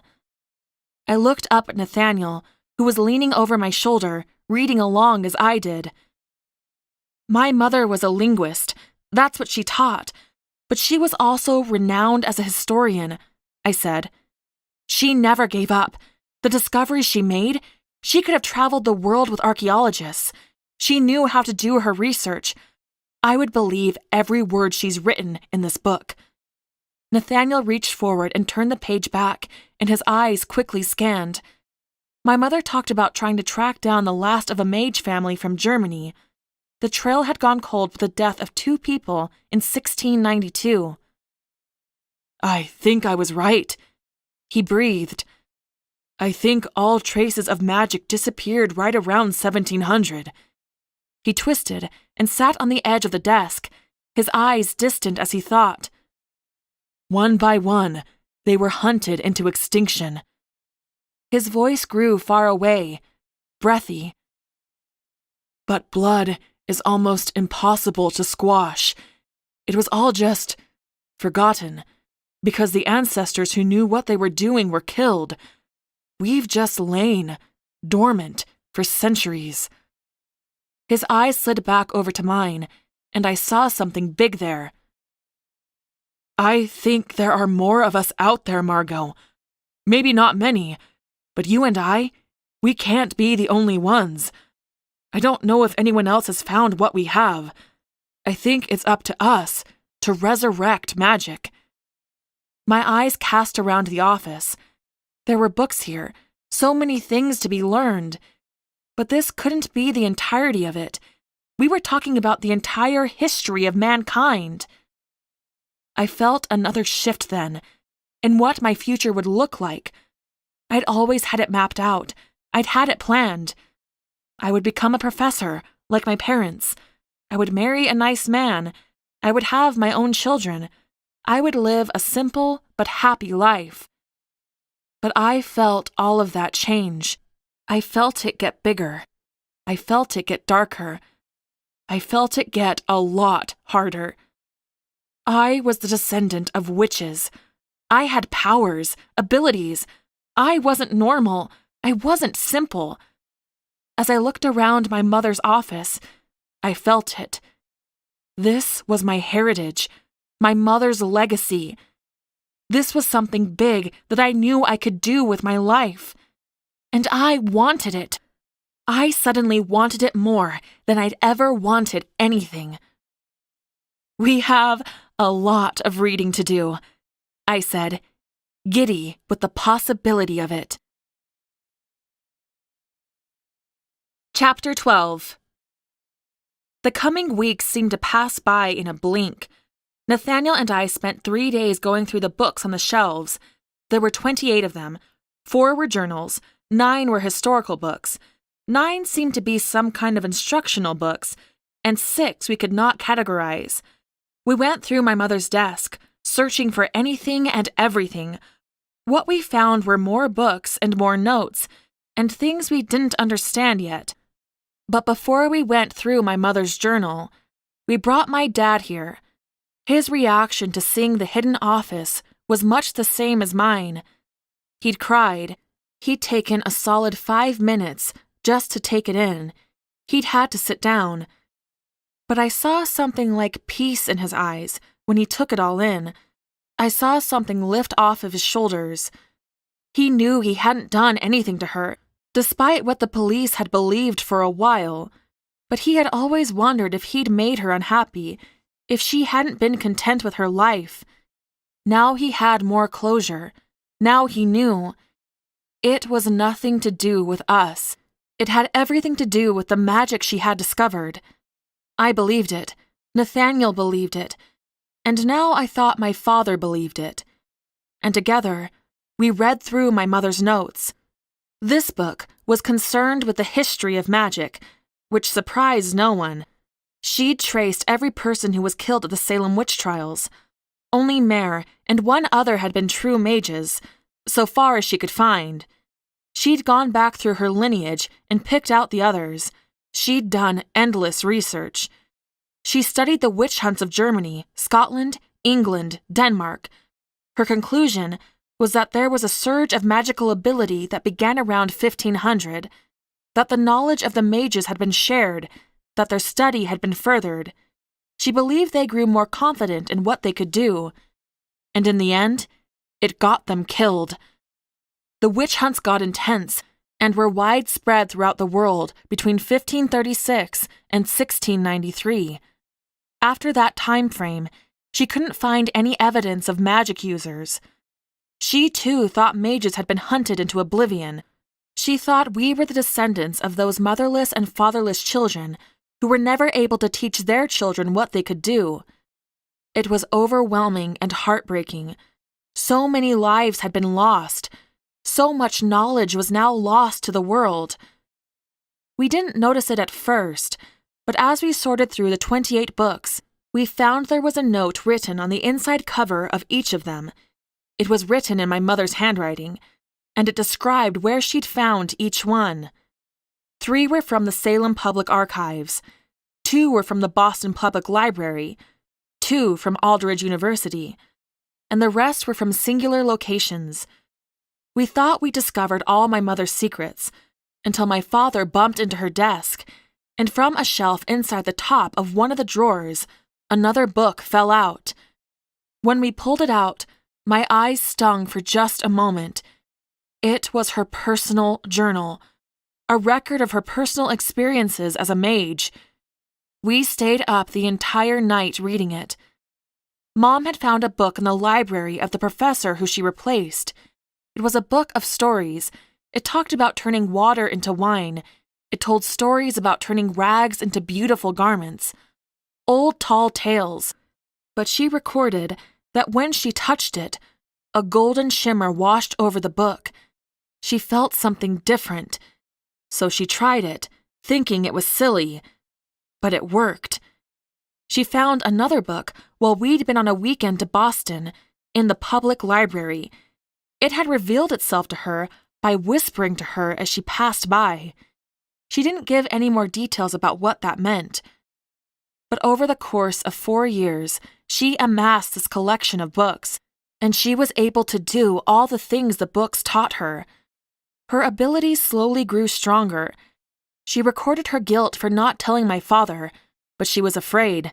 Not of him, but of what sharing her secret might invite. There could be dire consequences. He could get hurt.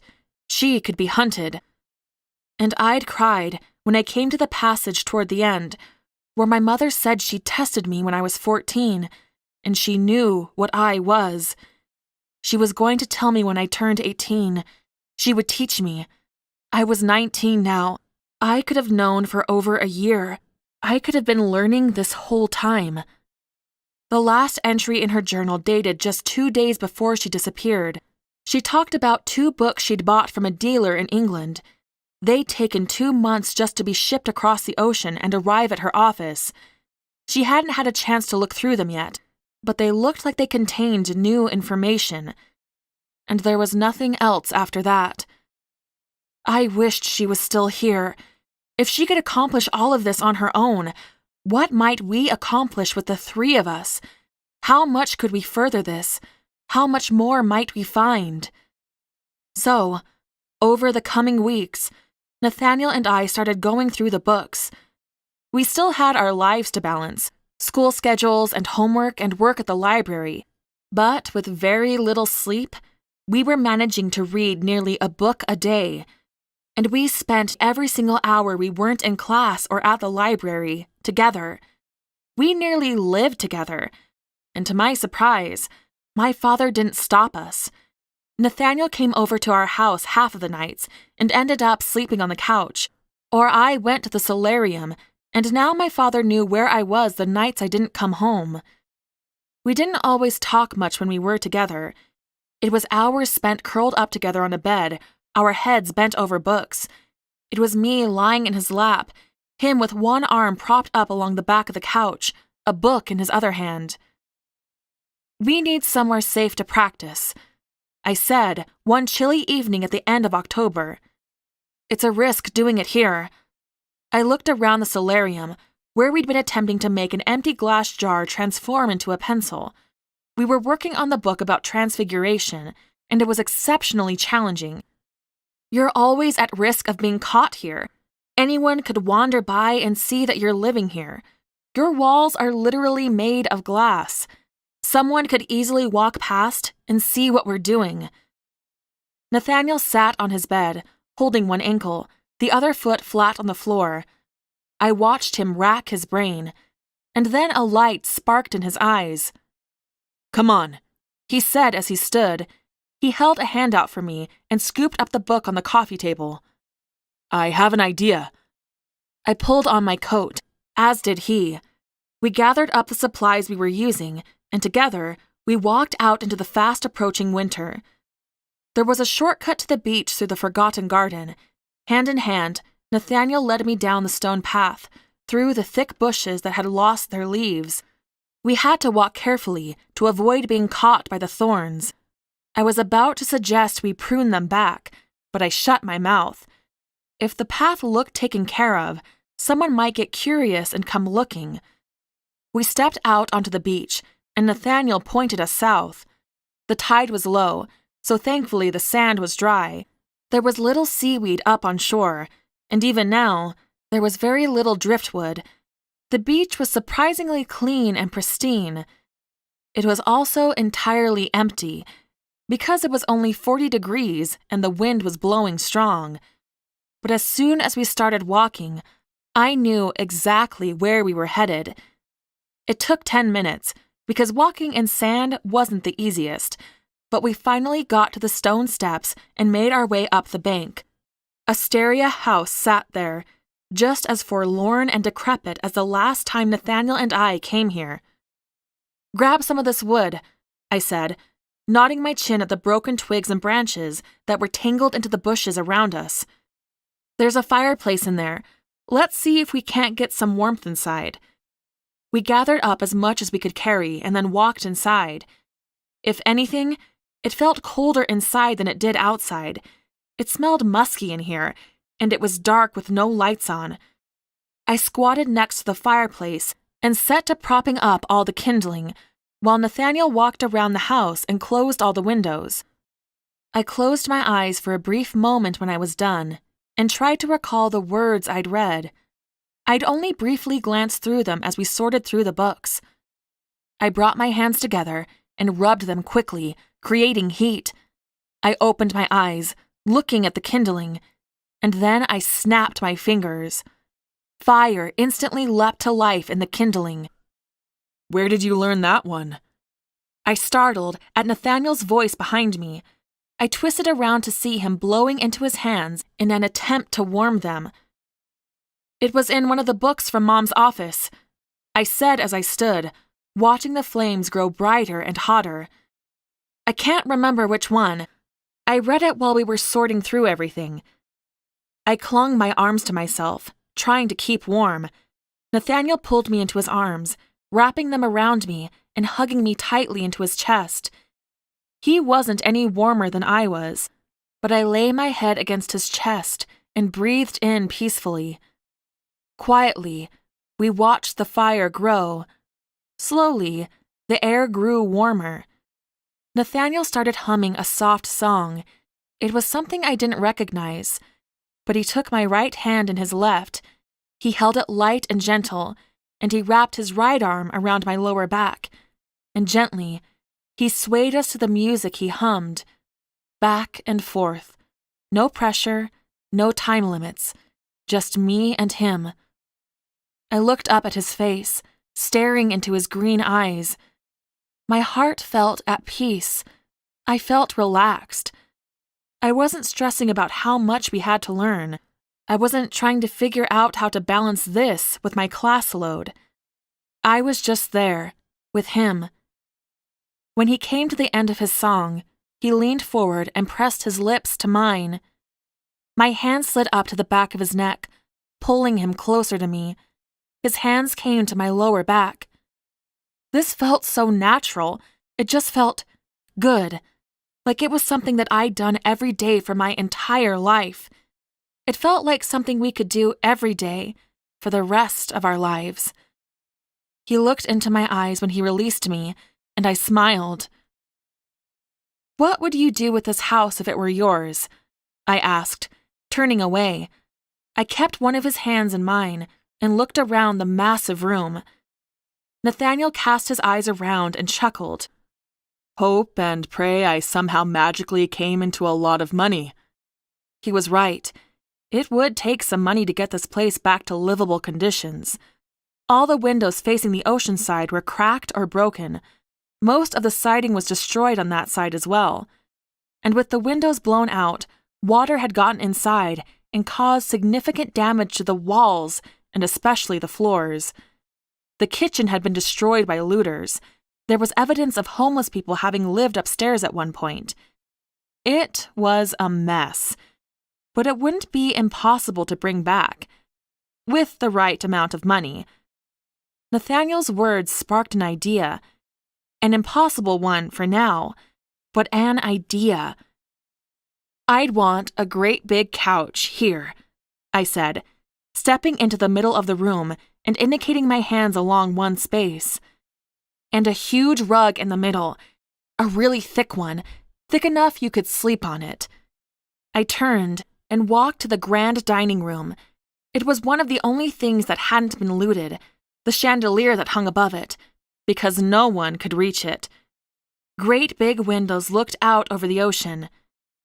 And a huge dining table here, big enough to fit 15 people.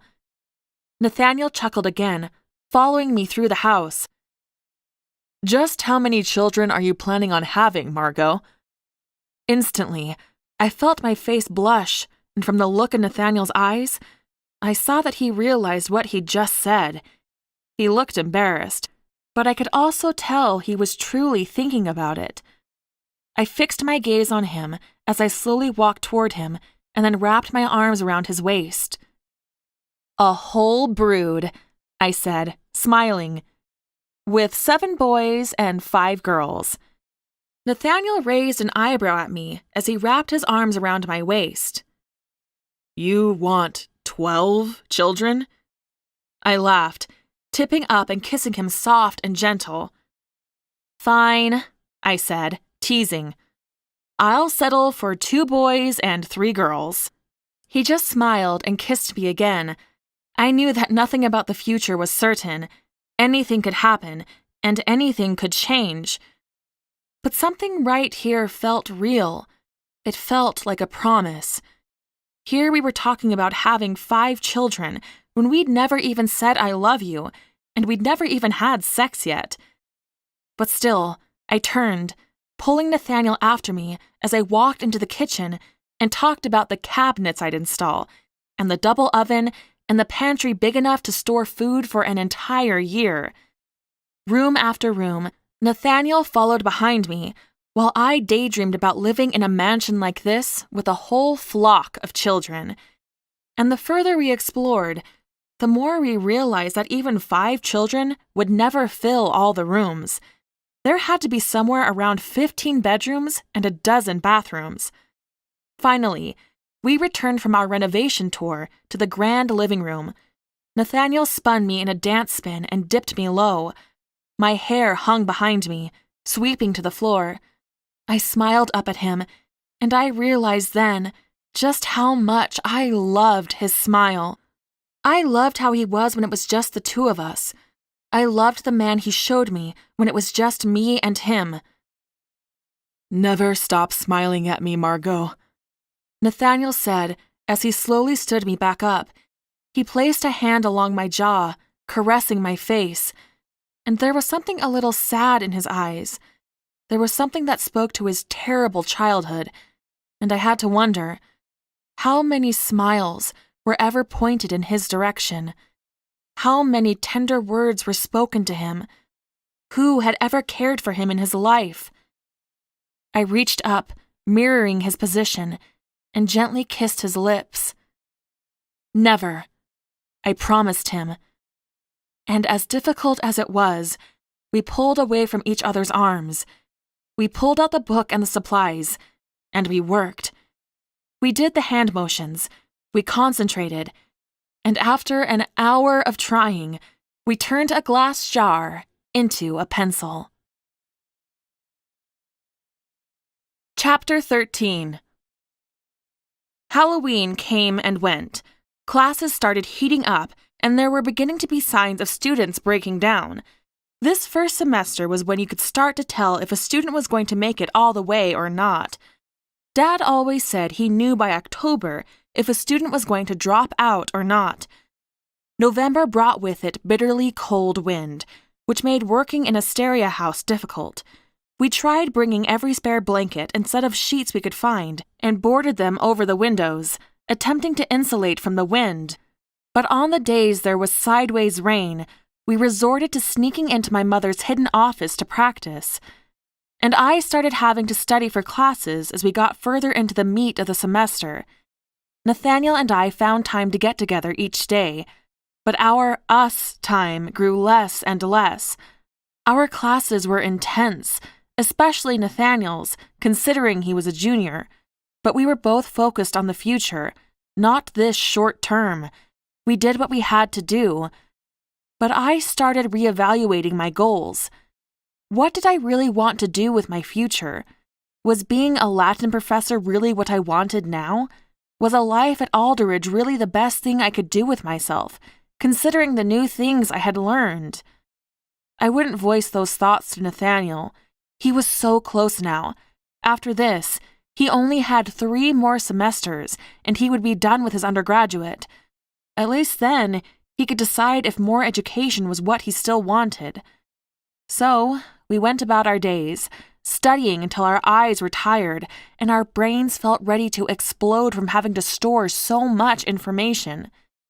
The middle of November, I walked hand in hand down the hall with Nathaniel. I was finished with classes, Thursday being one of my lighter days, but Nathaniel had 2 more classes. I walked him to his next class, discussing if either of us thought the potions book from my mother's library was plausible or not. We both had doubts. "You're coming over for dinner tonight, right?" I asked, stopping outside his classroom and leaning in the door. "Dad's making lasagna." "I wouldn't miss it," he said, leaning down and pressing a kiss to my lips with a smile. I bit my lower lip and watched as he walked away into the room. I appreciated his shoulders, the lean muscles in his forearms, his narrow hips, the set of his jaw, and the pout of his lips. With a smile, I turned out from the door and headed down the hall. I was halfway down it when someone fell into step beside me. I looked over to see David Sinclair. I didn't even try to resist rolling my eyes. "I brought you something," he said, leaning in, a sly smile on his face. He extended a package out to me. It was a small box with a big white bow attached to the lid. I gave him a doubtful side glance as I opened it. Displayed inside was a beautiful set of diamond earrings, larger than any centerpiece I'd seen on any wedding ring. "What's this about?" I asked, looking straight forward down the hall. "Why?"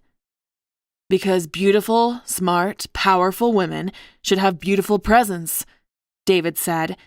He walked a little closer, his shoulder brushing against mine. I stopped dead in my tracks, only I wished I had kept walking when I looked down the hall and saw David's lackeys following behind. All of them. Borden, James, Donald, Gerald, and Howard. "Do you have amnesia, David?" I asked. He blinked at me. "No, why?" "Because I know I told you quite clearly a few weeks ago that I'm not interested," I said. I handed the box back to him, and he took it with a disappointed and confused expression. "You and I are never going to be an option." "But Nathaniel Nightingale is the kind of man you're into?" he asked doubtfully. I didn't much like the look on his face. "Nathaniel is exactly the kind of man I'm into," I said, taking a step forward. Borden and James stepped forward, coming to David's side like they were going to protect him from me. I smiled, looking all three of them up and down, because he never needed to corner me with backup to protect his feelings from being hurt. Borden's hand darted forward and clasped around my upper arm, his fingers digging in hard. I looked down at it, a look of disgust curling on my face. I called out to the dirt beneath his fingernails and asked it to shove back beneath them. He let go of me with a hiss, shaking his hand out. With confusion, he glared at me, but he didn't say anything. David glowered at Borden, and I at least had to give him that. He hadn't liked that Borden had put his hands on me. "Stop asking me out," I said, looking back at David. "I'm with Nathaniel. I'm exceptionally happy. And you and I are never going to happen." And with that, I turned on my heel and I walked away. 1 week later, I was headed to my writing class when I spotted Borden and James talking to Nathaniel in the hall. Heat instantly flared in my veins, because they weren't really talking. Nathaniel's back was against a wall, and the both of them were right in his face. I stormed down the hall, my hands curled into fists, and I felt heat gathering there. I was still learning what I was doing, but I knew my hands were growing hot enough that if I were to touch or slap or punch either of them, they'd be severely burned. But when I was halfway to them, Borden looked over. His eyes widened just a bit. He nudged James in the shoulder, who looked over his shoulder and found me in the hall. Trying to look cool and calm, they both walked away from Nathaniel. I walked right past Nathaniel, determined that I was going to put an end to this, for good, when Nathaniel's hand snapped out, grabbing my wrist. Had he been anything but a mage, he probably would have been burned from the temperature of my skin.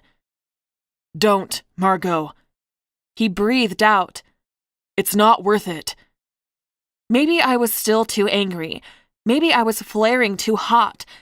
But I stopped in my tracks and my head whipped back to look at Nathaniel. "Why won't you stand up to them?" I seethed. "Why won't you make them stop, even if it means a few bruises once? Why won't you tell David how it is so he will finally leave us alone?" Shocked hurt reflected in his face. There was something in his eyes, and if I'd taken a moment, maybe I would have been able to read it. But I was too angry. At him, at the society boys, at life. So I just turned and I stormed off in the opposite direction, headed to my last stupid class of the day. I avoided Nathaniel for the rest of the day.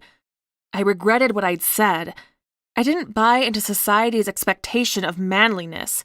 I didn't want Nathaniel to feel as if he had to be macho and swing his fists and grunt and claim, "Woman, mine!" I just wanted him to stand up for himself. I wanted him to make them stop. Because I knew what he was capable of. I knew the power he possessed. I knew he could do terrible things to them. Not only that, but he was a far better person than them. He was kind and smart and clever. I would fight for him. but I wanted him to fight by my side. So that night, I quietly sat at dinner with Dad, just the two of us. He asked me repeatedly if something was wrong. I told him that I just needed to think through some things. So, he changed the subject and asked about our progress with learning magic. I didn't mind telling him about that. We talked about fire starting and transforming. We talked about history and the few details he'd managed to dig up about a witch hunt in Indonesia. My father couldn't really help with resurrecting magic, but he could be there for me to help me process everything I had to handle. He could be an outlet, and that was exactly what I needed then, a distraction. I went to bed that night, only to stare up at the ceiling for 2 hours. Chapter 14. Maybe Nathaniel understood me better than I gave him credit for. He gave me my space over the next 6 days. He didn't push me. He didn't try to apologize. He let me deal with my thoughts, and I assumed he was doing the same. We passed each other in the halls. We gave side glances in the library, but we didn't seek each other out. Unfortunately, that meant David and the society boys thought they saw an opportunity. One day, a bouquet of flowers was waiting on my desk when I arrived in Latin. There was a box of fancy chocolates from Paris on my desk during writing another day. I found an expensive purse and custom stationery on my doorstep one night. None of them had a note or a name from the sender, but it was no question who they came from, which is exactly why he didn't claim them. David saw that Nathaniel and I were on rocky ground and was taking his opportunity. When we both walked into the school at the same time, David held the door open for me. When I walked from one building to the other for my class, he held an umbrella over my head to shield me from the rain. He even started talking to my father in the halls, laughing and making jokes. I never said one word. I never acknowledged his presence. But he persisted. How did he know? He said he could tell I was a powerful woman. But how could he really know that? Because I'd stood up to him? Because I wasn't scared of him and his society boys? I was a powerful woman. I had incredible potential. But he had no idea what kind. So why me? Why was he so fixated on having me by his side? As the days stretched on, my heart started to hurt when I walked down the halls and my eyes met Nathaniel's. We hadn't solved any of our problems. Nathaniel and I were both stubborn. We were both who we were. Was either of us ever going to get over this and make things right? Until something clicked, until one of us figured out how to change something, we were stuck. We were in a bad place, but I couldn't stand the thought of him being alone for Thanksgiving. He didn't have a family. The day would come, and he would be sitting alone in his solarium, eating some cheap meal out of a container. Sometimes, I could be a big person. So, when school was over, I walked down the hall to wait a few minutes until he was out of his French class. 5 minutes passed, and of course, while I waited, I saw David walking down the hall toward me. "Big plans for Thanksgiving break?" he asked. He leaned up against the wall, mirroring my position. To his credit, he left a 2-foot gap between us. "Just staying home with my dad," I said, refusing to look at him. "Your father's a fascinating man," David said. "I could talk to my father, see if he could get him on the board at the Boston Public. He knows how to open all the doors." "My father's quite happy teaching," I said, the temperature of my blood rising slightly. "Just an offer," David said. "I'm here to help, Margot. Anything you need." Finally, I did look over at him, just so I could glare. He met my gaze and just smiled. "We're headed up to the Vermont house for Thanksgiving. I'm going to miss your beautiful face. Maybe next year you'll be coming with me." My mouth opened to say something nasty, but just then the door opened and students came out of the classroom, led by Nathaniel. I wanted to rip all of David's teeth out, one by one, when he got a smug smile on his lips and looked from Nathaniel back to me. He pushed off the wall and held my gaze as he walked down the hall. I glared at him, resisting the temptation to light his coat on fire. I could do it, but it might cause a scene. Nathaniel stepped forward, but couldn't quite meet my eyes. Everything about his body language screamed doubt and worry. I wanted to make him feel better, but I was still angry that all of this was going on, and he still wouldn't stand up for himself or us. "Thanksgiving is in 2 days," I said. Even though he wouldn't fully look at me, I fixed him hard with my gaze, and everything in me ached for him. I wanted to touch him. I wanted him to touch me. I wanted his tongue in my mouth and his air filling my lungs. "I can't stand the thought of you being alone, so you're coming to my house. I don't care if things are hard and weird. I'm going to be really angry if you don't show up, so be there, 5 o'clock. Finally, his eyes rose up to mine. I saw a nervous boy there, but I saw a spark. I didn't know what it meant. I was too angry and confused to evaluate it. So, I turned on my heel and walked away. Chapter 15. I was nervous. It was Thanksgiving Day, and Dad and I were in the throes of getting everything ready. And I just knew that Nathaniel wouldn't show up at the last second to eat. As I'd expected, there was a knock on the door an hour and a half early. I let Dad go get it. He knew Nathaniel was coming over. They chatted and seemed happy to see each other, and I didn't look up as they came into the kitchen. Dad put Nathaniel to work on the potatoes and then the glazed carrots. I kept working on the rolls and the cranberry sauce. And then at 5 o'clock, we sat down together at the table. Dad said grace, and we dished up our food. Dad made easy conversation, talking about the coming weeks with finals and preparations for Christmas. He even eventually dragged Nathaniel and me into a gratitude monologue. I said I was grateful for a warm home. Nathaniel said he was grateful for education. And we almost made it through without anything dramatic happening. But I got down to my last 4 bites, and then Dad pounded his fists on the table. Not hard, but hard enough. A knife curled into one hand, his fork in the other. "All right, you two," Dad said, fixing us with a serious look.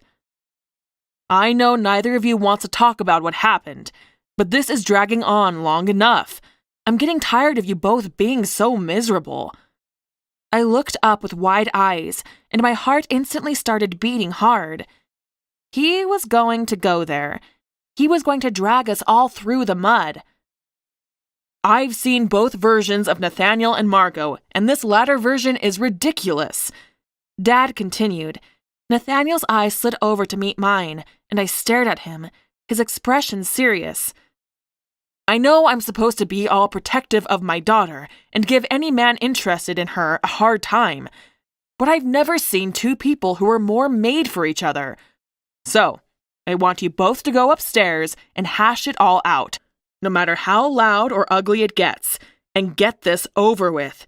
Relationships are hard, so be grown-ups and work through this." Dad leaned back in his seat and set to cutting into a piece of turkey. He kept his eyes down and chewed on his bite with vigor, like he hadn't just reamed us both. Nathaniel and I looked at each other, sitting there ramrod straight. "Now, please," Dad said, a bit of a sharp edge to his voice. I blinked twice, shocked at my father's abrupt attitude. But I pushed my chair back, as did Nathaniel, and silently and awkwardly, we left the dining room table. He followed me up the stairs. My hands grew slick with sweat as I reached for my doorknob. My heart was racing. We stepped inside, and I closed the door behind us. I walked to the window, my arms folded over my chest. I stared out at the snow that was beginning to fall softly on the school grounds. I don't want it to be like this between us, I said, stating it as a fact, in case he didn't realize. Nathaniel didn't say anything, and I really wanted him to say something. I looked back at him, and I knew it for sure that I was glaring. David Sinclair has been pursuing me hard. He's a shark, and he smells my blood in the water, I said. Nathaniel was looking at the books on my shelf, lined up in no organized manner. He thinks we'd be a good match. And what do you think, Margot? He asked. Finally, his eyes at least met mine. I think he's an arrogant asshole, I said, as the temperature of my blood rose a few degrees. I think he's used to getting what he wants, and this is turning into a game to him. He saw an opportunity because everything is all messed up between us, and he thinks he's going to wear me down. Is he right? Nathaniel asked. The heat in me flared. I took a step forward and I shoved Nathaniel a little. No, he's not right, because I'm just heartbroken and waiting, but I can appreciate that he's not hesitating, that he's going after what he wants. Nathaniel, I turned away from him, my hands rising into my hair. I faced the wall, but I wasn't seeing anything. I was replaying every scene between Nathaniel and the society boys. You could literally kill any of them by hardly lifting a finger, I said with my back turned to him. You're capable of so much, and you let them walk all over you. We are good together, Margot. Nathaniel's words slipped from him in a breath. They wrapped their way around my entire body, and I was instantly ensnared by them. But you don't know everything about me. You'll never fully understand where I come from, Margot. Not 100%. You don't know that all the times I did stand up for myself, all the fights I got myself into, all the times it landed me in juvenile detention, and it didn't get me anything. I started to understand the scars covering his body, the ones I'd seen on his back, the ones I could clearly see across his knuckles, the one just over his left eyebrow. I can defend myself, Margot, he said. He raised his hands up and let his hands curl into fists, and there, I saw the white scar stand out even sharper. His hands were covered in scars. I could beat all of them to a bloody pulp. I once took on 3 boys who were 4 years older than me because they were picking on me, and landed us all in the emergency room. When I was 12, I got into a fight with a 17-year-old. We beat each other within an inch of our lives. I had to have a blood transfusion because I lost so much. I spent 2 years in juvenile detention. I learned ways to survive in there that you couldn't even imagine. My heart was racing, and it jumped all the way into my throat when he pulled his shirt up and over his head. He let it drop to the ground. His hand rose to a thick scar just under his right pectoral. You'd be shocked what can be done with a toothbrush. His eyes rose to meet mine. And I stabbed the other guy 4 times with my spoon before the guard could pull me off of him. My eyes widened, and my blood went colder as I pictured it all. Nathaniel fighting, every day of his life as he grew up. I imagined the violence in group homes, the police he must have dealt with, the things he had to learn when he was locked up to defend himself. I got into a fight my junior year of high school, Nathaniel said. I'd been trying to stay out of trouble that year, but some guys wouldn't leave me alone about being foster trash. I lost my cool, and it didn't go beyond fists and a couple of stitches. But my school counselor came to me and told me if I screwed up one more time, I would be tried as an adult. Next time, it would be hard prison time with a longer sentence, and I'd never get out of the system. I couldn't stop looking at him in an entirely new light. There were dozens of scars over his body. Before, I thought he'd been the victim of abuse, and he had been, but it had also taught him to fight for his life. Nathaniel could defend himself against the society boys, But at what cost? So, I vowed to stop it all.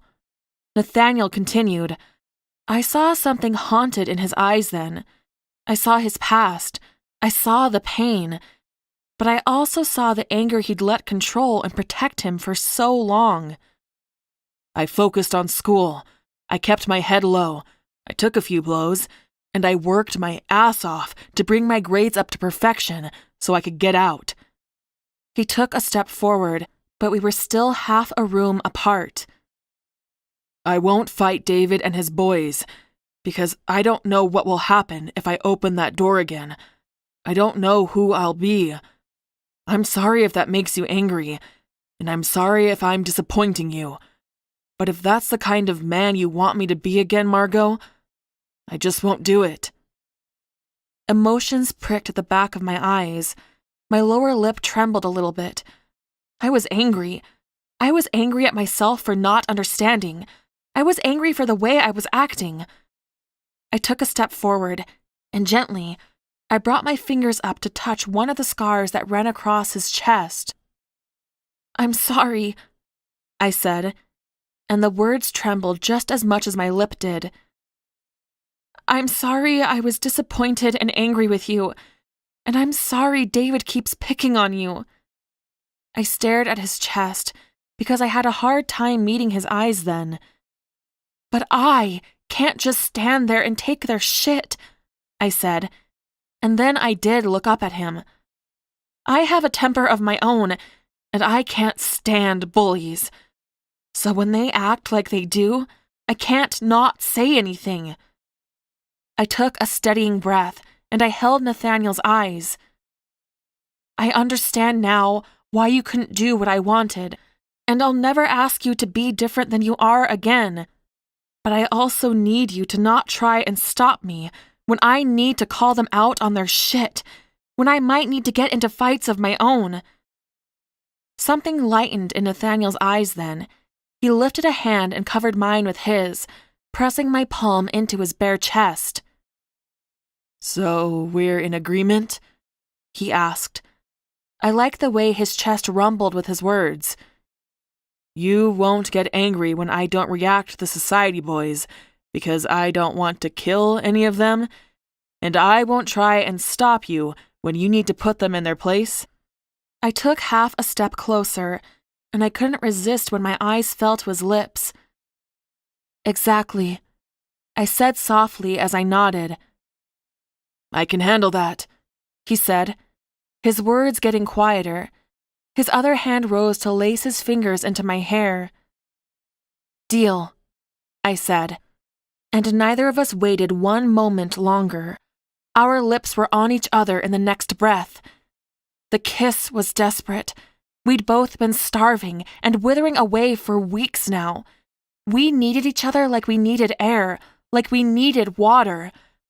My hand rose all the way up his bare chest, which ignited a string of fireworks all down my body. My hand rose up into his hair, which had grown longer and a little wilder in the past few weeks. I smiled a little against his lips. What? He asked, smiling as well. I shook my head. Nothing. I just happen to like your hair like this. He smiled too, huffing a tiny little laugh into my mouth. Greedily, his hands slid down to my hips, and he lifted me clean off the ground. My legs wrapped around his waist, and everything in me screamed more, more, more. Like I weighed nothing at all, Nathaniel walked with me wound around his body to the bed before he tipped onto it, his body pressing mine down into the mattress. My tongue sought his out, my neck extended, my head falling back as his lips moved to my jaw and then down to the hollow beneath my ear. My back arched as his hands ran down my leg, and I couldn't stop touching him. There was so much bare skin under my hands, and I couldn't get enough. I needed more, needed to feel him. After weeks of deprivation, I was nearly insane with need. Margot! Nathaniel breathed into my mouth, even as his hips ground heavenly into mine. I missed you so much. Never, ever again. I nodded as his kiss trailed down to my collarbones. Never. My eyes drifted open, and I instantly froze. Every single book in my bedroom was floating, and every bit of earth, flowers, specks of dirt, and my entire wood desk and nightstand were lifted off the ground at least a foot. A curse slipped from my mouth, and everything related to earth came crashing back down to the ground. With Nathaniel's start, all the paper came back down too. About 30 books clattered back to their space. The two of us shot straight up, staring around at my bedroom in bewildered wonder. "What in Zeus's name?" My father's voice called as he ran up the stairs. He didn't even knock. He stepped through my bedroom door, looking around for the source of the noise, noting that everything was in slight disarray. And then he looked at Nathaniel and me. In my bed, Nathaniel with no shirt. "I might want you two to make up," he said, glaring a little darkly. "But I'm not exactly looking to become a grandfather just yet." Instantly, Nathaniel climbed off the bed and scrambled to pull his shirt back on over his head. "My apologies, Professor Bell." My dad just huffed a laugh. He shook his head. "Professor Bell, I think by this point you can call me Arthur." I had to press my lips together, because I knew the smile on my face would be ridiculous. But Nathaniel did let a little smile form on his own lips, and he just nodded. My father looked back at me, and even though I knew he didn't love finding us the way he did, he was pleased that we'd worked things out. "Door open the rest of the night? Might be a good idea?" I just nodded. "Sure thing," Nathaniel said. My father just shook his head. "Pie in 10 minutes. He walked out, and Nathaniel looked back at me. His face was red with embarrassment. I couldn't help the silent little laugh that shook my chest. Nathaniel shook his head at me, but didn't say anything as he crossed the room back to me. He sat on the edge of the bed and leaned forward, brushing the hair out of my face. "The stories we're going to have to tell someday," he said. I loved the low, intimate, confident tone to his voice. I didn't say anything, but I raised a hand and cupped his jaw, and I leaned forward, pressing one soft kiss to his lips. "I want to promise no more drama," Nathaniel said. "But I can't see the future.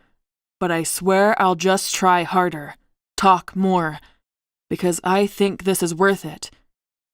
"Me too," I said, nodding, meaning it with everything in me. No more judgment. Nathaniel nodded. "There's something I've been wanting to ask you." My heart gave a tiny flip before I squashed it. It was overreacting. "Would you go to the winter social ball with me?" The smile that split my face was comical. I knew I was overthinking his question. I tossed my head back and laughed at myself. "Yes," I answered, wrapping my arms around him, shaking my head. The winter social ball was the school's one and only social event. It was thrown the weekend before finals. It was the university equivalent of high school prom. Everyone brought dates, and everyone dressed up. There was a big formal dinner and dancing, and because it was at a university, a lot of connections were made those nights that carried into everyone's professional years. I'd only ever helped set up. Non-college students weren't allowed. But I'd seen the magic of the night, and I'd been dying to go since I was 12. I leaned back and looked into Nathaniel's green eyes. I was glad the fight was over. We needed to be together. I needed to be with him, to fight for him, to learn together. I leaned in, and I kissed him once more, because I could. Chapter 16. The following Tuesday morning, I was eating breakfast when there was a tap on the door. I opened it, and instantly, a paper airplane landed in my hands. With a smile, I unfolded it. "Can I walk you to class this morning?" "Yes." I wrote on the paper, and it took off into the air. Quickly, I finished eating my breakfast before dashing back up the stairs to brush my teeth. I checked myself in the mirror, grateful that I'd woken up a few minutes early today and had taken some time on my hair and makeup. I sported a tight-fitting black turtleneck and a plaid skirt that rode shorter than it should, but made my rear end look fantastic. I topped it all off with black socks that came all the way up to my knees. I pulled my shoes on, grabbed my coat, and slung my bag over my shoulder, just as there was a definitive knock on the door. I opened it, and I loved every millisecond of Nathaniel's eyes scanning up and down my entire body. He stepped over the threshold and wrapped a hand around my waist. He pulled my middle to his and leaned down to kiss me. I might just keep you here at the house all for myself today instead. He growled into my mouth. As much as I like that idea, I kind of want to rub us in everyone's face today, I said, nipping at his bottom lip. And I can't be late for class. He smiled against my lips, pressing one last kiss to them, and then we turned and headed out the door, locking it behind us. The snow was falling softly, sticking to the grass, but not the sidewalks yet. Hand in hand, Nathaniel and I walked back to the university.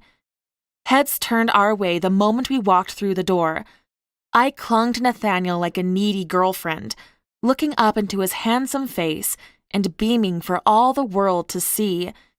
As we stepped into the common room, I reached a hand up, placing it on his cheek. He bent down and gave me what I wanted. He kissed me hard and deep. I felt his grip on my hip tighten, digging into my flesh. It scrunched my skirt up, and maybe I was showing more than I should, but I didn't care. Nathaniel's tongue slipped into my mouth, and I smiled as I let him kiss me deeper, relishing every electric current raging through my body. Someone cleared their throat, and I remembered where we were. Half the students in the common area were staring at us. Some eyes immediately darted away as we came up for air, but others just stared in either disgust or jealousy. And there, leaning up against the far wall, was David Sinclair. He was flanked by Borden and Howard.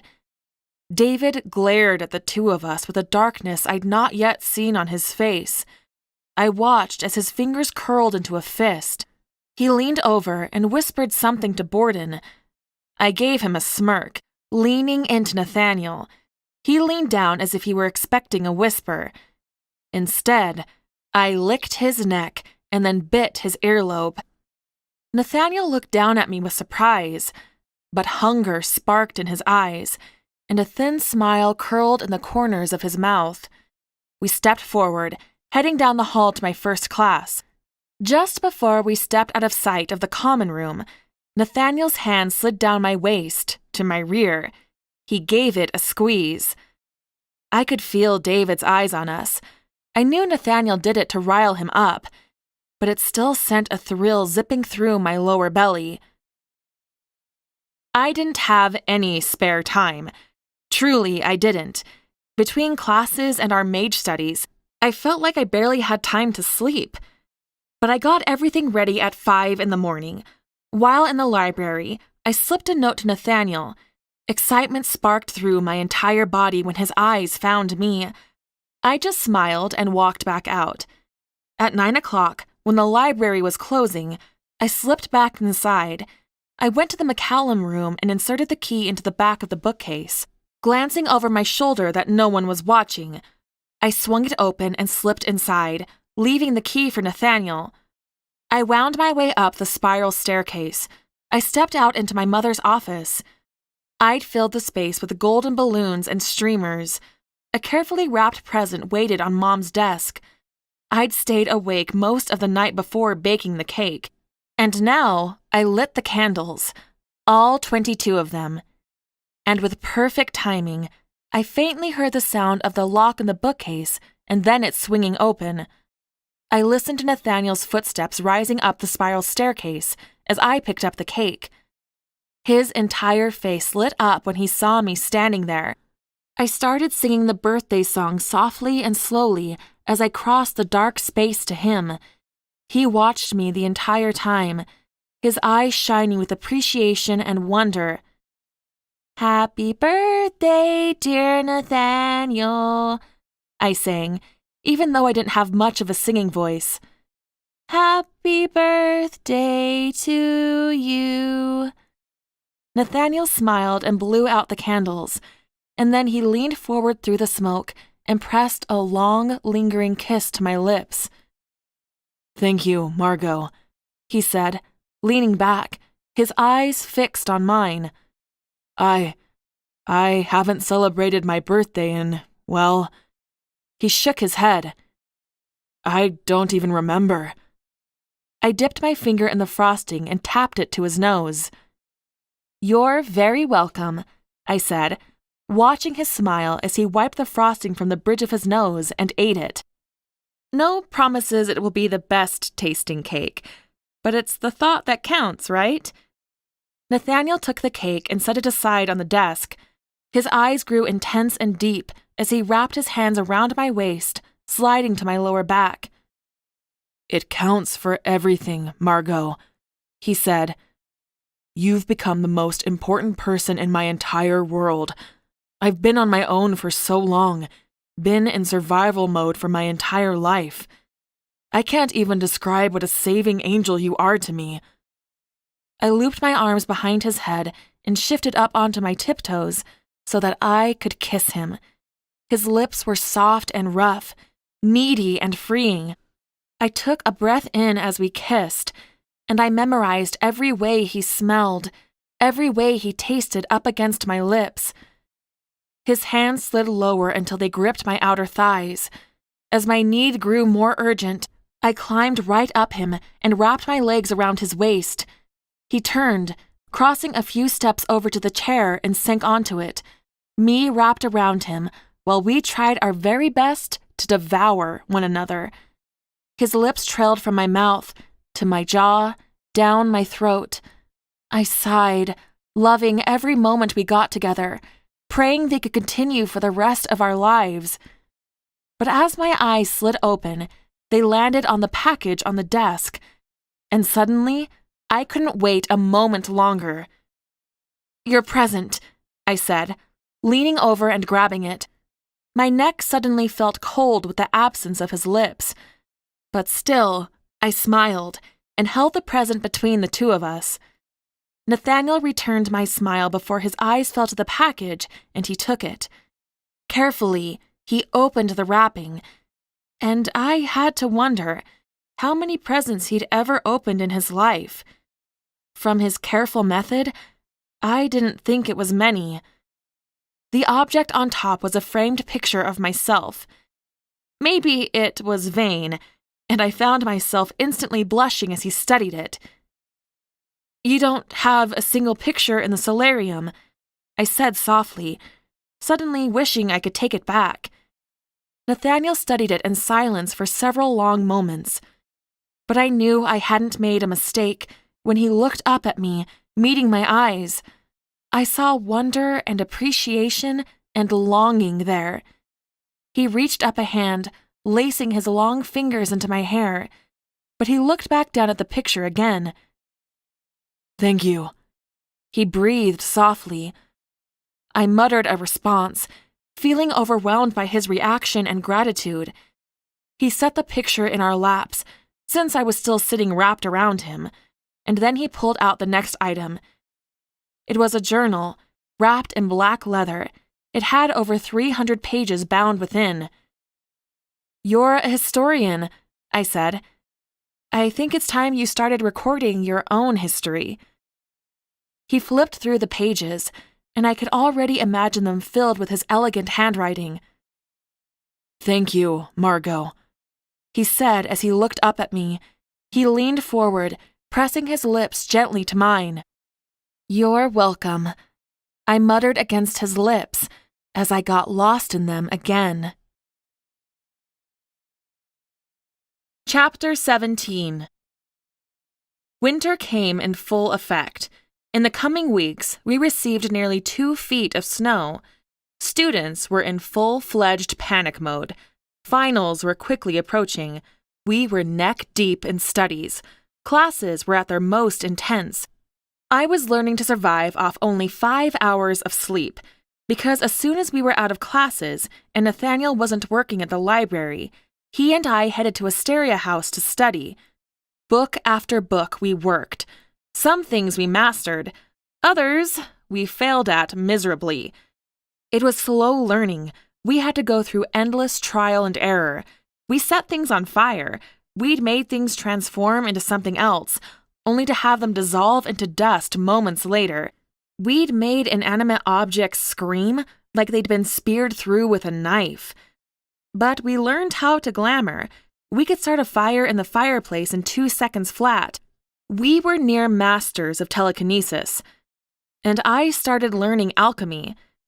It was complicated, exceptionally complicated. It required rocks and a commitment of the spirit and time. I wasn't sure I fully understood it. Our instructions weren't great. Nathaniel couldn't get it to work at all, and maybe I could because I had some kind of affinity for Earth. But even still, I couldn't get my rocks to stay gold for longer than 20 minutes. But I was determined. I would do this. I would make this work. Because I knew my future was shifting. What I thought was my goal no longer was. And I needed to find some way to support us so we could continue our study. Somehow, I would master alchemy. When the sun started to drop behind the horizon, Nathaniel and I would leave Asteria House and walk hand in hand back down the beach. The rest of the day was devoted to our schoolwork. Some nights we studied together, some we went our separate ways. The 3rd week in December, we prepared for a different kind of night.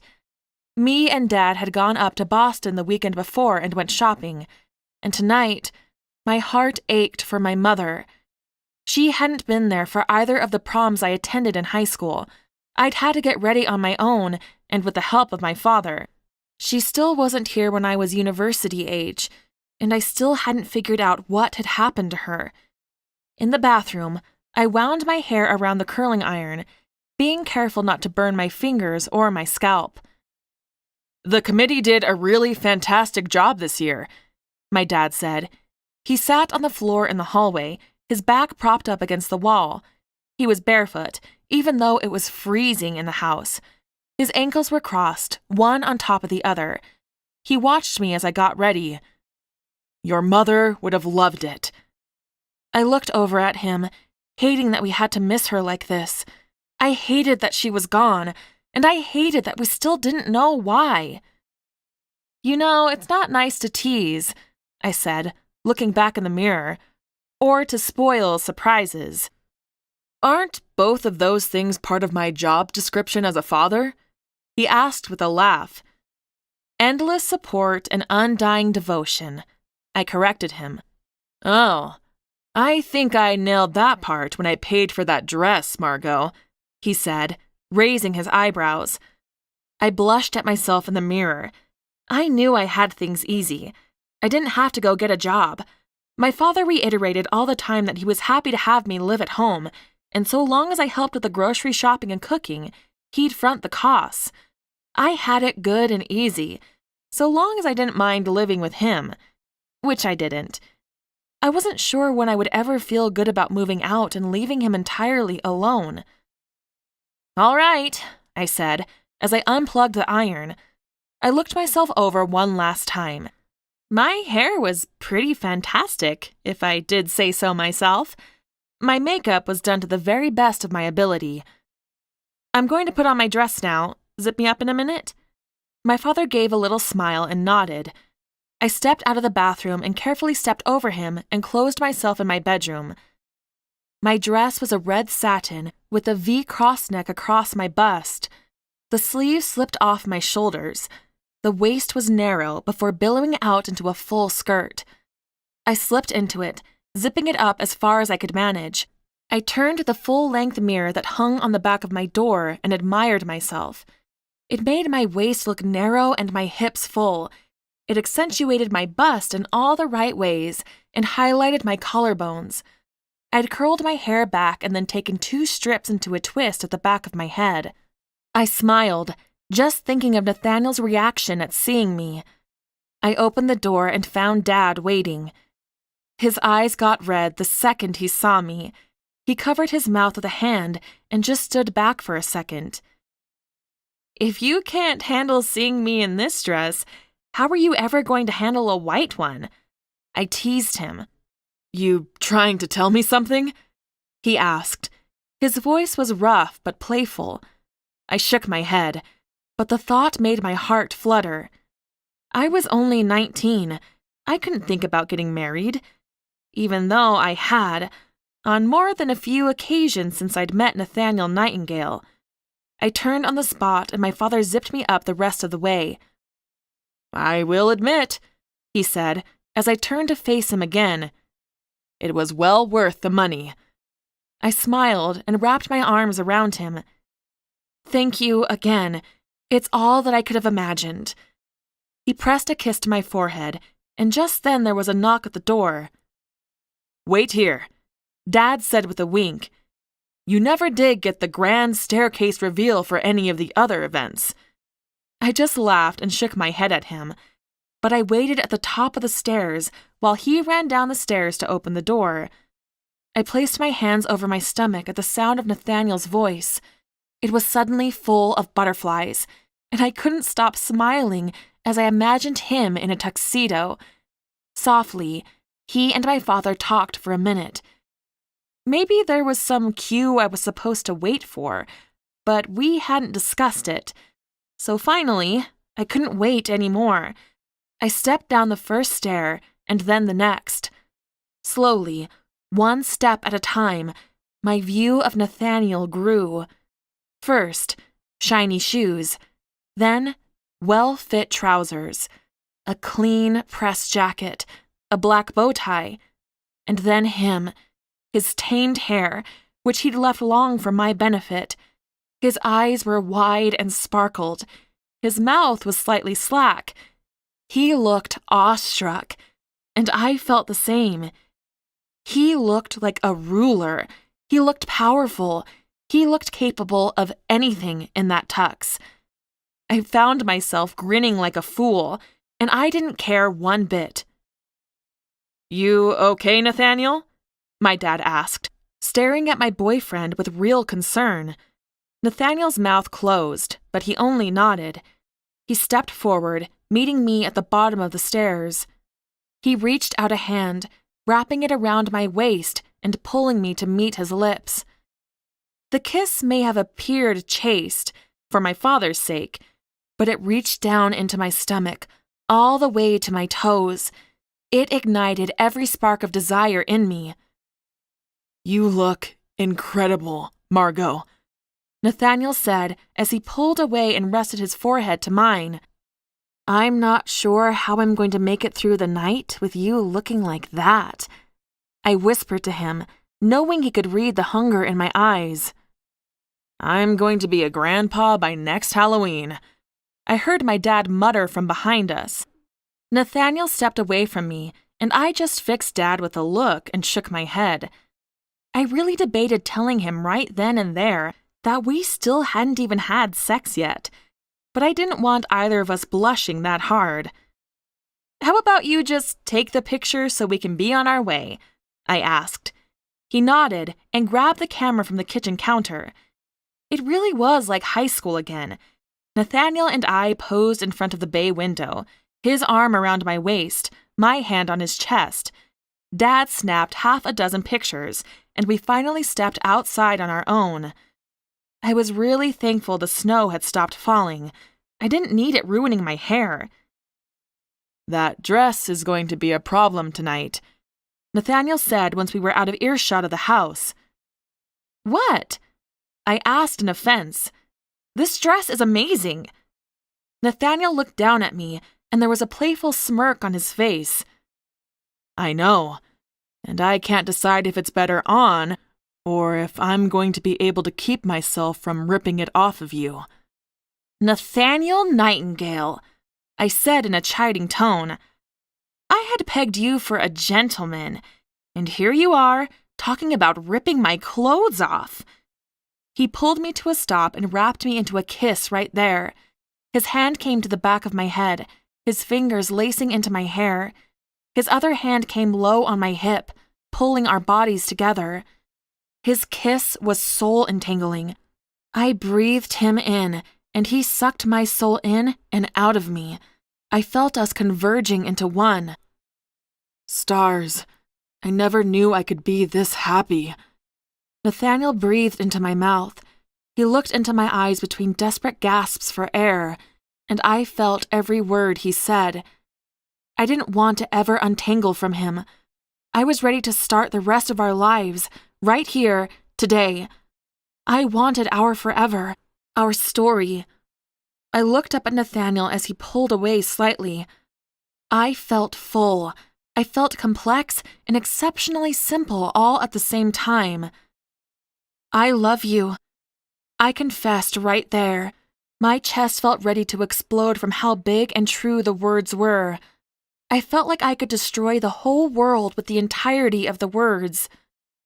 The look in Nathaniel's eyes softened as he looked down at me. He pulled me closer, if that was even possible. Once more, he lowered his lips to mine, but he didn't quite kiss me. They lingered there, so that I could only feel their warmth, not their touch.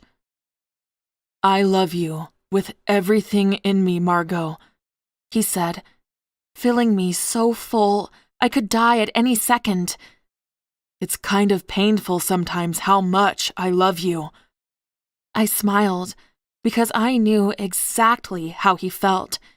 But I just wrapped my arms behind his neck and pulled his lips to mine, so I could kiss the man I loved.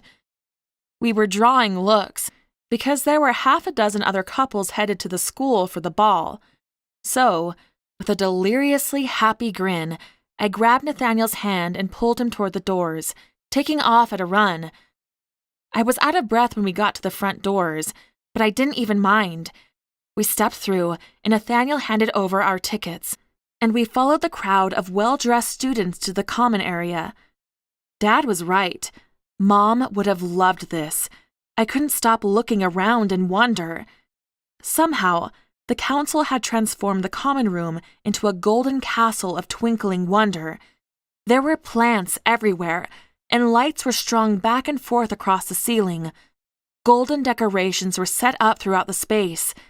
There were tables set up all around the perimeter of the room, and there were white and gold tablecloths on them, with matching candlesticks and candles set up on them.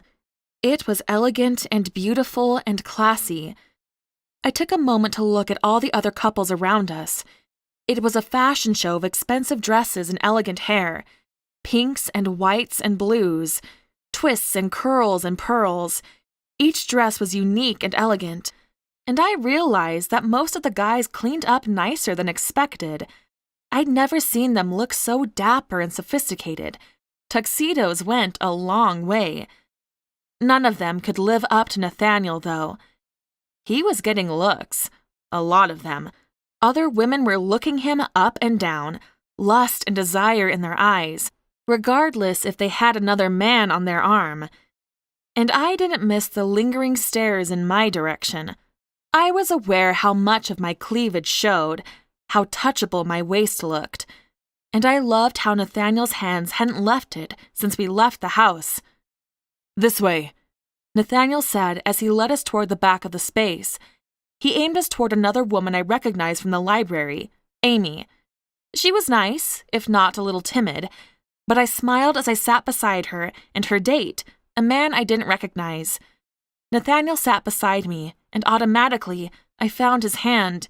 He leaned in close to me, our bodies angled together, and he tucked a lock of hair behind my ear, his eyes lingering everywhere. I felt on fire with love. Nathaniel had been a song I couldn't get out of my head for months, and now he was mine and I was his. The way he looked into my eyes, I just felt it. Me and him, we were the forever kind of love. The kind of love people wrote stories about. The kind of love others envied and longed for. And we were here, together. This was real. I stood and moved into his lap. I cupped my hands behind his head.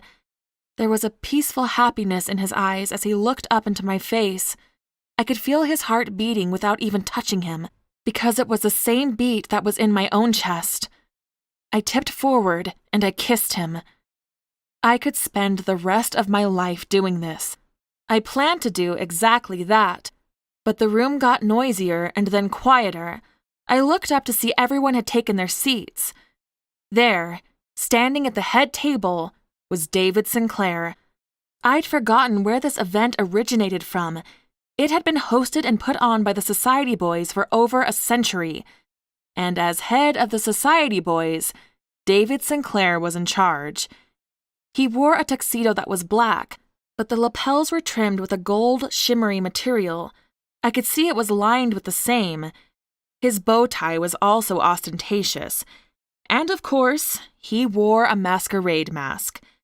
Each of the Society Boys was dressed over the top, showing everyone else up, though not quite to the extent of David.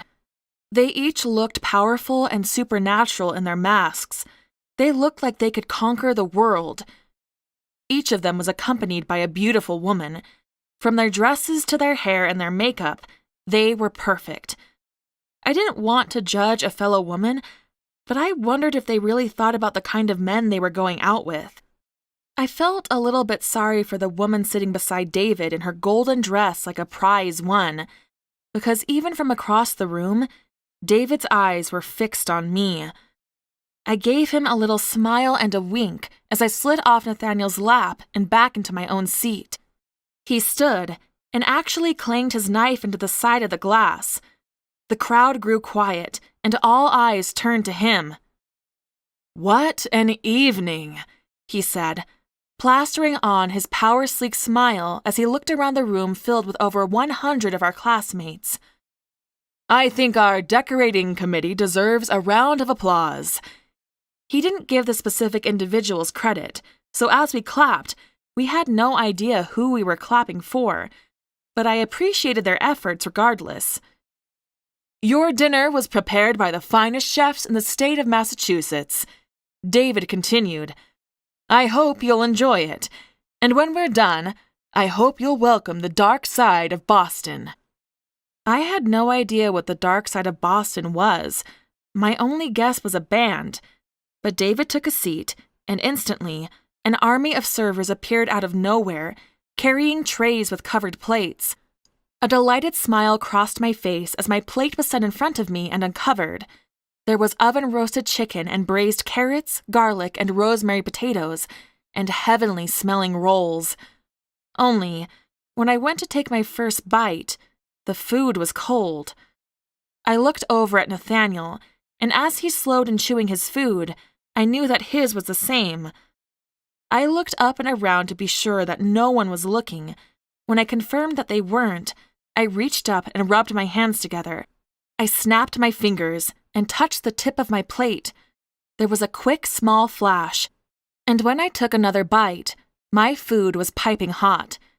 Nathaniel smiled knowingly as he did the exact same. It was a lovely meal, but the real excitement came when the band came in. As couples finished, they made their way into the middle of the room, and things got a little crazy as the dancing started. I swallowed my last bite just as Nathaniel stood and extended a hand out for mine. With a smile, I took it and followed him out into the middle of the room. The music was exciting. Music wasn't a big part of our house at home, and I only occasionally listened to the radio. But the lead singer's voice was epic. His pitch was phenomenal. The guitars, the drums, it was all spectacular. As a slower song came on, I looped one hand behind Nathaniel's neck, and he tilted his forehead down to touch mine. He put his hands on either side of my waist, and I swear with this dress, his fingertips nearly touched together. I let my other hand rest against his chest. We swayed back and forth together, and I relished in the moment. This was the happiest day of my life. I'd told Nathaniel that I loved him, and he'd returned those words. We were infinite in this moment. and it felt like the future would be absolutely perfect. "Did I tell you you look incredible?" Nathaniel whispered against my cheek. Softly, his hands trailed up the back of my arms, sending a wave of goosebumps flashing over my skin. "You might have mentioned it," I said softly. He gently kissed my jaw, trailing his lips along my skin. "I think I want to spend the rest of my life with you, Margot Bell. You and those 5 to 12 children, together in Asteria House." I looked up into his eyes. I felt his words. I felt them all the way down into my heart. He meant what he said. It wasn't exactly a proposal. It was too soon. We were too young, and we still had too much to accomplish. But I could tell his statement was real. "Then stick around forever," I said. He leaned down and pressed his lips to mine, and it was sealed with a kiss. I lay my head on his chest, and slowly we swayed to the music. I was entirely happy and content. Until we turned, and I met eye to eye with David. He danced with his woman who clung to him like she was a child and he her prize. But he stared at me and glared at Nathaniel with a heat that was almost frightening. I didn't glare.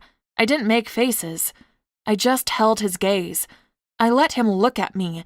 I let him see how happy I was. I hope he understood. He was never going to buy my affection or sway me to his side with offers of power. I turned my head to the other side, and I looked away. 20 minutes later, we'd worked our way to one corner of the room. "I'll be right back," Nathaniel said as he handed me a glass of cider. "I'm just going to use the restroom." I nodded and sat at a table, letting my feet have a break.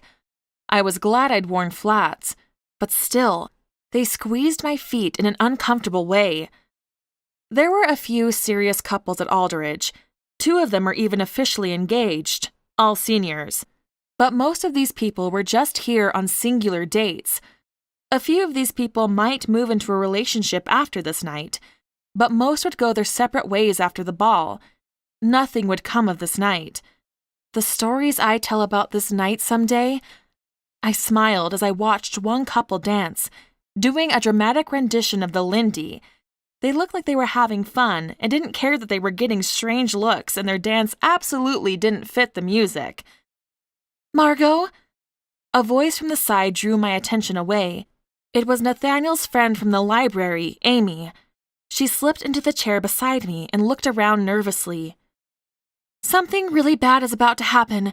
I just saw Nathaniel walking out of the restroom and—" She looked around again, nervous as a squirrel in the middle of a dog park. "Amy," I said, sitting up straight, alarmed at her nervousness. "What happened?" Once more she looked around. "He was coming out of the bathroom, and then the society boys grabbed him." I shot to my feet. "All of them?" I questioned. She nodded, her face stark white. "Did you see where they took him?" "They were headed down to the trail to the beach," she said. My heart was in my throat. All of my insides were white hot. Without another word, I turned and sprinted out the door, drawing eyes and not caring. Chapter 18. The hallway was quiet and empty. My feet slapped against the tile beneath them as I sprinted down the hallway, holding my dress up so I didn't trip on it. I slammed into the door that led out the back of the school. My hands and hips barked in pain from the impact, but I didn't care. I bolted outside into the freezing cold. Snow had started falling again. It landed on my bare shoulders and instantly started melting. But I sprinted across the back lawn of the school, down the path to the archway that led down to the beach. I heard a yell as I got closer, but it was drowned with the sound of crashing waves. There they were, all 6 of them, standing out in the surf, soaking their suits. And there was Nathaniel in the middle of them. He had his hands held up, and I couldn't hear his words, but I could tell he was trying to talk some sense into them. But Borden grabbed him from one side. James from the other, and then David stepped forward and took a swing. A demented scream ripped from me the moment David's fist connected with Nathaniel's jaw. I went sprinting across the beach and watched in horror as David jumped on Nathaniel, taking him down into the water. The next second, Donald and Howard were on him too. I screamed in panic as I watched them push Nathaniel's face under the waves, as they pinned him down while he struggled to save himself from drowning. I watched blood seep into the water. Another fist flew. Someone kicked Nathaniel. My vision went red. I felt darkness gather in my chest. My hands grew ice cold. As I watched David push Nathaniel beneath the waves again, I reached my hands forward and let loose a savage scream. Everything blasted back out into the ocean. Sand, water, and bodies. David launched into the ocean, as did Borden and James. Donald, Gerald, and Howard went spiraling back out into the ocean with a force that left their bodies limp like rag dolls. But I hardly even noticed. I sprinted out into the water and barely managed to keep my balance as I grabbed Nathaniel, trying to pull him up before the next wave could fill back in. He gasped and coughed and looked around with wild, blood-red eyes. Already, his right eye was swelling shut, and there was a cut on his left cheek.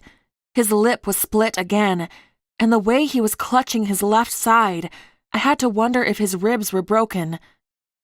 "We need to get you to a hospital," I said, nearly shouting to be heard above the noise of the waves and the storm. "What? Where are they?" Nathaniel breathed out, but he stumbled. He nearly went down in the water again. "Nathaniel," I said, fear spiking in the back of my brain again. He staggered in the surf. I looped his arm around my shoulders and dragged him up onto the beach as quick as I could. And as soon as we were out of harm's way, Nathaniel collapsed. "No, no, no!" I cried as I tried to position us better. I knelt in the wet sand and pulled Nathaniel's head into my lap. I shook him. I cried his name, but he wouldn't wake up. The sound of coughing drew my eyes back to the ocean. Donald walked up the beach, coughing mass amounts of seawater from his lungs. He was followed by Borden and then David. They could hardly walk. They nearly crawled as they trudged out of the sea. I wasn't even sure if Nathaniel was still alive, and they'd done this to him. I felt something dark coiling inside of me. It was hot and cold at the same time. It came from a dark, deep place inside of my body, my soul. The world shifted. It twitched. My palms felt icy. James came sloshing out of the ocean, and then was followed by Howard. They tried to kill Nathaniel, who wouldn't fight back because he knew what he was capable of. David met my eyes, and I never hated anyone in my life. Not truly, but I hated David then. I wanted him to suffer. I wanted him to pay. They were halfway up the beach. They looked exhausted. They looked half-drowned. But I didn't care. David took one more step toward me. I raised a hand, and something that looked like embers from a fire shot out from it. Like a ripple across the water, it fanned out, and the second it hit them, they each collapsed to the ground. For just a moment, I sat there stunned and frozen, until I watched David's chest, and it rose and fell. Each of them was still breathing. And it was then that I realized that Gerald had yet to come out from the ocean. My eyes scanned the horizon, but there were no signs of him. "Margot?" A scared voice called. My head whipped back, and I watched as Amy came running out to the arch, her date in tow. "Call 911!" I screamed to her, praying she could hear me across the beach. Her eyes found Nathaniel lying in my lap, and the 5 other boys laying sprawled on the sand. She turned and ran back to the school. Turning my attention back to Nathaniel, my heart broke out into a sprint again. I tried to remember the babysitting training I'd done years and years ago, on how to check for a pulse and how to do CPR. I pressed my fingers into the side of his neck and waited. His pulse was there, but it didn't feel strong to me. I tore his suit jacket open and yanked his shirt up. A massive bruise was already spreading on his left side. What did that mean? Internal bleeding? This was bad. I didn't know anything about medical care, but I knew Nathaniel wasn't good. Tears sprang into my eyes, and my heart plummeted into the soles of my feet. I couldn't let him die. We had our entire lives to live. We just promised it. We were finally at our beginning. I couldn't let him die. We'd read nothing about healing magic. I didn't even know if it was possible. But I placed my hand on Nathaniel's chest, and I willed him to live. I imagined all the injuries inside of him, and I pictured them healing. I begged his body to tap into his magical blood and heal itself. I pleaded for his life force to stay inside of him. The waves continued to crash. It started snowing harder. The wind was picking up. I was ice cold, but I felt nothing. I willed Nathaniel to live because I loved him and he deserved to live. As I heard the sounds of sirens approaching, I looked down at Nathaniel's ribcage. The bruising wasn't gone, but it was less, and I could actually see his chest rising and falling. He wasn't waking up, but I thought it was better. It was chaos. Paramedics and police swarmed the beach, and with the noise and commotion, dozens of students flooded to the shoreline, watching. They all peppered me with questions. Who was injured the worst? Nathaniel. What happened? I had to think quick, because I couldn't logically explain it all. They were drunk, out of their minds. They'd been beating Nathaniel up. Most of them were already passed out when I got down here. I pulled Nathaniel away from them. Maybe they were on drugs, because they all went down like flies. The paramedics whisked them all away in ambulances, 2 to each. I tried to go with Nathaniel, but the police stopped me. We're going to need you to come down to the station and give an official statement, one of the officers said, holding a hand up in front of me, standing between me and the retreating ambulance. Please, I begged. My boyfriend, he doesn't have any family. I'm all he has. I need to be with him. Ma'am, the officer said, losing his patience. You'll see him soon, but first, you need to tell us what happened after you've calmed down.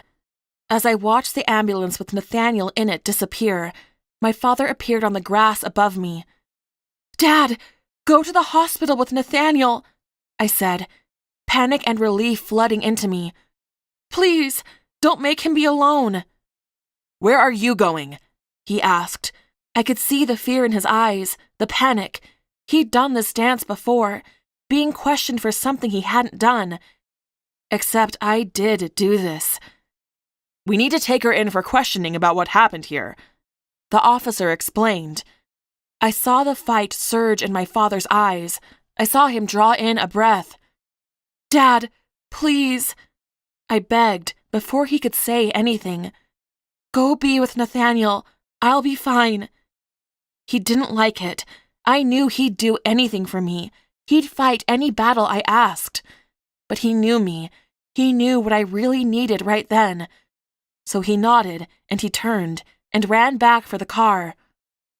Let's go, I said, in a rush to get this over with so that I could go be with Nathaniel.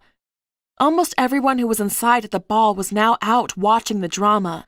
Who could stay away with the flashing lights and the retreating sound of sirens, when there were 6 unconscious men on the beach, and they didn't even know that Gerald still hadn't emerged from the water?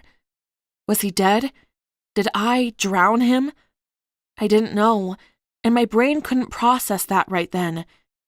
With dozens of eyes watching me, the deranged girl with a sea-soaked ball gown and her hair covered in snow, I walked up the path and climbed into the back of the police car parked right on the grass.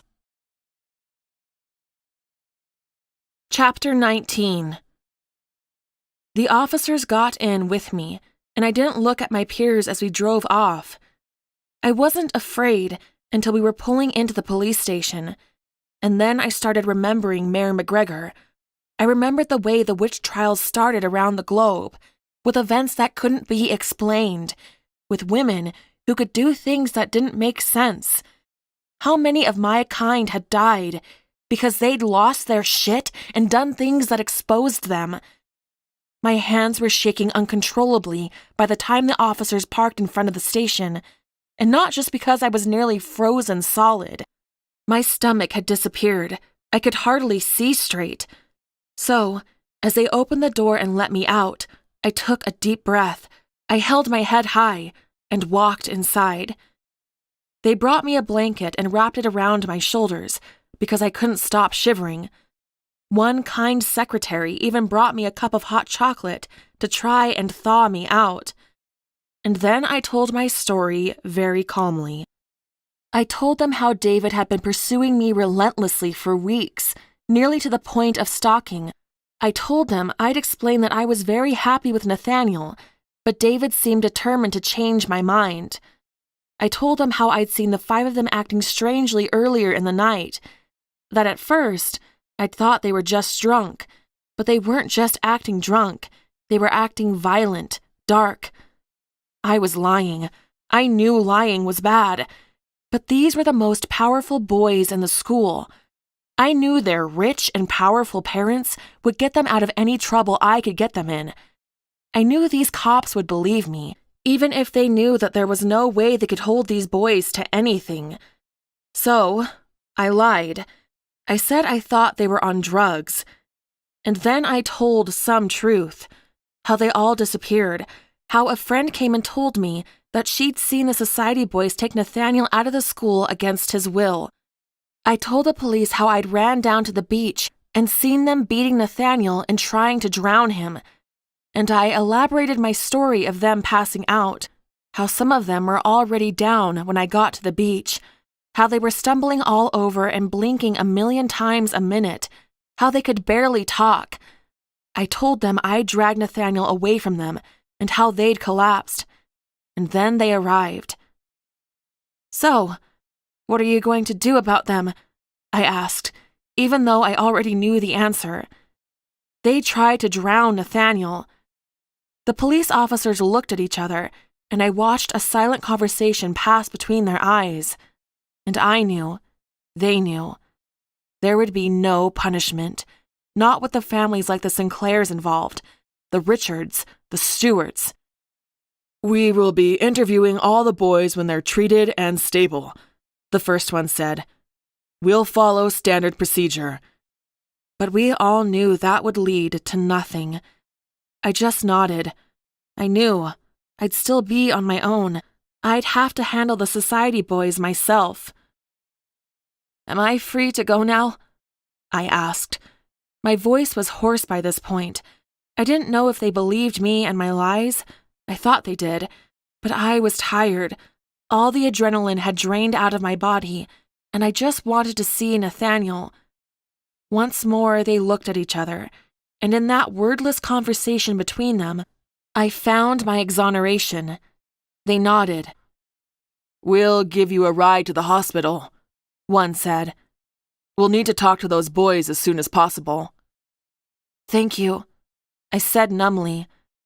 I didn't even remember walking back out into the snow or getting into their car. I didn't remember the drive to the hospital. Just that suddenly I was walking into the doors of the emergency room. I was asking for Nathaniel's room number. There were white halls and then a door with a number. I stepped in, and tears immediately welled in my eyes as I took in Nathaniel, lying in that hospital bed. He was awake. He looked over at me immediately. His eye was completely swollen shut now. There were stitches in his cheek. I think they'd glued his lip closed. He wore no shirt, and his ribs were all taped up. Tears instantly started streaming down my face. I stepped across the room and wrapped my arms around him. Silently, I sobbed into his chest. His hand came to the back of my head. He kissed the top of my head, but he didn't say anything. and for that I was grateful. He knew that I just needed to hold him and feel that he was real. What happened at the station? My dad asked from his chair in the corner of the room. I told them what I could, I said, as I turned my head and rested my cheek against Nathaniel's bare chest. I lied about the rest. Did they believe you? He asked. His words were quiet and shook just slightly.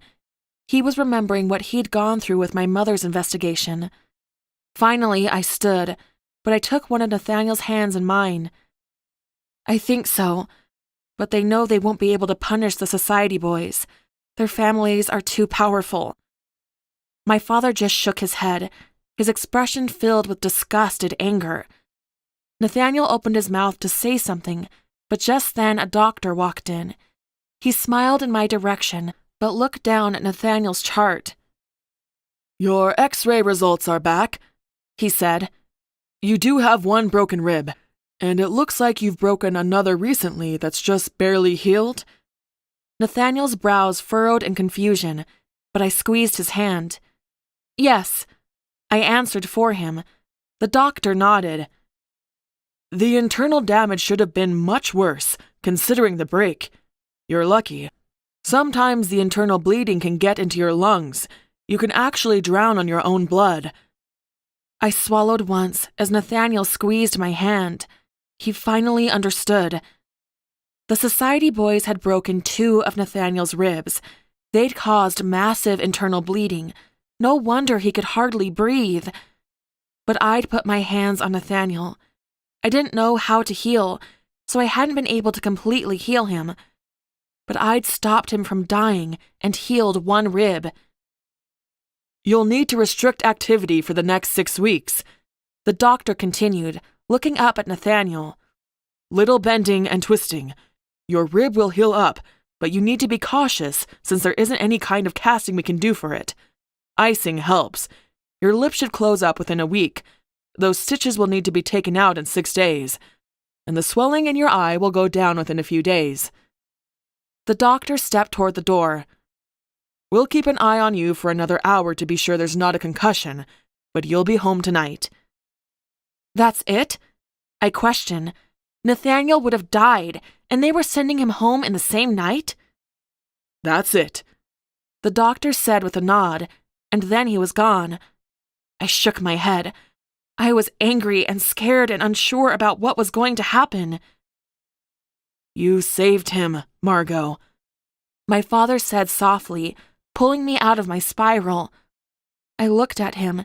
He looked proud and worried because he was a historian and he was just as aware of what had happened to the past mages as Nathaniel and I were. But he looked proud. I looked back at Nathaniel. He squeezed my hand again.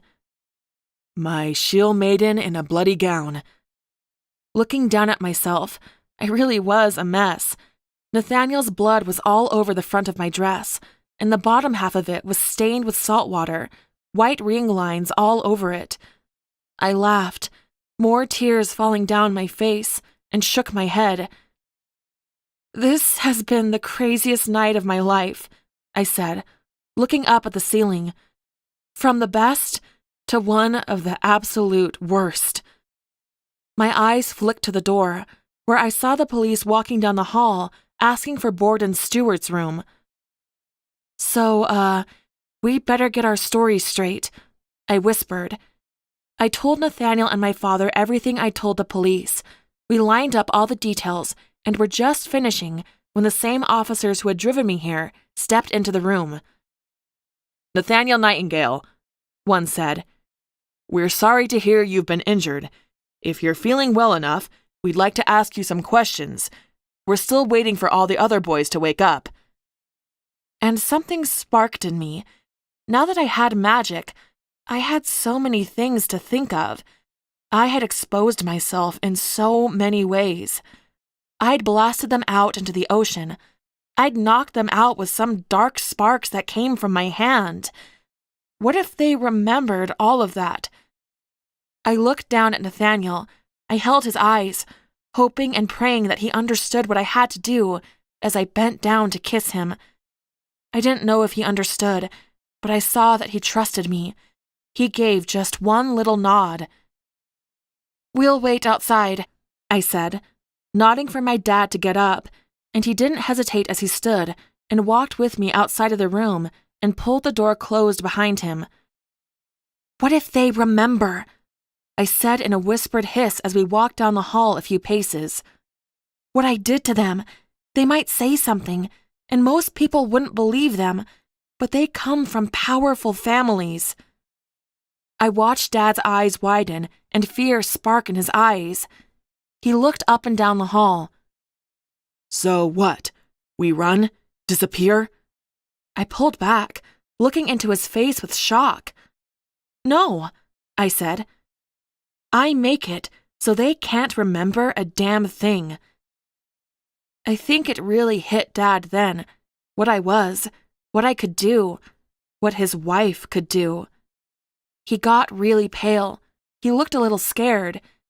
But in the end, he took my hand and he nodded. We walked down the hall and thankfully, just in the very next room, we found Howard Starling. Dad kept watch while I walked up to Howard's bed. He slept peacefully. Maybe not peacefully. I had no idea what I'd done to him. I'd only briefly read through the book when we were sorting through them, a book on altering or stealing memories, so I had no idea how to do this correctly. But I stepped up beside him. I placed my fingertips to the temples of his head, and I let my eyes slide closed. I pulled up my recollection of a few hours ago, and I listened. There was an echo in Howard, and suddenly what I was seeing was from his perspective. Everything was funny, and he was happy to make Nathaniel pay for being such a weirdo. He'd kicked Nathaniel and pushed his face under the water. Hot rage flared through me, turning the memory red, and with it, I saw cracks forming in the memory. So I grabbed them, and I twisted them. I put it in Howard's mind that they'd taken something just before dinner, something to make the night fun. Things started getting a little hazy and black as the night went on. I showed him passing out face down into the sand after taking a few swings at Nathaniel, and then black. My eyes slid open, and I looked at Howard as I let go of him. He slept peacefully, and now I just had to hope that he remembered things the way I told him to. One by one, I walked to each room. I visited Donald, I went to James, and to my exceptional relief, just before I slipped into Borden's room, some doctors went running into a room with a gurney, Gerald Paulson lying on it. He was alive. I didn't kill him. I visited Borden. I told him to believe what I put in his mind, and then I moved on to David. I closed the door behind me as I stepped inside, which maybe was a bad idea. I had some very dark and violent feelings toward him, but I had to do this. He lay there still and quiet. No leering stares, no smirks, no look of violence in his eyes as he swung a fist at Nathaniel. He was just a boy. But that wasn't really the case. I touched my fingertips to his temples, I closed my eyes, and I aligned my memories with his to find them. I planted the drugs in his mind. I made the night get blurry and dark. I made sure he blacked out just after I started running down the beach, his last memory of me screaming for him to stop. And I planted seeds of letting me go, seeds of understanding that he and I would never happen, seeds of Nathaniel being invisible to him. That's all I needed, for Nathaniel to be invisible to David. I just wanted David to leave him alone. And then it was done. I was proud of myself as I let him go and took a step away. I hadn't killed him. I hadn't planted thoughts of torture and massive guilt in his mind. I didn't think I could. While I didn't know the extent of my own abilities yet, I really didn't think I could entirely alter a person's being. I couldn't make David into a nice or generous person. I couldn't turn him around and make him friends with Nathaniel. But I hoped the seeds would grow into something that made our lives easier. Because even though he should go to jail for attempted murder and aggravated assault at the least, I knew he wouldn't. He'd show back up at Aldridge on Monday for finals. He'd be back to finish his final semester after Christmas break. I once told David that if he ever touched Nathaniel again, that I'd get him kicked out of school. But I realized now that I'd been wrong. I'd been naive. Even though Dean Lowell was a friend, he could still be bought. David wasn't going to disappear from our lives for at least another 4 months. So all I could do was make our lives easier. I just had to hope it worked. I turned and I walked out of the room. "You okay?" Dad asked. "You're white as a sheet." And as he asked, I realized how tired I was. I staggered forward to a chair in the hallway and sat on it. "Yeah," I said, feeling a little out of breath. "Just tired. I guess this stuff takes a lot out of me." My father sat next to me, taking my hand in his. He rubbed soothing circles into it, while I rested my head on one hand and looked down the hall to the room where they worked on Gerald. I wasn't done. As soon as they were done stabilizing him, I had to get in there and adjust his memories too. So, for another 20 minutes, we watched.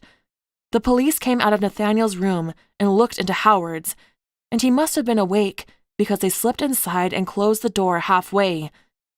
Immediately, I sprang from my seat and walked quietly to the door.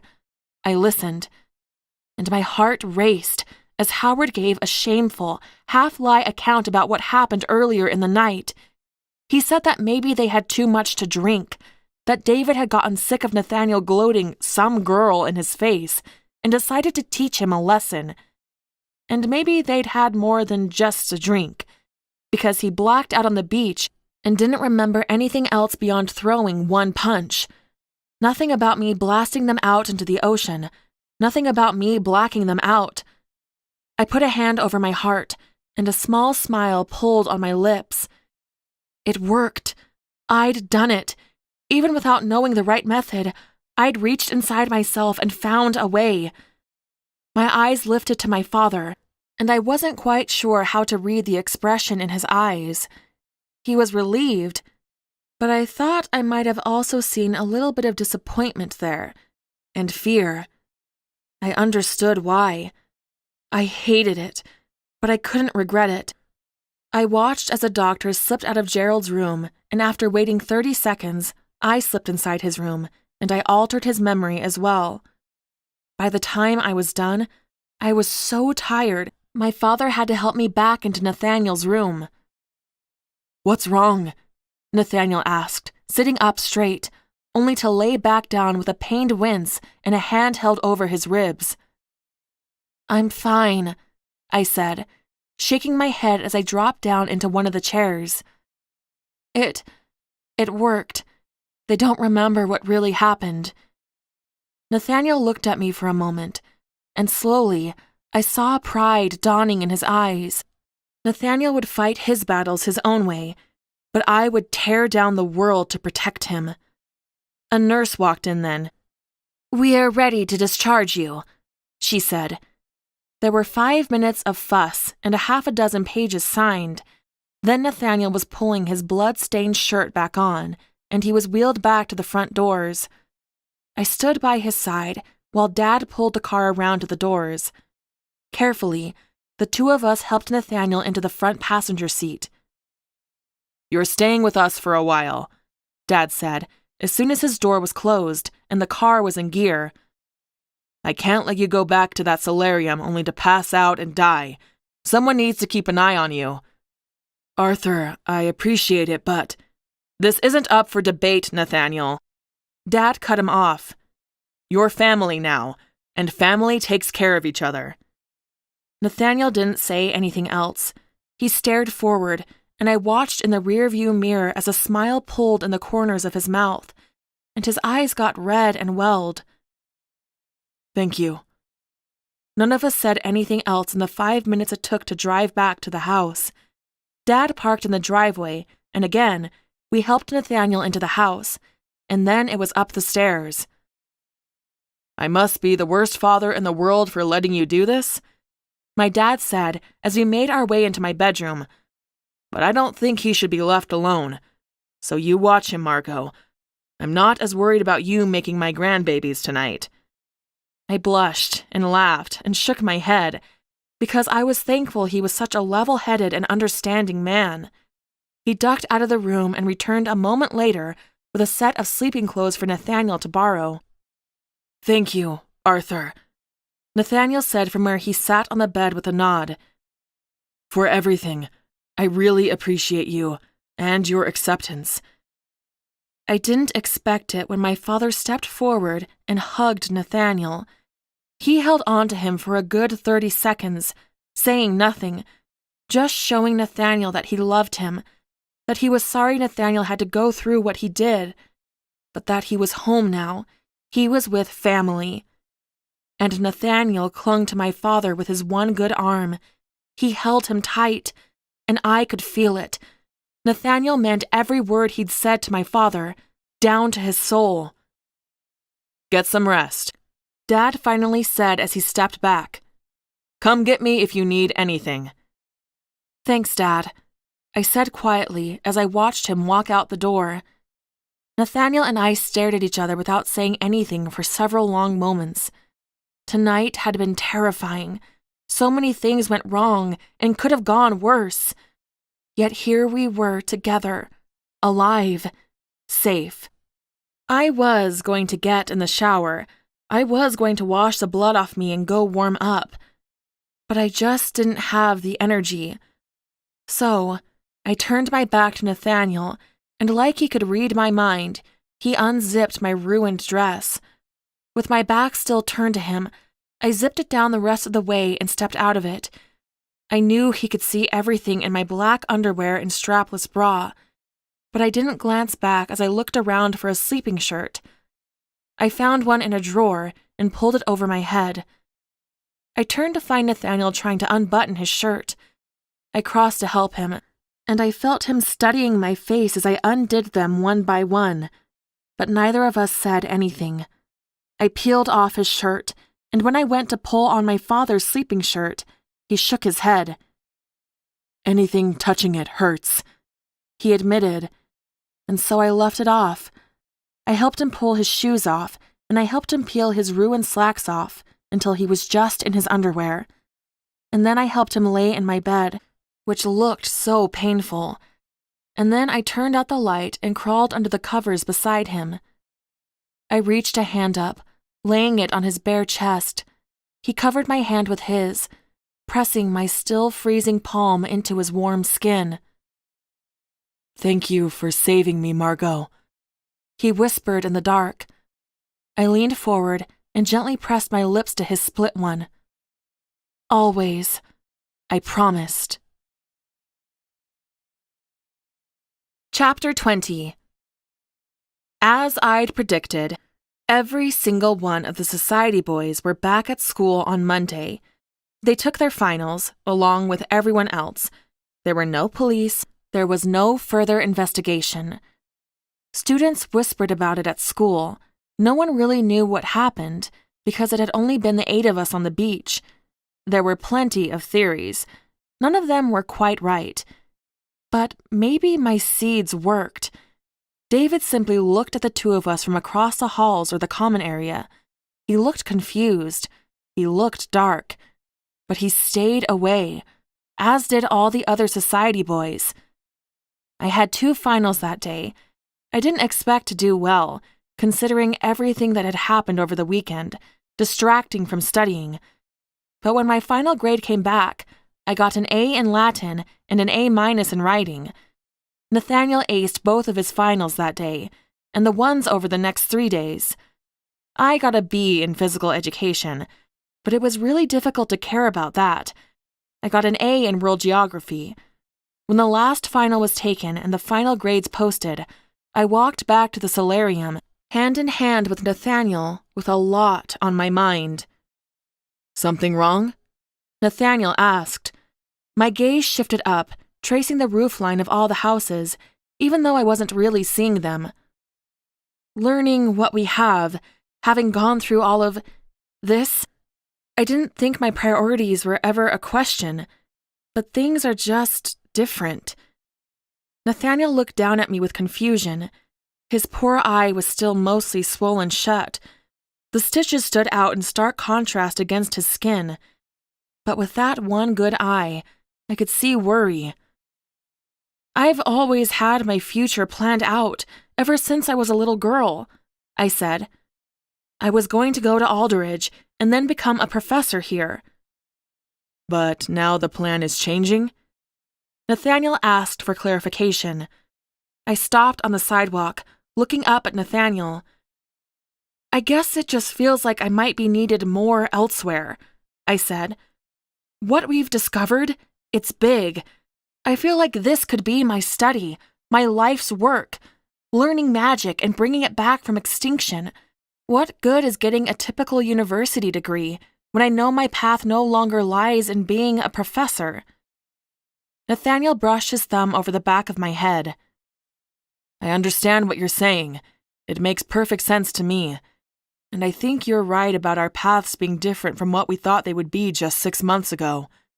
You're not one to do what's expected of you, Margot. If you're done with Aldridge, go with your gut. I actually huffed a laugh and shook my head.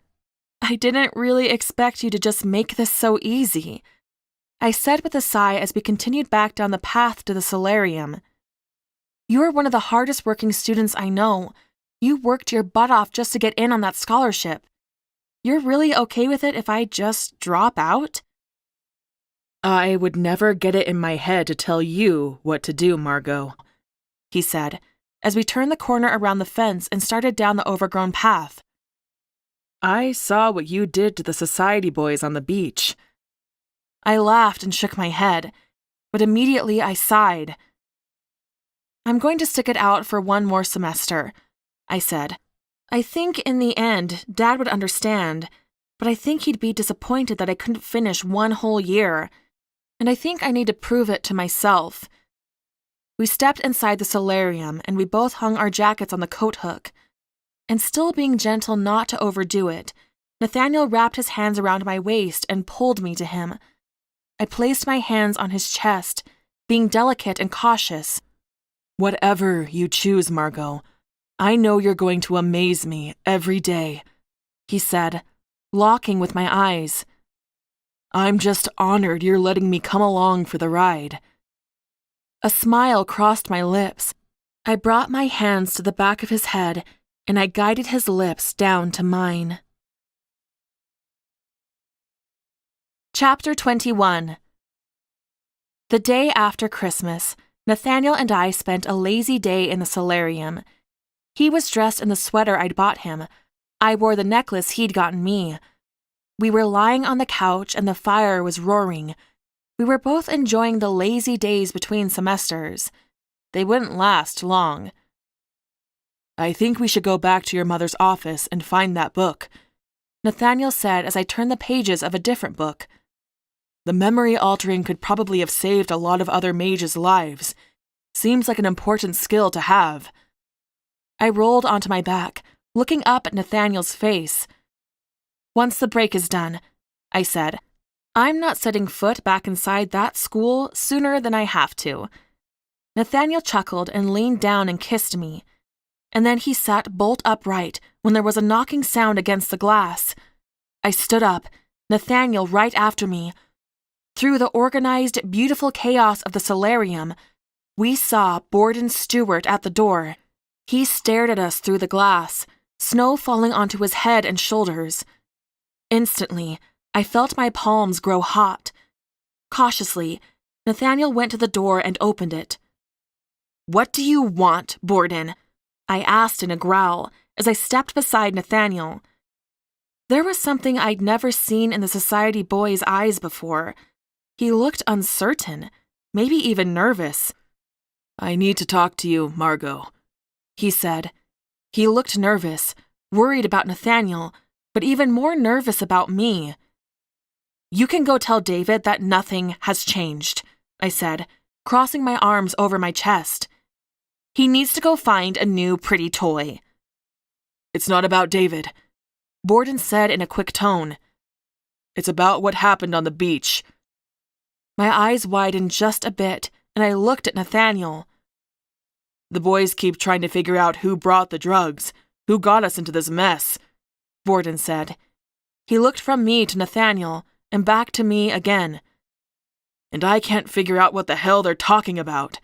We didn't take any drugs that night. None of us were even drinking. My heart started racing faster.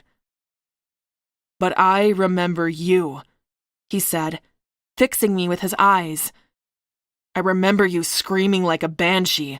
I remember flying through the air and into the ocean.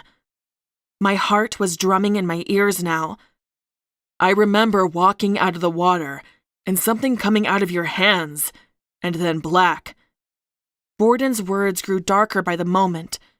Something like fear and dread and excitement grew in my veins.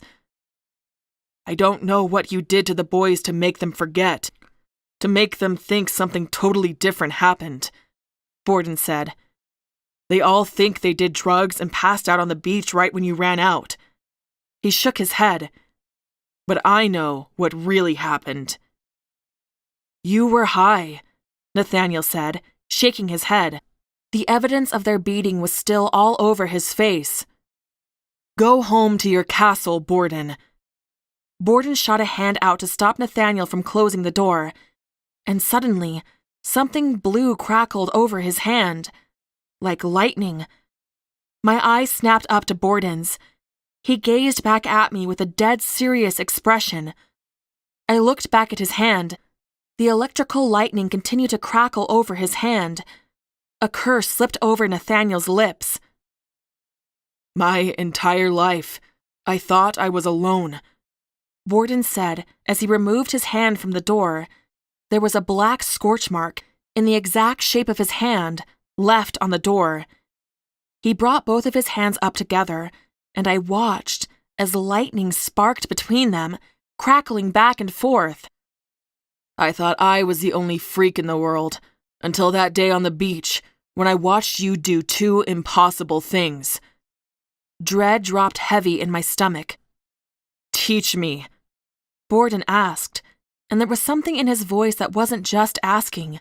He was begging. Please. His words came out as a whisper, but I shook my head. After what you've done to Nathaniel, you dare come and ask us to help you? And with my words, I realized I'd just ratted Nathaniel out. Borden's eyes flicked up to meet Nathaniel's. There was understanding that dawned in his eyes. You and your boys nearly killed him that day, I said, disgust dripping from my words. And you want me to help you? I can only access it when I'm angry, Borden suddenly said, his words coming out in a combined jumbled rush. Calm and happy, I can't make the lightning happen. But when I'm angry, it's the only reason I stay with the Society Boys, because they piss me off more than any other people on this planet. His words stunned me silent. I had to blink 5, 6, 7 times as I processed what he'd just said. David's an entitled asshole, and I know you think I am too, Borden said as he tucked his hands back into his pockets to protect them from the cold. I might be rich, and I'll never escape the royal reputation around here, but I swear, the only reason I'm with the boys is so I can have control over this. If you teach me, if you can help me, I swear, I'll never even talk to David again. His eyes burned with sincerity. They burned so bright, I almost forgot that he'd been with the boys the night they tried to kill Nathaniel. I saw it in his eyes, in his lips, and the arch of his eyebrows. The name Stuart is from Scotland, Nathaniel said. A long line of kings and violence and war. And more than one accused mages in the area were Stuarts. I let my eyes slide closed as Nathaniel's words sank down into me. Borden was one of us, a society boy, but also a mage. I swear, Margot, he said, and I hated that I believed him. If you will help me, I will be loyal to you and Nathaniel. You will have my resources, and I will make sure David and the rest of the boys never, ever bother the two of you again." I opened my eyes, and for the first time, I saw an innocent, scared, and confused boy. I saw a cousin, a brother, an equal. "Please, Margot," Borden breathed, looking absolutely open and desperate. "Teach me what I am." Everything in my heart wanted to say no. I didn't want to forgive. I didn't want to trust that he could change like he was promising. But as I looked up at Nathaniel, I saw in his eyes that he'd already forgiven Borden Stewart. He had hope in his eyes. There was excitement in him. In that look between us, I saw Nathaniel's answer. So, with a tight breath in my chest, I looked back at Borden. I met the eyes of a different man, someone I didn't know, someone I would have to forgive. "All right," I said. "Come inside." The end of Book 1.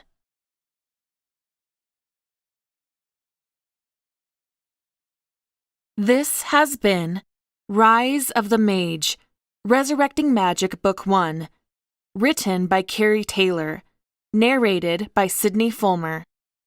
Copyright 2020 by Carrie Taylor. Production copyright 2020 by Carrie Taylor.